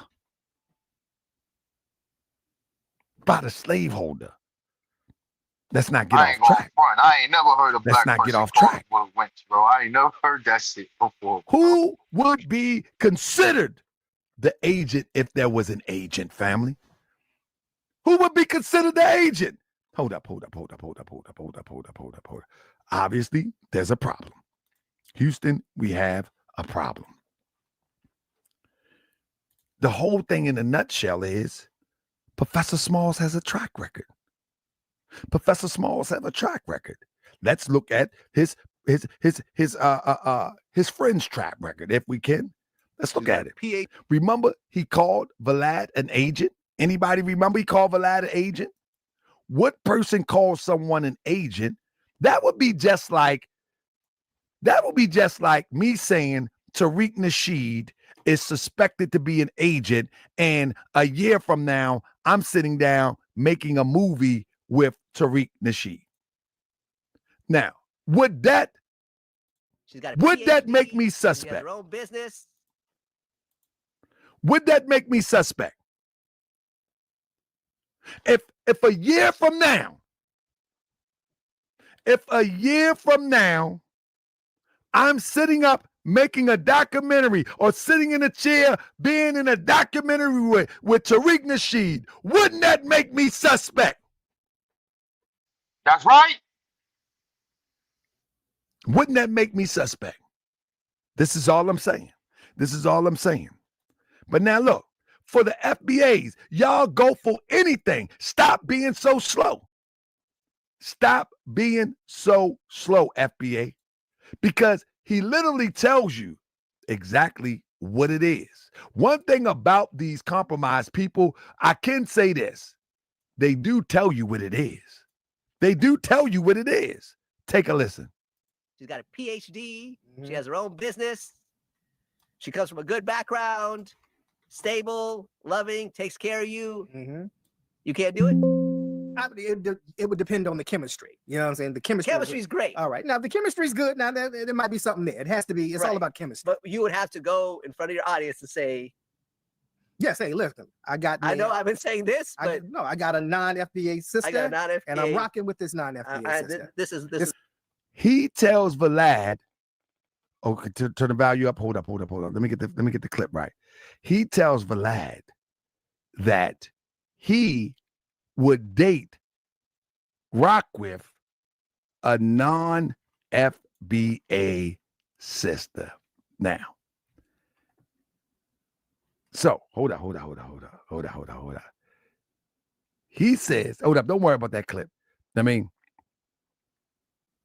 He said he would date and rock with a non-FBA sister. You feel what I'm saying?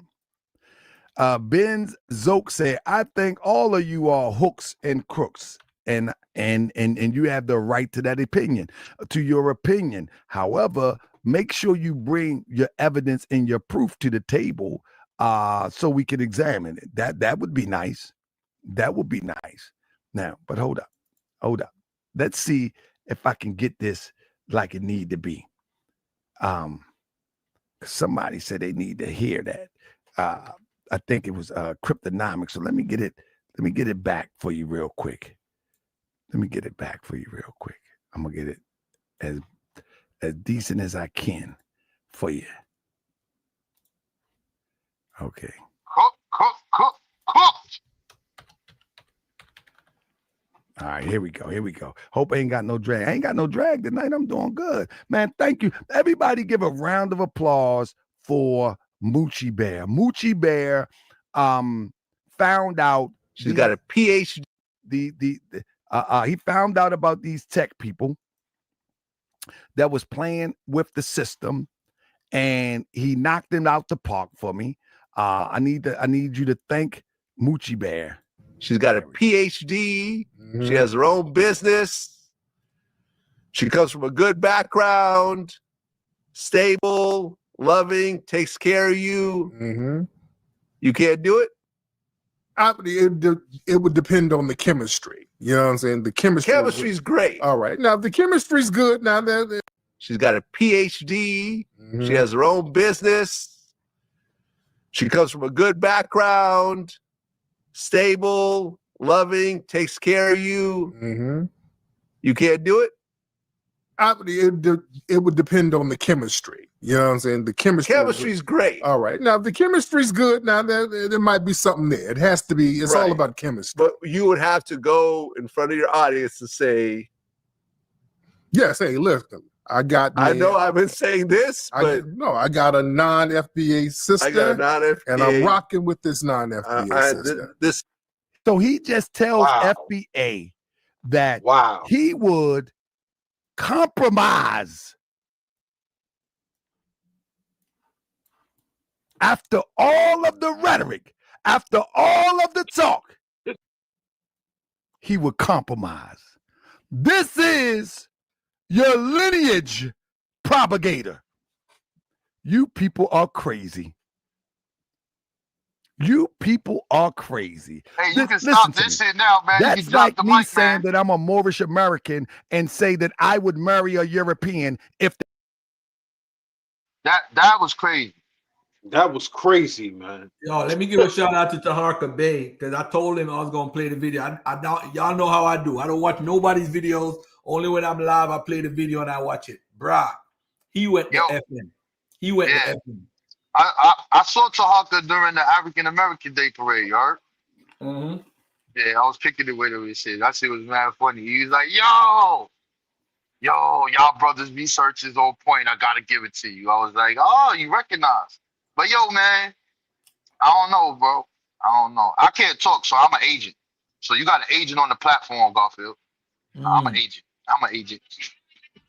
Hey, you know, let me say this about Tariq. I admired Tariq and Umar at the beginning when I just got in the community, right? Because they weren't popular based off of Abrahamic faith. So I looked at them differently. It wasn't because of Islam, it wasn't because of Christianity, and it wasn't because of Judaism or Hebrew Israelism. Them niggas rose up on Pan-Africanism. That's what it is. What made Tariq extra popular was the shit in New Orleans with the Six with the Mike Brown shit.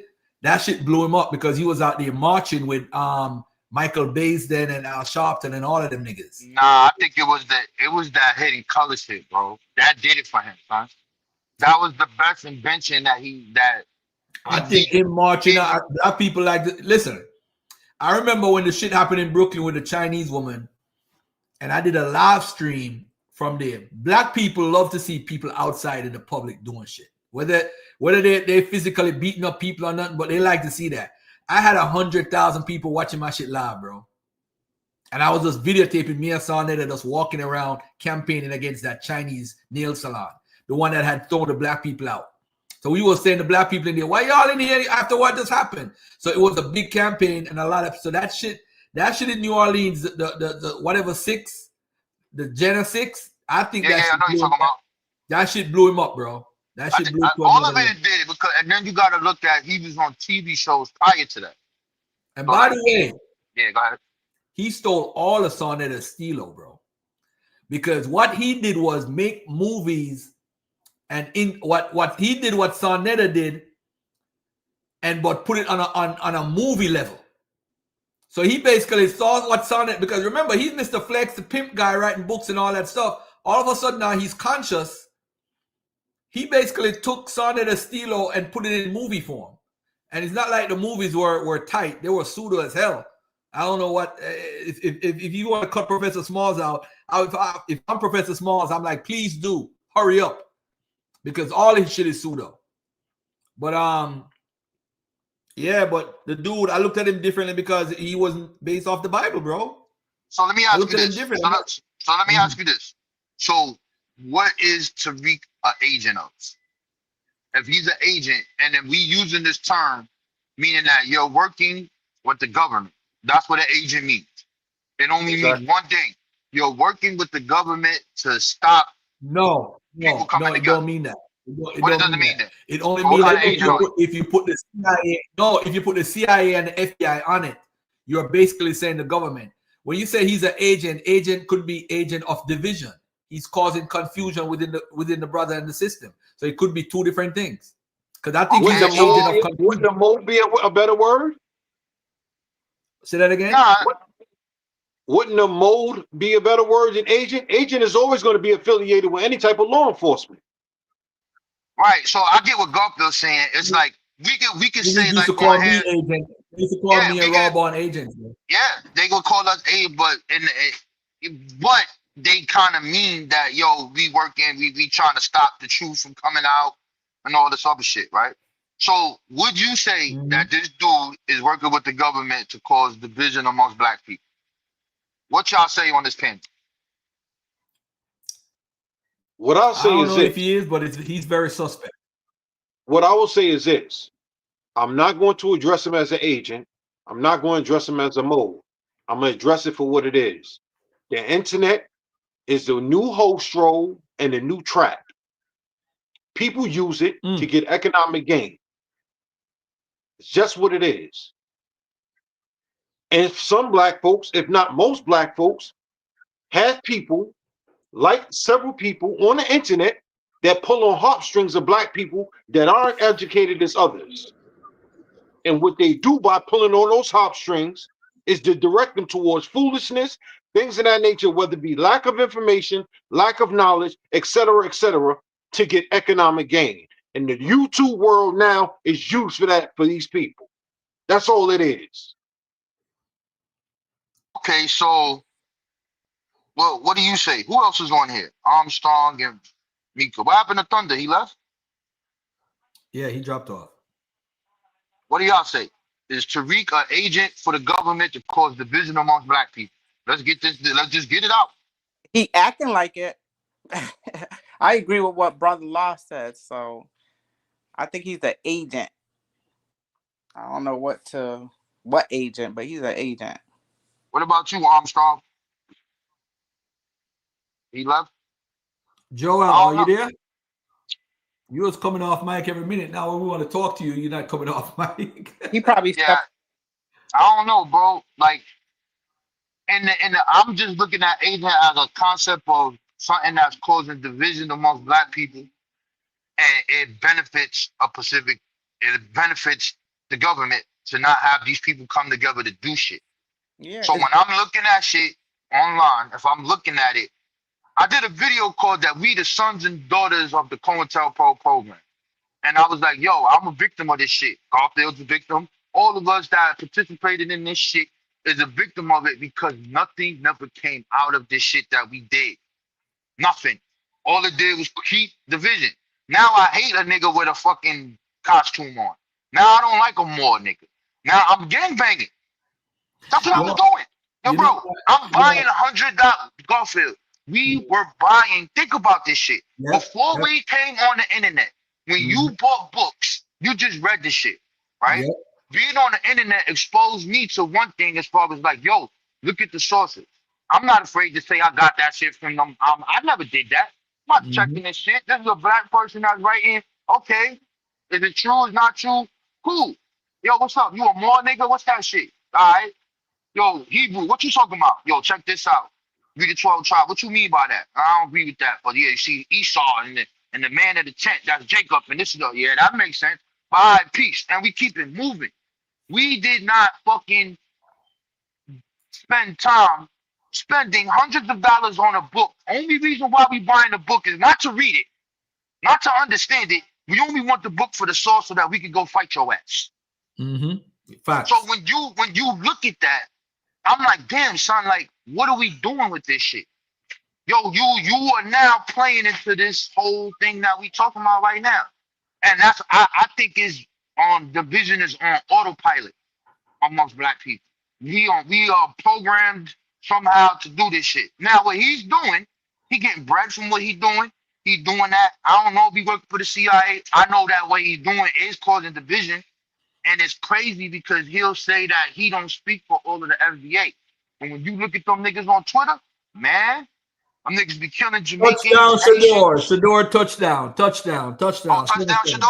Yeah, they be getting at everybody. I'm saying, so it's crazy, man. I don't know, man. And shout out to the people who stuck to their word, man. A year later, niggas ain't pulled back up over to you know where. Yo, let me ask you this, Raw. You remember Tawana Brawley, right?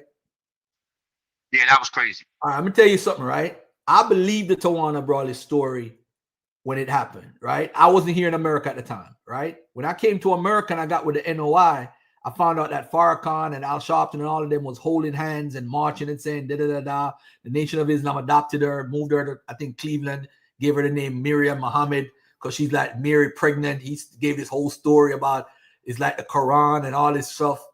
But the whole issue is, bro, I used to go to meetings specifically to fight with Alton Maddox and McIntosh talking about the shit was real, bro.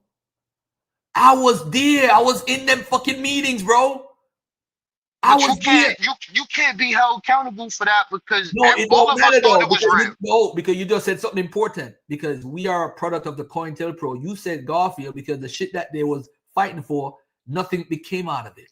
So with the Tawana Brawley, this nigga Alton Maddox lied and went to his deathbed with the lie. He died with that lie, bro. He died with that lie. He never admitted he lied, bro. You remember the nigga that was in the wheelchair that used to come to sauna events from Connecticut? He was a ride or die nigga with Alton Maddox, yo. And every time I brought it up, he would tag him. And I don't want to argue with the elder, but I knew it was a lie. That's why Al Sharpton had them niggas. This is how Al Sharpton got reborn in the community, because the politician, the money guys, paid off his debt to the guy that sued him over that shit. That's how he got back into politics and said he's going to run for president. A lot of people don't know that. So the Tawana Brawley shit, he said like, hey, what's wrong if I believed her? I believed her. That is Al Sharpton's defense. I believed her. He never came out and said she lied, but he just said, I believed her. And the chick lied. I'm working with a dude at a group home. He's like, yo, my man used to beat that chick up. As far as, have sex with her or whatever. She wasn't raped. She made that whole shit up. I'm like, damn. And I'm like, damn, why would Farrakhan bought that? But that was the beginning of extra popularity for a lot of people. A lot of people got popular off of that shit, bro. Al Sharpton blew up. He became the voice of Black America. Farrakhan became the voice of Black America. A lot of people blew up after that shit with Tawana Brawley, bro.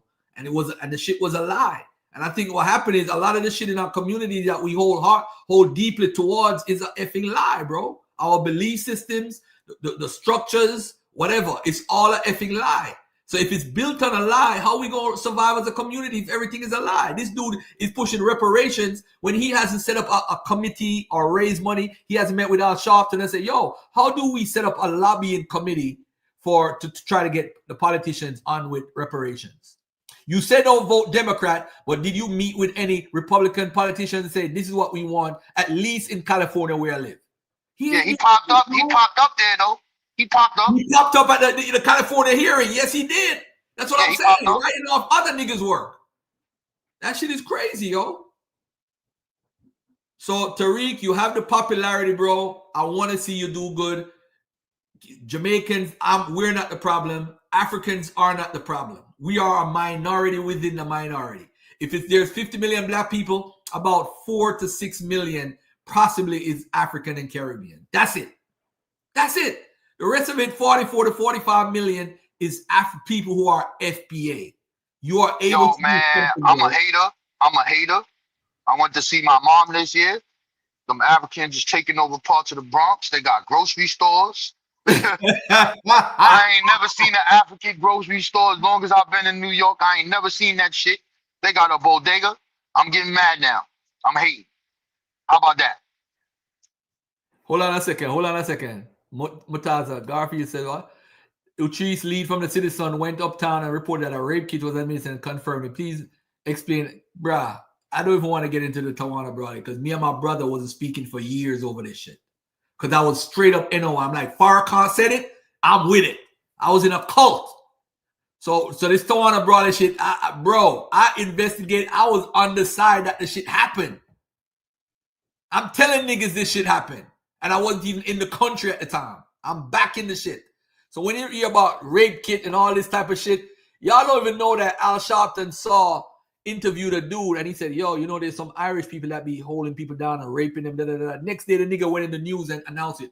The person who raped her was from this movement of Irish people that used to rape people. And I'm like, yo, the shit was just so fake. How did we fall for this shit, yo? All because this chick went to a party and spent time with some kids her age, got effed, and was scared of her father or her stepfather. That's it. Niggas marching, had the whole country behind. Bro, this shit is, the black community, we the most gullible, yo. If there's one thing I could say about us as a community, I see it in Jamaica all the time. We the most gullible out of every culture in the world, bro. We believe anything. We believe the voodoo man. This African dude called me the other day, yo, my man can see the future, man. Da, da, da, da. Put me on the phone with the nigga. I said, yo, we could make some money, man. This nigga, I'm like, what? Yo, Yo, I'm telling you, we the most gullible people in the world, bro. We believe everything, bro. Everything. Ugun, what you got, man? Do you think that Tariq is working for the FBI and the CIA? What's up, OG? Can you hear me loud and clear? Yeah, I'm gonna hear you, man. Unfortunately, yes. Garfield, what's happening? What's happening, everybody? No, I mean, bro. I know you on some shit, but I'm allow it today. Go ahead. You good? No. I'm really being serious today. But I want CIA. I don't know, bro, about the CIA, but he definitely part of the psyops, and he definitely has paid bot trolls on Twitter. As we know, the founder just came out that all these big Twitter pages is from other countries. Like the big Trump pages, like they from you got motherfuckers in India, Nigeria. Yeah, so I definitely say it's a major psyops on people, and it's definitely keeping us divided.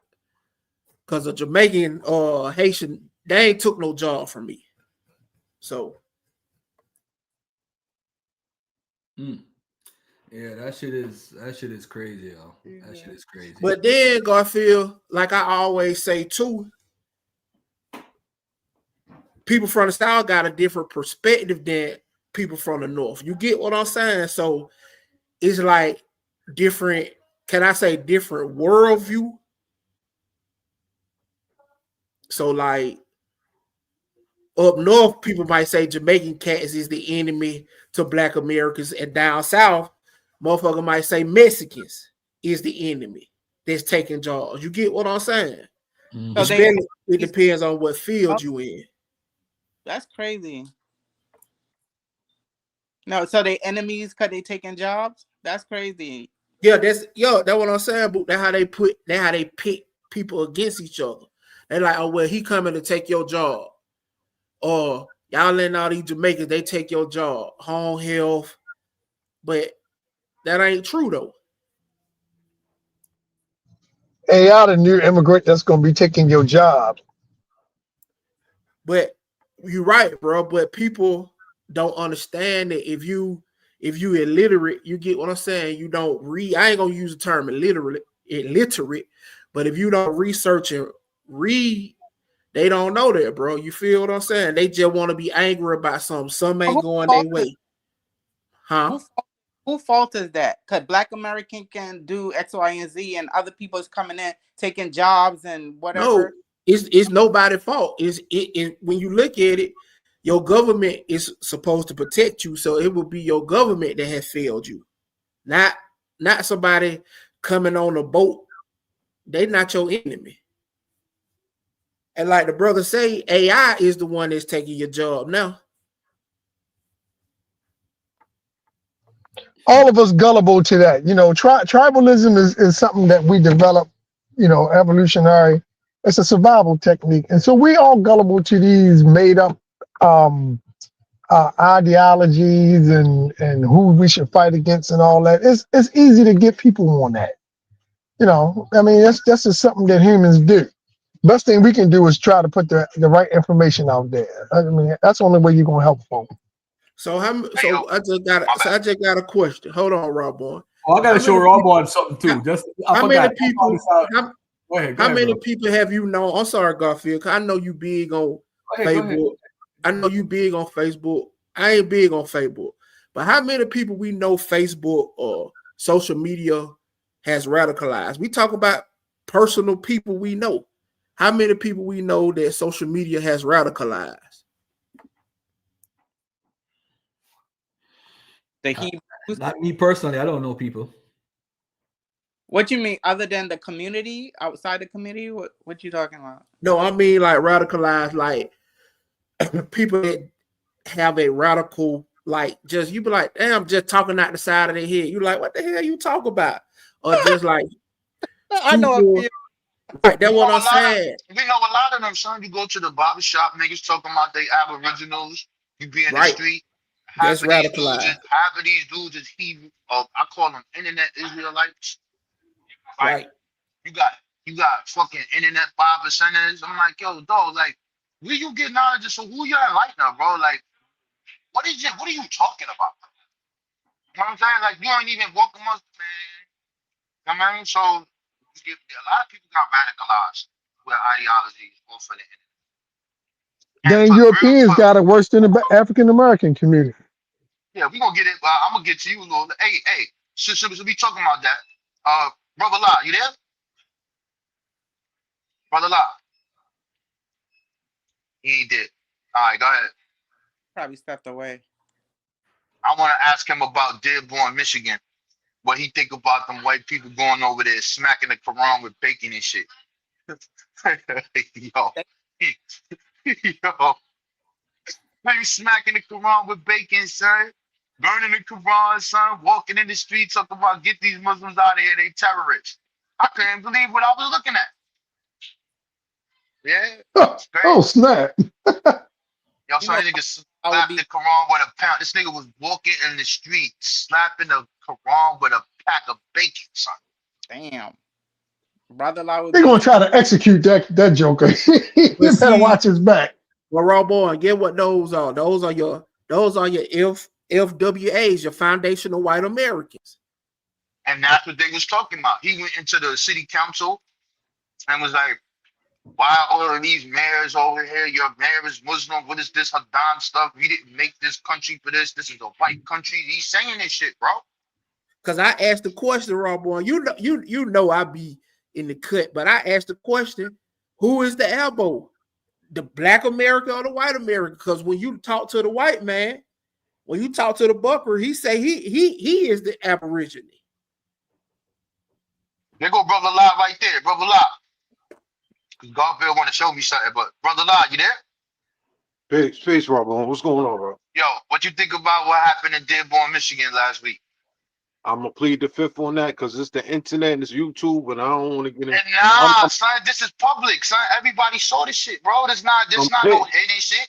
I'm highly aggravated. I'm highly pissed about it, but I understand that this is the internet, and I have to follow my dean and be quiet and be still about it.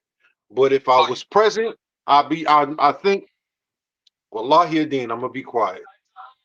Listen, bro.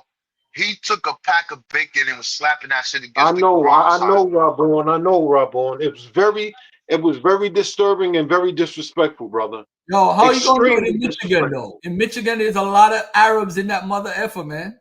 Hey, yo, you know what?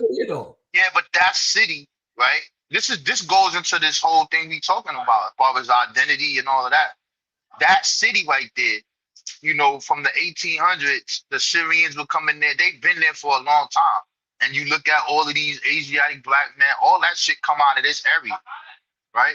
Detroit, and when you look, right. yeah, and when you look at it, you know, I think it's funny that he was saying that because at this point, you have what you call that Columbian exposition, where you got all of the people across the world, and white people want to play Eastern, right? And this was a thing. This showed that you were dignified, or you were cultured, or that you were successful. And this dude is saying this shit. That's why I thought it was funny. But bro, somebody punched him in the face though. And he took that shit like a man, son. Some Arab dude ran, punched him in the face. He was like, you hit like a bitch. And he just kept it moving with them white. They said he was in the January, he one of the people that was in the January 6th that Trump let out, son. That's what they said. I didn't research it. So don't hold me to it. That one I could be wrong about. I don't want to put false information, but multiple things were saying that he went in the January 6th. So he a FWA. He a foundational white American. He was talking foundational white American. That's what he was talking about. Do I believe that there's an agenda that's being pushed towards Islam? Yes. Yes, I do. Do I believe it's going to get worse? Yes, I do. Y'all in trouble now, man. You see that dude who just shot up the by the White House, that National Guard, they got that Muslim face all over the place. I've seen it, right, boy. Brother Loud, man, he ready to go off. Yeah, I was gonna ask you if you remember this book, Rob. Remember the book Delaware's Forgotten Folk? With the Moore shit? Right, the Moore shit, right. And When they conflated in 711 AD, the Moors crossed the Straits of Gibraltar and began their conquest on the Spanish Peninsula. It was during these conquests that many were captured and their descendants sold to the slave traders who brought them in shackles to America. So I didn't realize that this book was one of the books that's considered a pseudo book in the 1940s or 50s or whatever. Because there, if you notice, there's no source for it, and he's conflating two different time periods. He's talking about 711 AD and talking about in the 15th century when they took them as slave, sold them to the slave traders. I didn't even realize this before. Yeah, he in there talking about Indians, Moors, and Indians and all that shit in there, y'all. Talking about the niggas is the original Indians and all that shit, y'all. Pseudo books, but our people love this part because they think it's true.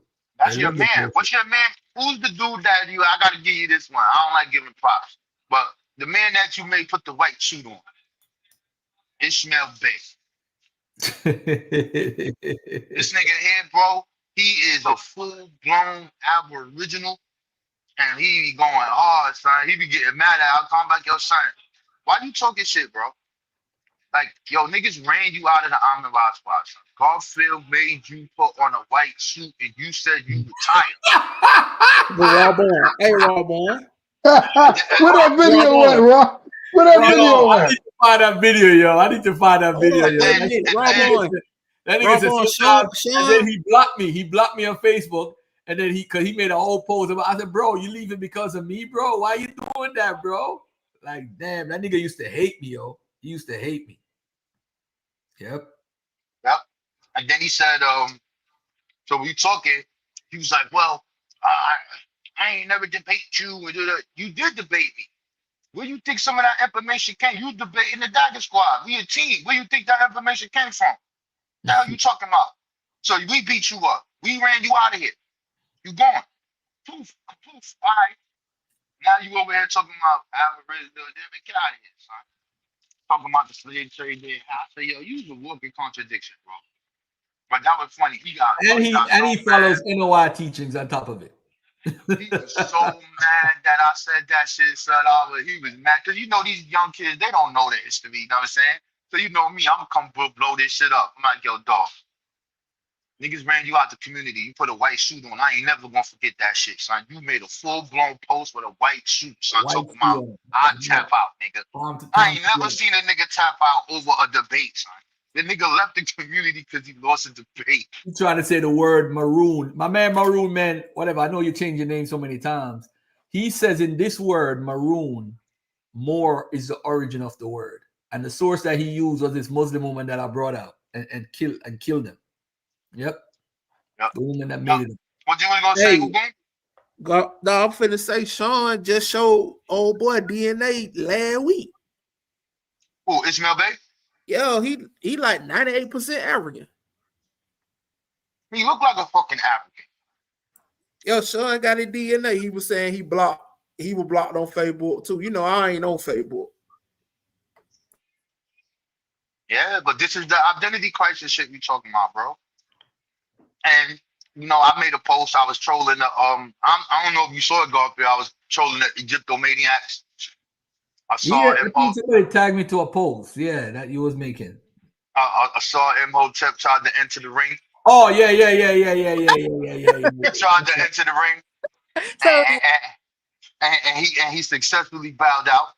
Oh, I don't believe that. You never believe me with I don't a believe that y'all making that up. man. Hey yo, bro, the shit is on my page. I ain't gotta lie. Let me go to the page right now. Yeah. I think it's a joke. Yeah. But people can say anything on the internet. Yeah. This shit is digital proof. What is it on the Alan Brown, right? Nah, the Rob Bourne. You know I don't post that on that page. Oh, okay. The Rob Bourne movie shit.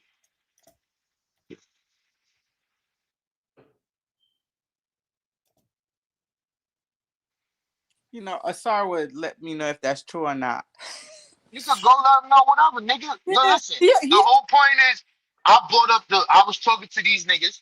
I said, yo, which one of you niggas think that ancient Egyptians is fucking West African? I know you niggas on my page. Come out of hiding. Them niggas started jumping out. So they couldn't answer the question. So then I put the Mikasa memory board from the Central West Africa. Because I know that shit don't got nothing to do with Egypt. This nigga made a post on his page You see, Brother Rob Vaughn likes to call people out and blah, blah, blah, blah, blah. And this nigga did all this mumbo jumbo with the word Lucasa. I'm like, nigga, we can read what's on that Lucasa board. Show me where on that shit that they say that they migrated from fucking Egypt. That shit is made by Central West Africans. That shit don't got nothing to do with Egypt. I don't give a fuck about this constructed shit you just put together. Nigga, you let Garfield pull that shit up. You'll see that shit. Hold on, let me see. Was it a post that he made? He made a post, I think. And I saw it. He made a post and then I made a post after that. Mine's is more funny. Them niggas is just Bang on them, Rob Bourne. They're just as religious as Hebrew Israelites, yo. They be fronting. They I just don't as religious. I think he's an Egyptian. Yes, he No, does. you have to. No, you not understanding it. No, you not getting them. You not getting it. This is what made me put my uncle away because of you, these type of niggas.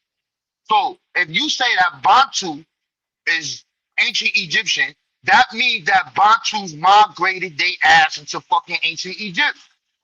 If you say that Word. Sumerian is Bantu, that means at some point these niggas came over there. This is what you saying. So if you saying that and we the descendants of these people, nigga, you the ancient Egyptian. Yep, that's what he's trying to prove. There you go. You know what? I'm gonna Bananas. Straight bananas. You don't believe that shit. You don't believe that shit, Mika. You know you don't believe that shit. Yo, you saw that shit, bro? You pulled it up yet? Hold on. I saw his post, so I'm looking for yours. Hold on. Yo, I'm gonna let him know y'all talking about him so he could come over here. He ain't gonna jump on stage. He gonna get beat up. Maybe he will, maybe he won't. Mika might think she an Egyptian though. Garfield. She probably thinks she won. You don't give a fuck about that Egypt shit. That shit dead, nigga. I'm no Egyptian. I may have DNA all over the place, but I'm not saying I'm them people. There you go. She's getting closer. She's getting closer. MBK has killed you, Egyptomaniacs. You are now into the discussion where we wanted y'all to go at. You're talking about Black American shit. This is what you're talking about. Rainbow and the Kings. Is that the one? The Rainbow and the Kings? Yeah, that's one of them. There's another one. Wait. Look at the one where I say so we got another Egyptomaniac who has stepped up. Yeah. We can put that shit on this. You can read that shit on your generation. We ain't scared of nobody. We don't care who it is. Yeah, put that up there. That's how I respond. That's how I get them, nigga. Right. You see, I got the Anansi up there. You see that, nigga?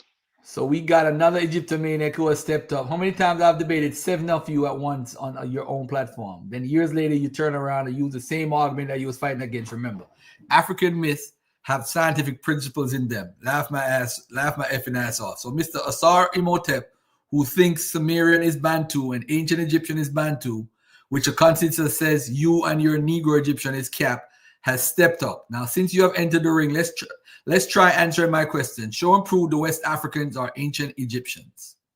Let's go to the comments.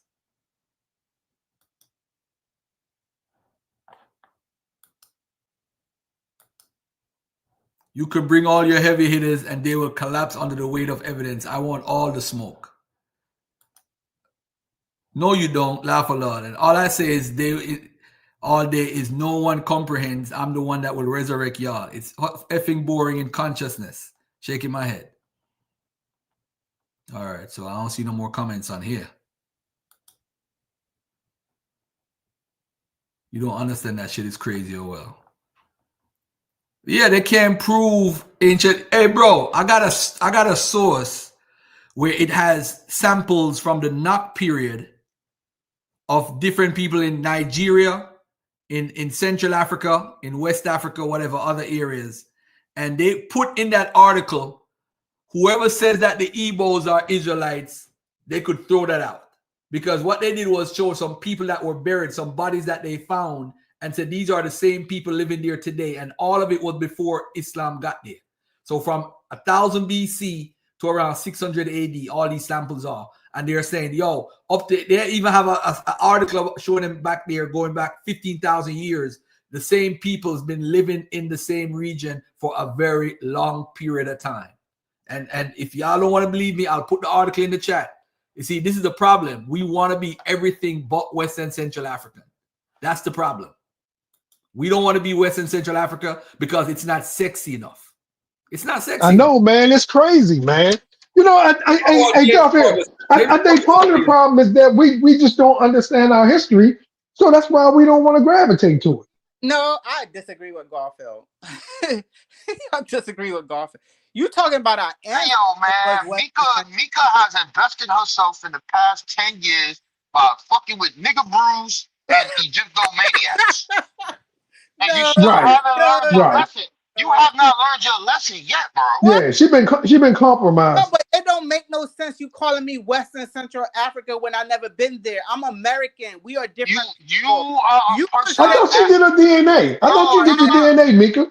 Yeah, my ancestors were there, but that's not where the only place they was. So I'm not gonna place myself in just one place because y'all want me to. No, we're not saying that. We just saying that you a person of African. We just saying you a person of African descent.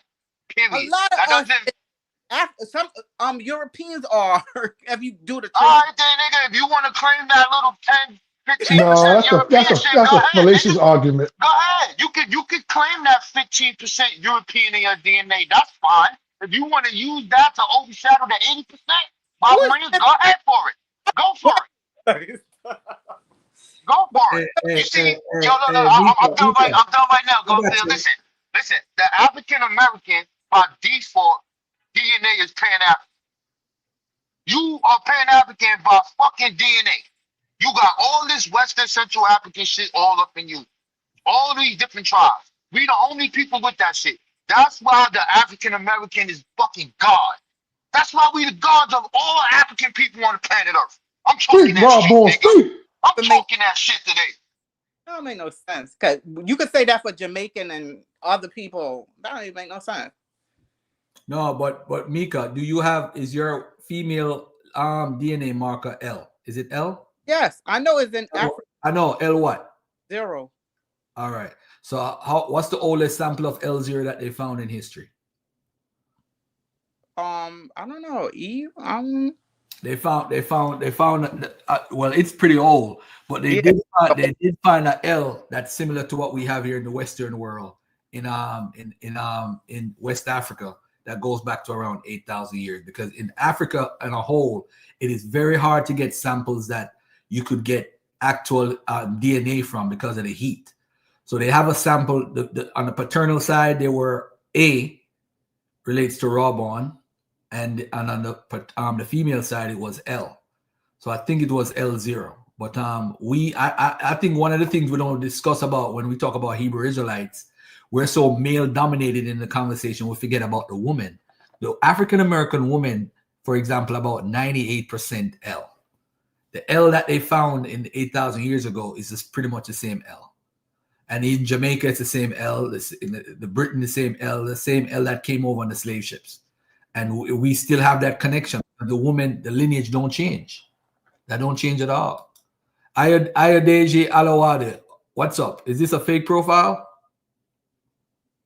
No, it's not a fake profile, Garfield. It's Deji. That's my full name, Ayodeji. What up, Deji? Hold up, Deji. I gotta give you a shout out real quick. Hold up, Deji. Then what's up, Deji? What's on your mind today, brother? You heard something that you want to jump on, so what's up?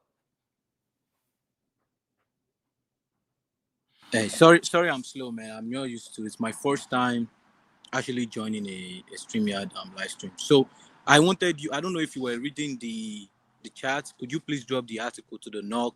The NOC culture? Yes, please. The DNA. Yep. Thank you. That's all I wanted to ask for now. I got you, brother. Hold on, let me get it for you right now because I'm gonna forget. Shout out to Fortune that put me on to it. I've been stressing it from him for years. And when he would send it to me every time, and I never would read it. And then one day I just got up and I said, yo, let me read this article, man. What are they talking about? They're talking about the damn people in West Africa, how they're the same people for the last 15,000 years or something like that. But they definitely have bodies that go back to the NOC period. And they had another sample that go back a couple of thousand years before. But yeah, it's a pretty good article. Hold on, is it this? No, that's not it. Tracing the backward expansion, dental non-metric affinities among West Africans. Hey, peace, brother. How you doing, brother? Deji, he's talking to you. Oh, peace, man. Brother, Digi, where are you from, Digi? I'm from Nigeria. You're a real Nigerian? No, I'm messing with you, Deji. All right, hold on. Here's the article right here. Let me put it in the chat for you. See, this is somebody that wants sources. Look at that. Go off you talk. I was going to ask, what's a fake Nigerian? All right. Let me know if that works. If that don't work, I'm gonna have to email it to you. All right. Drop it in this back chat, Garfield, so I can get it. Because if I click off to go to YouTube, it's dropping. Hold on. I just copied the link. Let me see if it works better this way.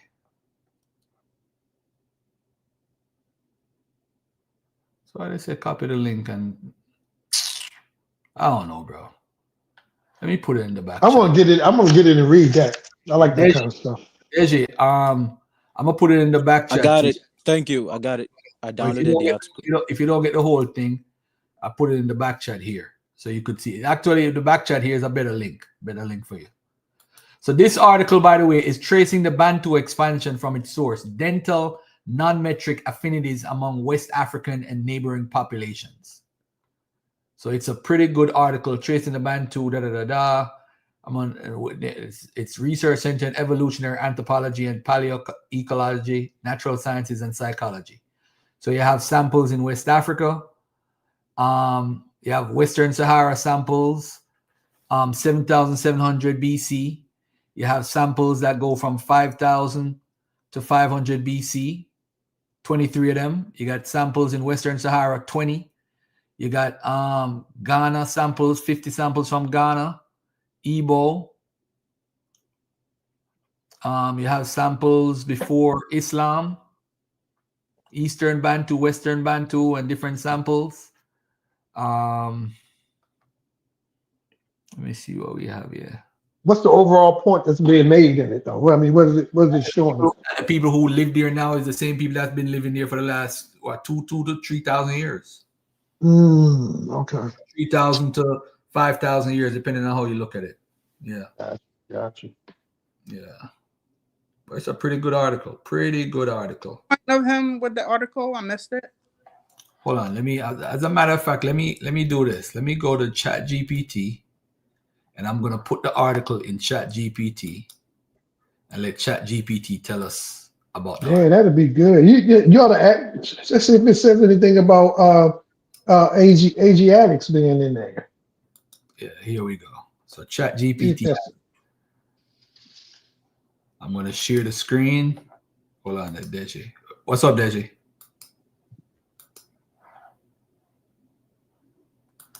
Yeah. I'm good, man. It says, good question. I took a look at the paper you linked, tracing the Bantu expansion. What the paper argues, what it supports for Bantu expansion hypothesis. The study uses dental non-metric traits, morphological features of teeth recorded under the standard Arizona State University dental anthropology system. The sample set comprises 14 skeletal examples of 526 individuals from across Western, West Central, and Central Africa, including one from a Saharan sample from what is now Niger, 7600 BC, and others from Iron Age and historical period populations in West Africa. Western Bantu. Results. The Saharan sample is phonetically close to West African samples, supporting the idea that pro-Bantu origins in the Sahara-Sahel region are plausible. There is morphological cline or gradient or dental complexity traits, frequencies from West Africa toward populations in other regions, consistent with the proposed migrations, i.e. populations move farther away. Hold on there. Let me this bigger here.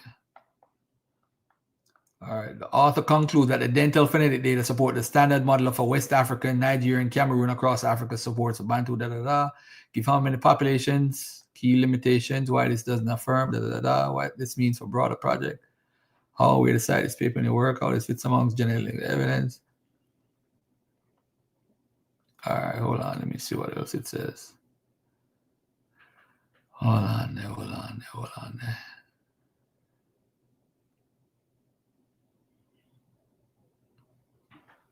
And Don't say nothing about East Africa in that? no, they didn't have any samples from East Africa. No, but I mean, does it say that they're phonetic similarity and gene is not equal to genealogical identity? Even if modern populations are phonetically similar to earlier population, that doesn't mean that they derive directly from them in an unbroken lineage. Over 46,000 years, there could have been many demographic events, especially in a large. No support for Levantine Israelite connection. See? I said that. That's what the article talks about. Dang. So that gets them. Look, that's gonna get that's gonna get the Black Egypt folks too. Well, I'm taking the L on that. Yep, the studies framework is strictly African, West to Central Africa. There's no evidence in Irish's data for a Near Eastern origin for any of the populations. As the author puts it, the findings support the origin expansion scenario as currently understood, i.e. West Central African origin expansion within Africa. Yep. It's a good article. So basically, all the people saying that stuff, that's just their belief system.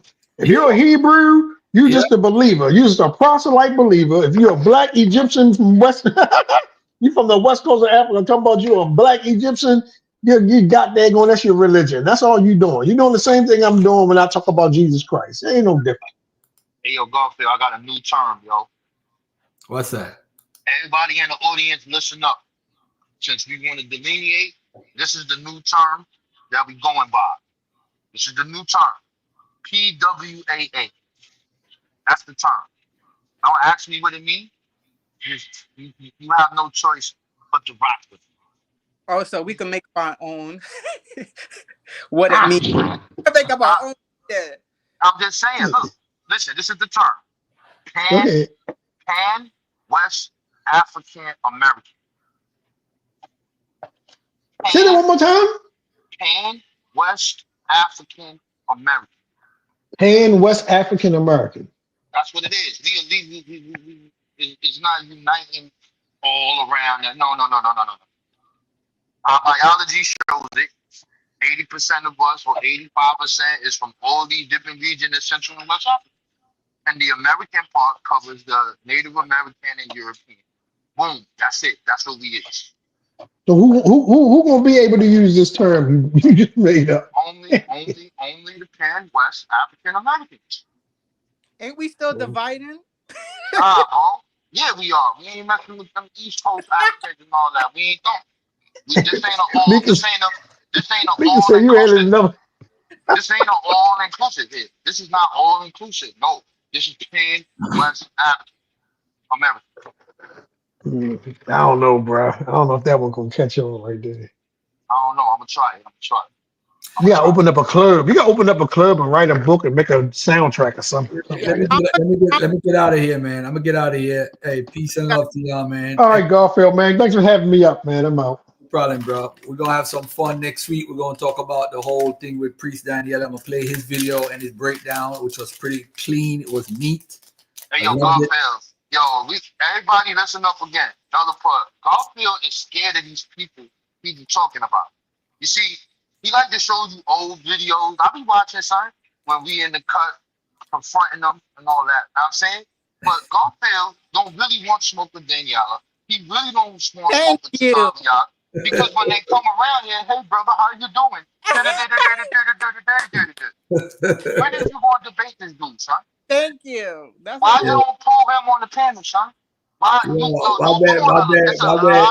Me and him had a nice conversation. Sometimes you gotta just be in a different direction. You know, you get older and you get more mature. But I mean, at the end of the day, it's gonna happen. And no, you can be mature about it. I'm just calling it out, bro. You smoking right now. You don't want no smoke with him. Hey, you know what? Whatever you say, bro. Whatever you say. I'm not even going to argue. You don't want no smoke with the Maccabees. Yeah. Yo, this thing is funny as fuck, yo. Oh, man. You must have forgot. Hold up. You know what? I got something for you. You must have forgot. I got something for you. He trying to get under my skin, but I got you. What you got? Oh, you must have forgot. Hold on. Let me play something for y'all real quick. All right, hold on. Let me mute my mic. Let's see what he got. Y'all must have forgot what my name is. Hold on. Here we go. I think this is it, right? Is this right here? All right, yeah, this is it right here. Let me share my screen.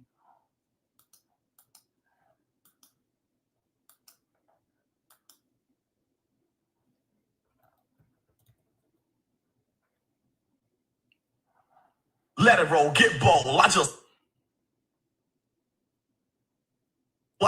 rock the disc in this group next. This is what we gonna do. Speak the truth. You need to understand this. Straight shot, no, I can't miss. Are you just talking? Never, I do this here often. One of the biggest mistakes you ever could make is disrespecting the greatness. You mean I've never heard this before? One more for the playlist, tell them what to do. This is what we gonna do. Speak the truth, speak the truth. You need to understand this. Straight shot, no, I can't miss. Are you just talking? Never, I do this here often. One of the biggest mistakes you ever could make is disrespecting the greatness. You mean I've never heard this before? One more for the playlist, tell them what to do. Cool, thanks, kudos, real talk, not for the pseudos. Trust the kid, real talk, I debunked the myth. Sit still, don't run from this. It's a wise man told me, watch for the fakes and the phones. You gotta be cautious, listen and open your conscience. People be talking that nonsense, chattering, that's when the daggers are stopped. Okay, this is what we gonna do. Speak the truth, speak the truth. You need to understand this. Straight shot, no, I can't miss. Are you just talking? Never, I do this here often. One of the biggest mistakes you ever could make is disrespecting the greatness. You mean I've never heard this before? One more for the playlist, tell them what to do.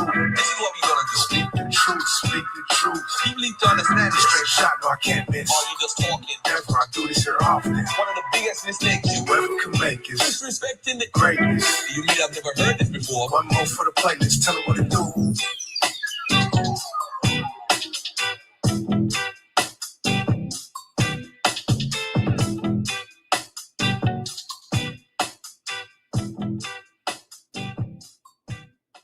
All right.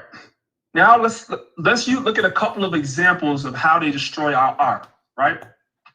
Both of the guys on the screen are supposed to be a guy by the name of Ethelbert, which is one of the great progenitors to the Anglo-Saxon kingdom.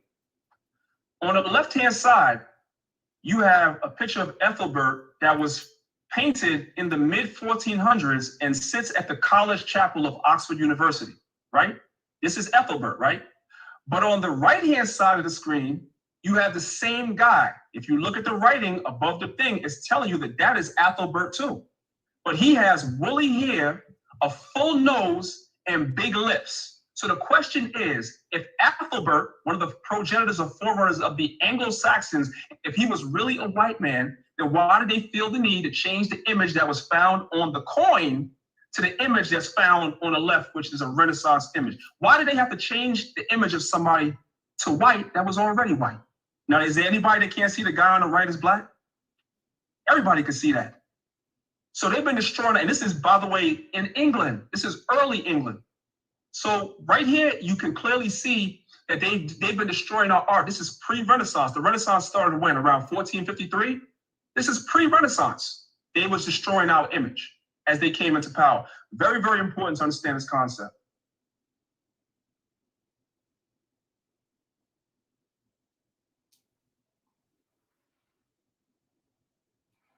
All right. Let's not forget who Garfield is. All right. Garfield, I have a question about this article though. All cap, but you just, my bad, brother. I just want y'all to know that was all cap. That one got nothing to do with 2025. You scared of the Maccabees. You don't want no smoke with Tazarayach. Stop Hebrew baiting in your titles and bring the smoke, bro. What's up, Deji? Change your argument, Deji. Get me out of this, Deji. Get me out of this. Yeah, I mean, maybe some other time I can ask you, because I would actually love to go back and read the entire article too, but I saw an excerpt here that is interesting in the article. It says the Yoruba and Igbo have puzzled some researchers regarding their ancestry. Actually, from the start, it says the three outliers in this latter group are seemingly FVR, and particularly Yoruba and Igbo. However, regarding FVR, its 1850s collection by Duchalu is poorly documented. The Yoruba and Igbo have puzzled some researchers regarding their ancestry. Oral traditions mention origins in the East, and many differences exist relative to other West Africans. Thus, it appears that back migration from now Bantu populations may have occurred. I don't know what that means though. Like, Have you read this part of the article? Do you know what that What this what do excerpt you what means? do you, what do you think that mean? Because when it goes further down, it says that the attitude of them being Israelite or coming from the ancient Near East is debunked by this article. So read. You know what you should do? Read the whole article, and as a matter of fact, we could talk about it next week. I'm on every Sunday. All right. Okay. Oh, okay. The whole article, I'm gonna do a whole segment on the article. All right. Who was that? Who was that? That's I think they migrated. Who was that? That was speaking. Who was that? Who's speaking? Yeah, who was that? Oh, that's a dude from off of Clubhouse, Deji. Hey, Deji, where you from, Deji? He's from Nigeria. So Deji, do you think the Yoruba descend from ancient Egypt? No, but I do think they might have had some affinities. They were probably aware of the place. They were probably, but I don't think they quote unquote descend for them. But they might have been aware of. So what affinities are you talking about? And what oral tradition, original oral tradition, like, Alo Damari coming out the sky, not that later stuff that was Muhammad Bello and all the rest of it. What affinities do they share in ancient Egypt? I didn't say they share any affinity. I said there might have been. Some affinity because I'm saying, where are you getting the might from? What is the might? What is making there are some scholars. There are some scholars that have written books on the Yoruba language. You understand? Because there are some words, right, within. If you read the works of some Yoruba scholars, there are some words in the Yoruba language that still puzzled them to today. The words are very ancient, and then when they do like linguistic connections and try to look at words from ancient Egypt, this is what the scholars are saying, not me. So I'm not a linguist. I'm just saying that they might have been. I'm not saying there is. So and then when you do you think that some of those ancient Egyptian words could not have came through Islam and their dealings with the Arabs?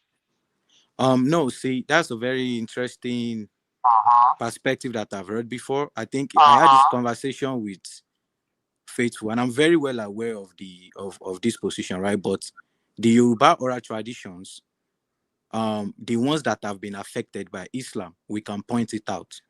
I can show you how some of it have been affected by Islam, and I can tell you the person that wrote the first book about the Yoruba history, Samuel Johnson, in the 1820s. Yeah. I'm cool with that. But what we talking about is when you talking about language, we're not talking about the oral tradition or none of that. Those people that they're interacting with by doing trade and accepting Islam, doing all that other stuff, are you saying that these loan words could not have entered that language? Because whenever you look at anyone that does a comparison on that language, it's not just because you find a couple of words. You have to find multiple things across the spectrum to say, yeah, this could be not because you find the word there. Because you find the word like, what's that word? I can't remember the time. I have to open my book. But anyway, because you find the word there, that doesn't mean that there is an affinity with ancient Egypt. You understand that? So I understand that. But what I was trying to say, right, my brother, is that there are words in Yoruba language that I can tell you this came from Islam. Like, I'm aware of that. But then Yoruba predates Islam in West Africa. There are some parts of the oral traditions that we can peel back and say that no, this is older than the arrival of Islam. You understand? So that's what I'm telling you. Like, for an example, the supreme being Eledumare has nothing to do with Islam, because the oldest Yoruba artifact, for an example, is at least 1,000 years old in West Africa, and that predates Islam in Nigeria. So, and the oral traditions of the supreme being Eledumare predates Islam. But you are correct. I'm not saying you are wrong, because Samuel Johnson, in his work, The History of the Yorubas, that he wrote in 1820, I believe, said the Yorubas came from Mecca, but that has been debunked. That's like the effect of Islam on the Yoruba oral traditions. It's not. I believe that. It came. I believe that story. I believe it came from Mecca, man. No, I don't see. That's not. I don't. That's not my position. It's why I'm trying to make Brother Rabon know that I'm aware that there is Islam influence on Yoruba traditions, but I'm also aware that there are some of the traditions that have no effect on Islam. That Islam has no effect on is what I'm trying to tell him. And when we also look at these traditions, they are describing some sort of migration pattern, is all I'm saying. And I'm not saying it's from Egypt. I'm not saying it's from Israel. You know, that's not what I'm saying. That's what you ultimately want to prove, though. But man, No, that's ultimately what you want to prove, right? That you're from Israel, right? no, I think that I just allow the information to take me, to lead me where it leads me. So where does the information lead you right now? Where does it lead you to? So honestly, the general consensus right now, I disagree with it, but the general consensus right now is that these different groups in Nigeria, right? There was a Niger Congo conference in that Niger River towards the north in Nupe area, where then they spread out to what became what they are today. That's what they are saying. But what I does believe that. What does the DNA say? What does the DNA say? See, that's the article you gave me that I said I'll go back and go and read, because There's another article too. There's an article that talks about the Yoruba having, I think, 1 to 2% of ancient Near East DNA. Right? Isn't there an article from 2011? No, I'm not familiar with that. Actually, that's interesting. I'm not familiar with that. Okay. The artist seminar. But what I do feel is that everybody wants to be attached to somehow. Yo, I had hey Robon, I had a debate with AI about Olo Equidor. They beat me up on that, bro. They beat me up on Equidor. Me and AI had a debate, bro. They beat me up on Equidor. I'm like, what are y'all talking about? Yo, they beat me up, yo. They beat me up. But I would love to go over the Yoruba DNA and see what we could find. And what I've heard though, Brother Garfield, is that the Yorubas have a ghost DNA. And this is widely like known, that they have this unique ancient DNA. Because I don't know anything about DNA, but that I know. Oh, okay. All right. So next week when you come back, we get into the article and we talk about it. Get all your information together and we talk about it. Organize. Yeah, because I'm going to talk about Cornelius being an Israelite next week. So that would be good to talk about the Yoruba also. You know, because Yoruba is a beautiful topic, man. It's a beautiful topic. Cornelius ain't no daggone Israelite. What the heck? What are you talking about? You don't believe Cornelius is an Israelite, bro? Yeah, man, I got to spin off, man. No, I would have jumped back in there, man. But all right, man. I wanted to get to the nitty gritty, man.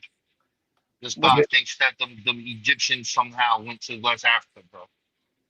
Okay, but on Robon, do you agree that people travel and migrate to different areas? Everybody travels and migrates. Okay, so why is it? Hold on. Let's add a question. No, let's add an exclamation point and a question sign here. Because when we say people travel, I hear you see, you're sounding like a sorry mo tip every day. You got to cut it out. No, Listen, for Garfield, you have a group out of the ground where they. Do you think those? Garfield, listen. Hold on, Mika. No, listen. Hold on, Mika. No, listen. You always cutting people off. 1 second, sis. 1 second. This is what I'm saying. Y'all realize that the Muslims control major parts of the trans-Saharan trade route, right? So who is traveling? If they control the Sahel region and control the Sahara Desert region, who is traveling without them giving them permission? Oh Lord, you need permission to go. Yes. When the Muslims, they didn't allow. Hold on. This is why we know there was a lot of Jews there was no Jewish community in West That's Africa. why people sneak and go. Was the slave have permission to run away? Well, Did the slave have permission to run away? Hold on, sneaking to go weirdo. Where are you sneaking to? Did the slave have permission to run away? That's the same thing. Like what you mean? Sis, we're in 2025. We have a car. But it don't matter. They're traveling by camels with permission on trade routes, courtesy of the Muslims. You see, everybody take this as a joke. Who is traveling through the Sahara Desert? Who is doing that? Nobody. So when not unless you want to die. Yeah, because we talk as if we have the cars and we could go without what do you call that big car that could go through the deserts? I forgot.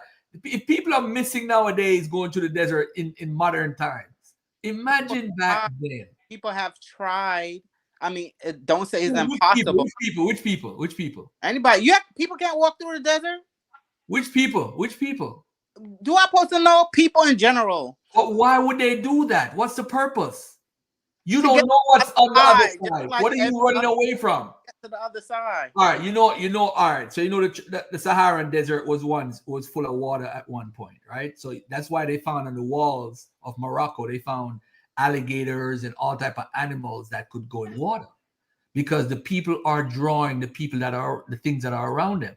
Those people had to leave on those animals because it dried out. So the Sahara Desert was known for people not to really travel near that region because it wasn't safe. They had people that lived there that was used to it, that could get water from the area and so forth. But they were like gangs living in a gang area. You don't go to certain areas in LA because there's so-called gang activity in those areas. You forget the desert is big. It's not no little. All right. Yeah, every Do you know how long the desert is?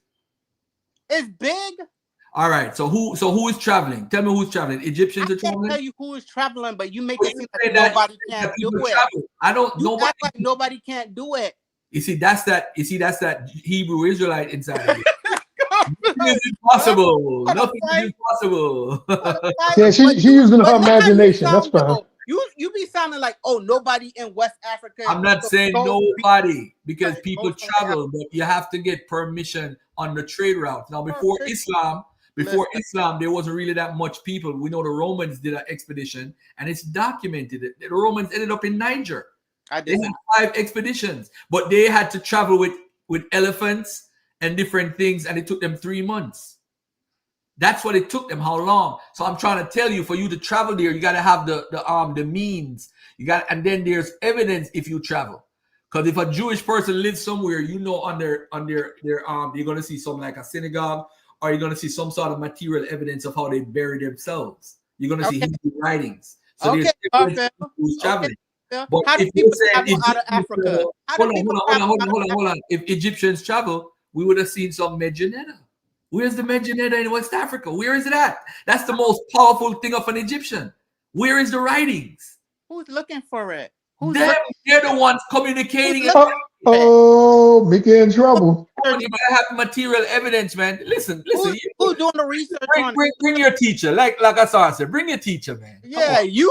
Bring your teacher, man. Ain't nobody going. Ain't nobody like that going through. Arthur, now you have to think about who's doing the research, who's doing the history, I don't care about the research. I'm not. Ain't nobody trying to look for those stuff in Africa to do X, Y, Z. Why not? That's what they're looking. That's what they're looking for. Who's doing research? That's what they're looking for. Anybody. Our scholars have been to West Africa. They're all over West Africa, in Nigeria. All our scholars, Professor James Smalls, Dr. Ben Jabari, all of them been to Nigeria. They don't see it. They do not see that. There's no Egyptian writing. I don't care who it is. I'm not going to fall into who is doing the research. It doesn't matter who is doing it. It doesn't matter who you see doing it. The fact of the matter is, people have to put their heads on properly and start thinking, like, if Egyptians are there, what do we hope to find? What are we looking for? And that's the problem, because when you start thinking about it, you're gonna have to start looking for evidence. Where is the evidence? But to be fair though, Garfield, honestly, I wish I could pull out some pictures right now. There are some things that have been, and I'm just saying this, I'm not saying this is my position. I don't think, because I think I can make these points without saying these are Egyptians, because Egypt's influence was immense. It was immense. So I wouldn't be surprised if some communities copied some of the things that the Egyptians did, just like a lot of people who are not even anywhere close to America today copy a lot of the things that Americans do.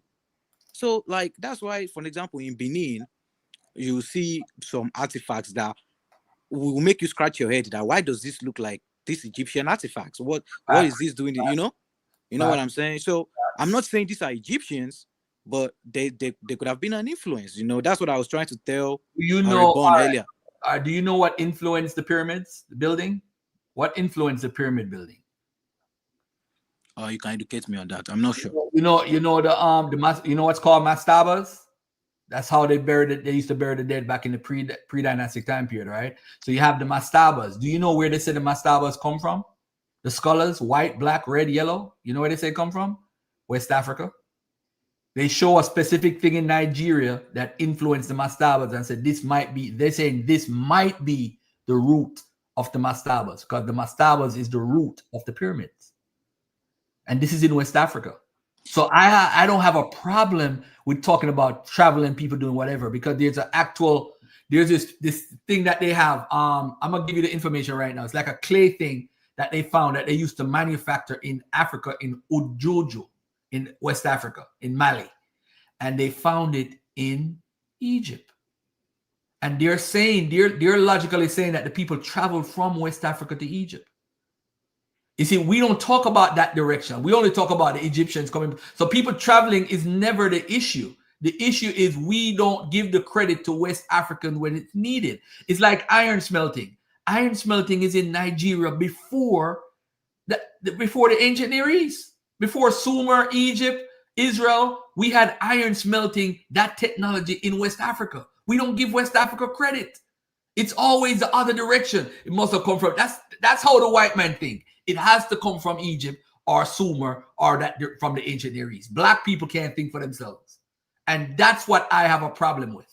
I am proud of my African heritage, and they did a lot. So iron smelting started there. Even agriculture.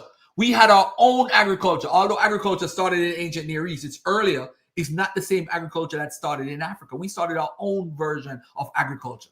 We got to give our West Africans credit. Everything. Speak your speech, Garfield. It didn't Speak come from your speech. Mummification with the Egyptians. We find mummification in Chile, right? 9,000 years ago. Does that mean that they went to Egypt and gave it to them? No, they had their own technology. The Moroccan people had mummification before Egypt, and they traveled to that region. They have the ability to travel towards where water is and spread that information to Nubia and then to Egypt. Grave goods, when the Egyptians mummified the bodies and add grave goods like a chain, a heart, or something, that was in Morocco 1,000 years before Egypt, and Morocco is right there beside Egypt. So why we don't give Morocco credit? No, because it's not sexy enough. You see, y'all don't want this debate with Garfield. Bring your Asari Motep, man. Bring anybody you want. It's not a good day. It's not a good day. We got to stop. You see, I don't have a problem with Egypt. But when we act like Egypt is the end all be all, that's the problem. When we act like the ancient Near East is the end all be all, that's the problem. Sickle cell trait. How it ended up in pre-dynastic Egypt. How it ended up there. How did it end up there? Somebody tell me. Somebody traveled. How we find watermelon seeds from West Africa. How we find it in King Tut's tomb. How we found it. How did it get there? How did it get there? Somebody must have brought it there. Somebody must have. Yeah, it's logical. Okay, but Garfield, when people claim like Egypt or whatever, it's in Africa. So why they can't claim it's part of Africa? Yeah, no. I agree with that point, but remember, back in the days, it wasn't Africa to us as one. These were the different cultures because the Europeans said so? No, because it's facts. Because the name Africa for the continent was not done by Africans. It was done by Europeans. We didn't call the whole continent Africa. Europeans did that. We didn't do that, sis. So we can't even use that. I'm just saying that I don't know how we recognize it. And I think the Greek world is what influenced that, because the Greek world used to call Africa, Asia, and Europe.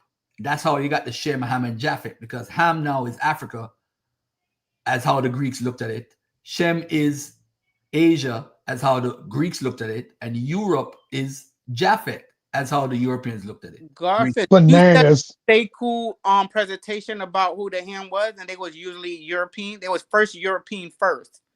The Hamites were Europeans first. Yeah. That don't make no sense whatsoever. Yeah, you saw no. Hold on. Go look it up. Let's stop for a minute.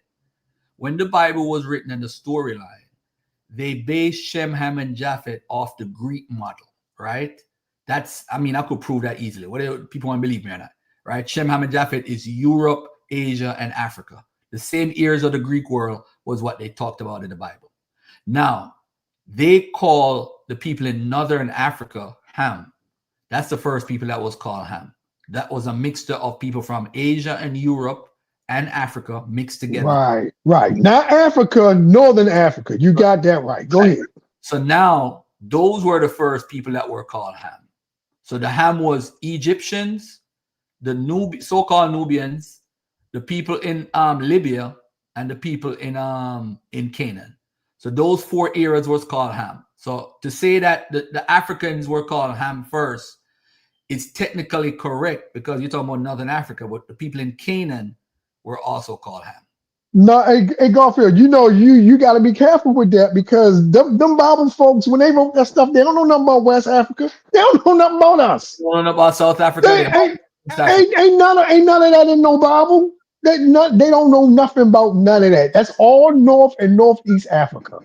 So you can't just say Africa. You can't just say Africa. Akani, are you on Facebook? Hello? Yeah, are you on Facebook? No, you know. Why are you not on Facebook? No, not on Facebook. Well, not really, not consistently. I was just talking about around, you the other day. around. I said my brother. Around, man. I said my brother is mad with me because he doesn't want me to talk about the Akan not being Israelites. And then I was talking about you the other day too. But what's up? What's on your mind today, man? Are we I talking told about West Boss Africa? about you too, because he been messaging Yo, me. you've been messaging everybody about. I don't know why. Why am I so important, brother?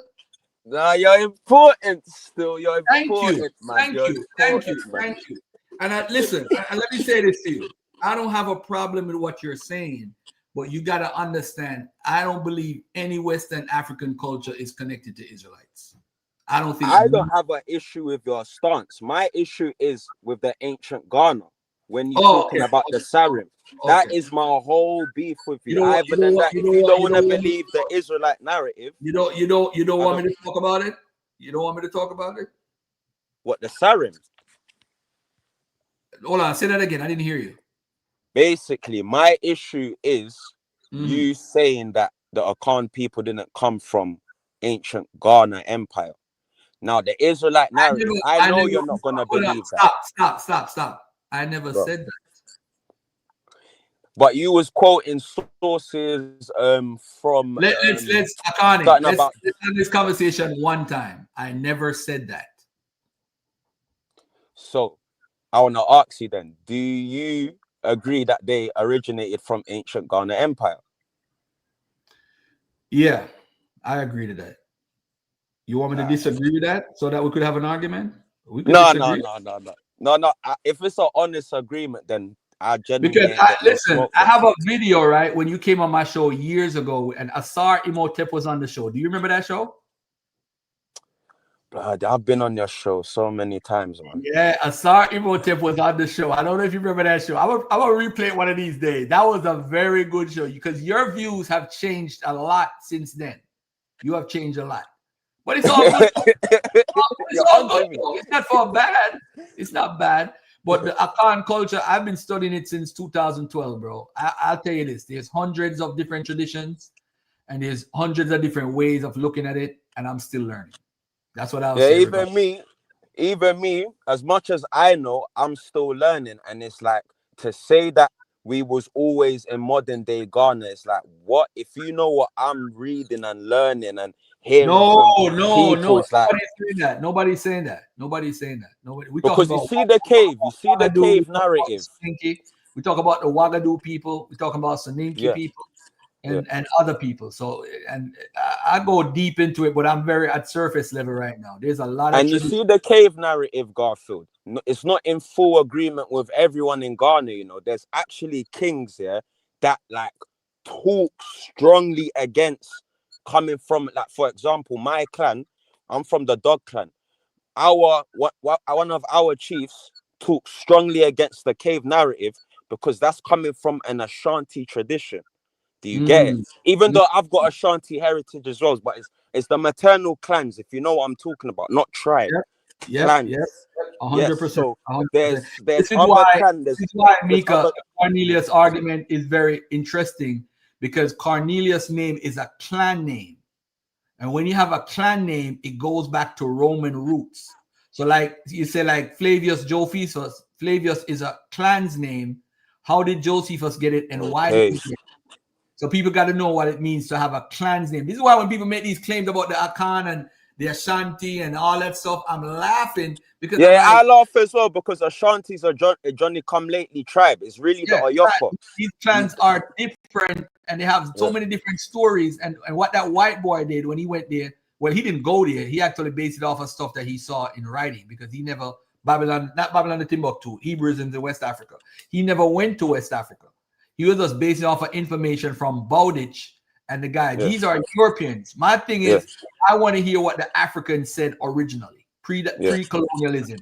I want to get L sources. Have you heard of Reverend J.B. Anderman? He's a Fanti Reverend. Have you heard about him? He's like 1800s.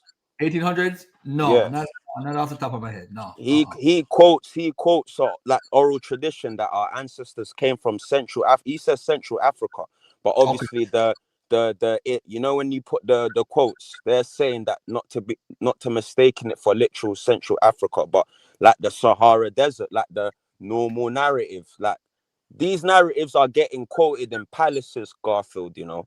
So I have to emphasize, it's not like it's just in a little conscious community or a little group, or no, this is getting told in palaces. Like, you know, when the linguist is praising the king and he's telling the king where he came from and his ancestry and all of these things, they're saying these things, you know what I'm saying, coming from Wagadu and the desert, and you know what I'm saying. So obviously within my tradition, we don't say we came from Israel. That's a later on addition, which I can agree to. But if you're talking from the linguist's mouth, he don't say that. But he does say we came from the east, but he don't give a specific name. But we've got names as well. Like, for example, Menfi.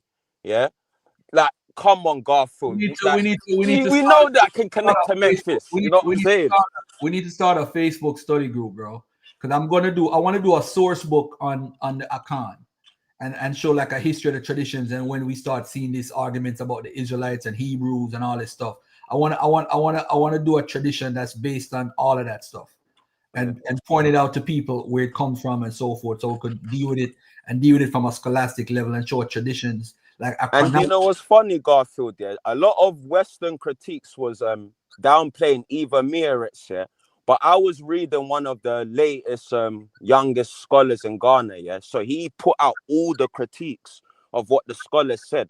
But within the critiques, they're glorifying some of her things and they're saying, nah, this is right, but this is wrong. So as much as people's chatting shit about her, they use her works at the end of the day. And she actually put in that work, like compared to Sutherland, like compared to other people, she actually put in the work. Like the names she linked, the people. There's different accounts. I've pretty much got all her books except one source. Can I ask a Connie a question? Hold on a second. I got you and I got Brother Deji, right? Brother Deji is Yoruba. So he thinks Yoruba is connected to Israel some way, somehow. So it's the same thing in a sense, although it's a different culture. But we need to do a study group on my other channel, my Dagger Squad channel, and we could just build on it. Just tell me which days y'all want to do it, and we just start a study channel. Chris, if you want to come through, you come through too. We're gonna build. We're gonna build on their con because I got. What you saying? Our beef's dead now. It's dead. Yeah, our beef dead, man. We dead, man. I ain't got time. Like that. I ain't got time for it. Good. I'm glad it's over because Lord. Hey, Godfrey, I got a question for Connie, man. Yeah.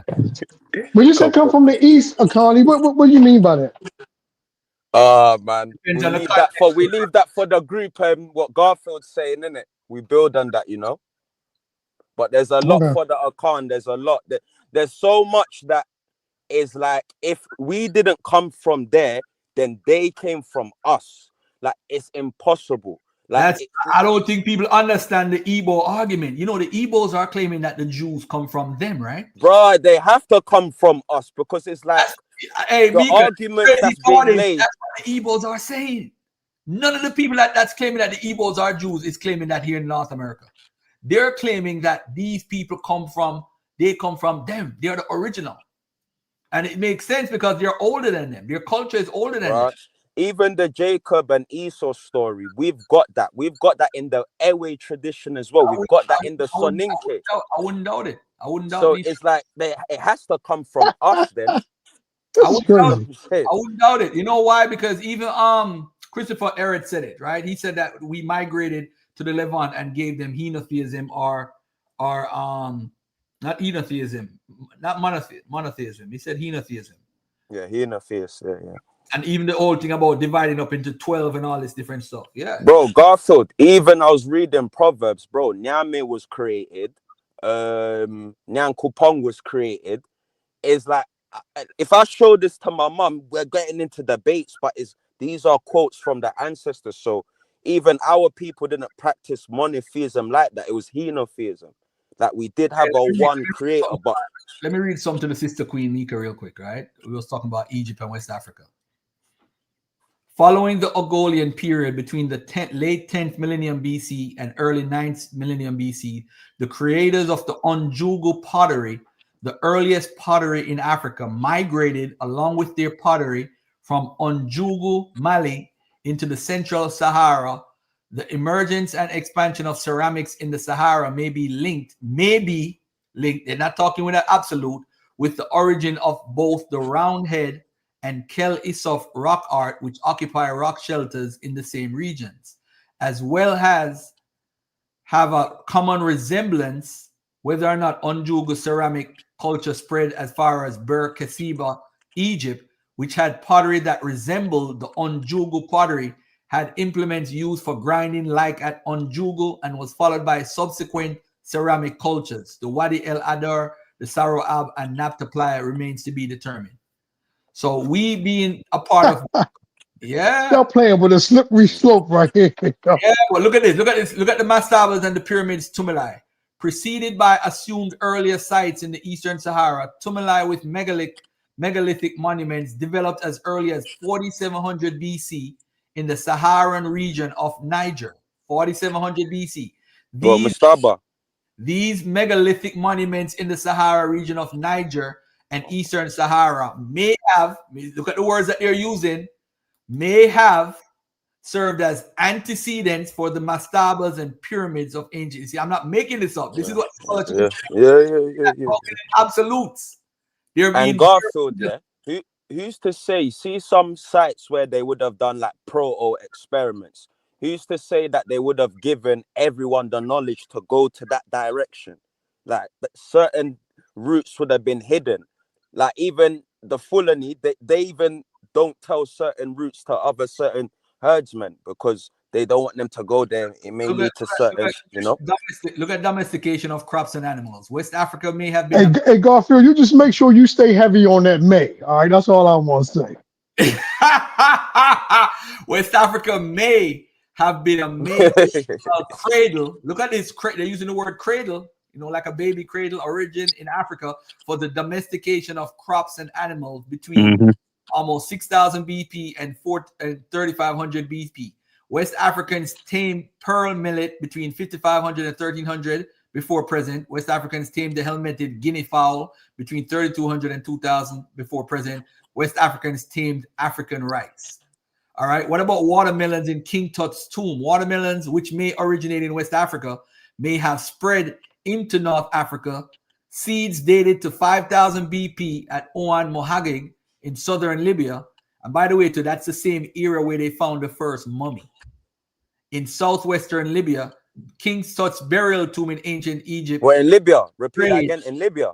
Yeah, via trade between West Africans and North Africans, or may have spread into North Africa naturally and the Green Sahara. Iron smelting way before Egypt. In the Ear Mountains region of Niger, copper was independently smelted between 3000 BC and 2500 BC. The quality of the smelting process being used was not well developed, thereby indicating that it was not introduced into the Ear Mountains from an external region such as the Nile Valley. By 1500 BC, the quality of the smelting process became more developed. Yeah, this is way before, because they have the Iron Age start around 1200 BC in the ancient Near East. This is way before that.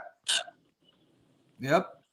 Yo, it could have been sophisticated as well. Like it could have been, don't think of it like some caveman thing. It could have been well established for all we know in the Green Sahara period. Well, it depends because we don't really know a lot. We do know that there is I think it's called the Roundhead culture, the Roundhead period, where a lot of the practices that they were doing, when they found archaeologically, it pairs up with people south of the Sahara. So they believe that a part of people south of the Sahara actually descend from these people in the so-called Green Sahara. So, I mean, I find that kind of interesting. But my thing is that it's interesting because Egypt is not a cradle of agriculture as West Africa is. Well, they say the whole Sahel region. It's not. But Definitely not. right, because they get it from the Near East. Now everybody's obsessed with Egypt doing everything first, and our issue is that, and I think it's because of the history, how historically we've been told that Black people don't have a history until they came to America or after slavery or something like that. So I think there's an obsession with being first or being like the ones that teach it to Europeans, and even Europe is not even the cradle of agriculture. They get it Yeah, from you their you kicking it right now, bro. You kicking it. Go ahead. Go. Hey, like. bro, do you know what's crazy? Yeah, I was Let me read looking this at real some. quick. Let me read this real quick. Chimpanzee migrates to Levant area. The savanna and forests of West Africa and savanna and forests of Central Africa are the areas that chimpanzees originate and dwell. As such, though rather speculative, by 2nd millennium BCE, chimpanzees and their artistic depictions, chimpanzee statuettes developed between 2300 BC and 1500 BCE, may have been exchanged in a long distance trade network from West Africa or Central Africa through East Africa and Arabia into the Near East. Another possibility is that the Anna the Navigator, that maritime trade from the Gulf of Guinea to the eastern region of the Mediterranean along the incense route into the Near East. Additionally, it may have been traded from West Africa via pathways through North Africa and Rome in the 2nd century CE into the Near East. So that's now when we have the argument, right, about West Africa and Egypt, this is what we need to talk about. Do we see technological heritage of Egypt? Do we see iron tools from Egypt? Do we see an irrigation system, a written culture from Egypt? Do we see corn, barley, emerald wheat, flax, palm trees, dates, papyrus? The papyrus would be, if you found papyrus in West Africa, then you could be like, yo, them niggas is definitely coming over there. Do you see horse and chariots? Do you see temples like the ones in Egypt? Do you see libraries like the ones in Egypt? Do you see no scribes of sacred books, no science like in Egypt? Do you see an Egyptian script? Do you see the mathematics, the geometry, the practical engineering, the iron, the wheel? Do we see that?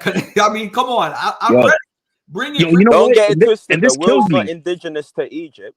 Bring all of it. Bring all of it, bro. But here's the thing: what kills me, because certain people will argue that the British and the Germans and all these other people are not like Romans, but you see Rome physically in Britain. You see Rome physically in Germany.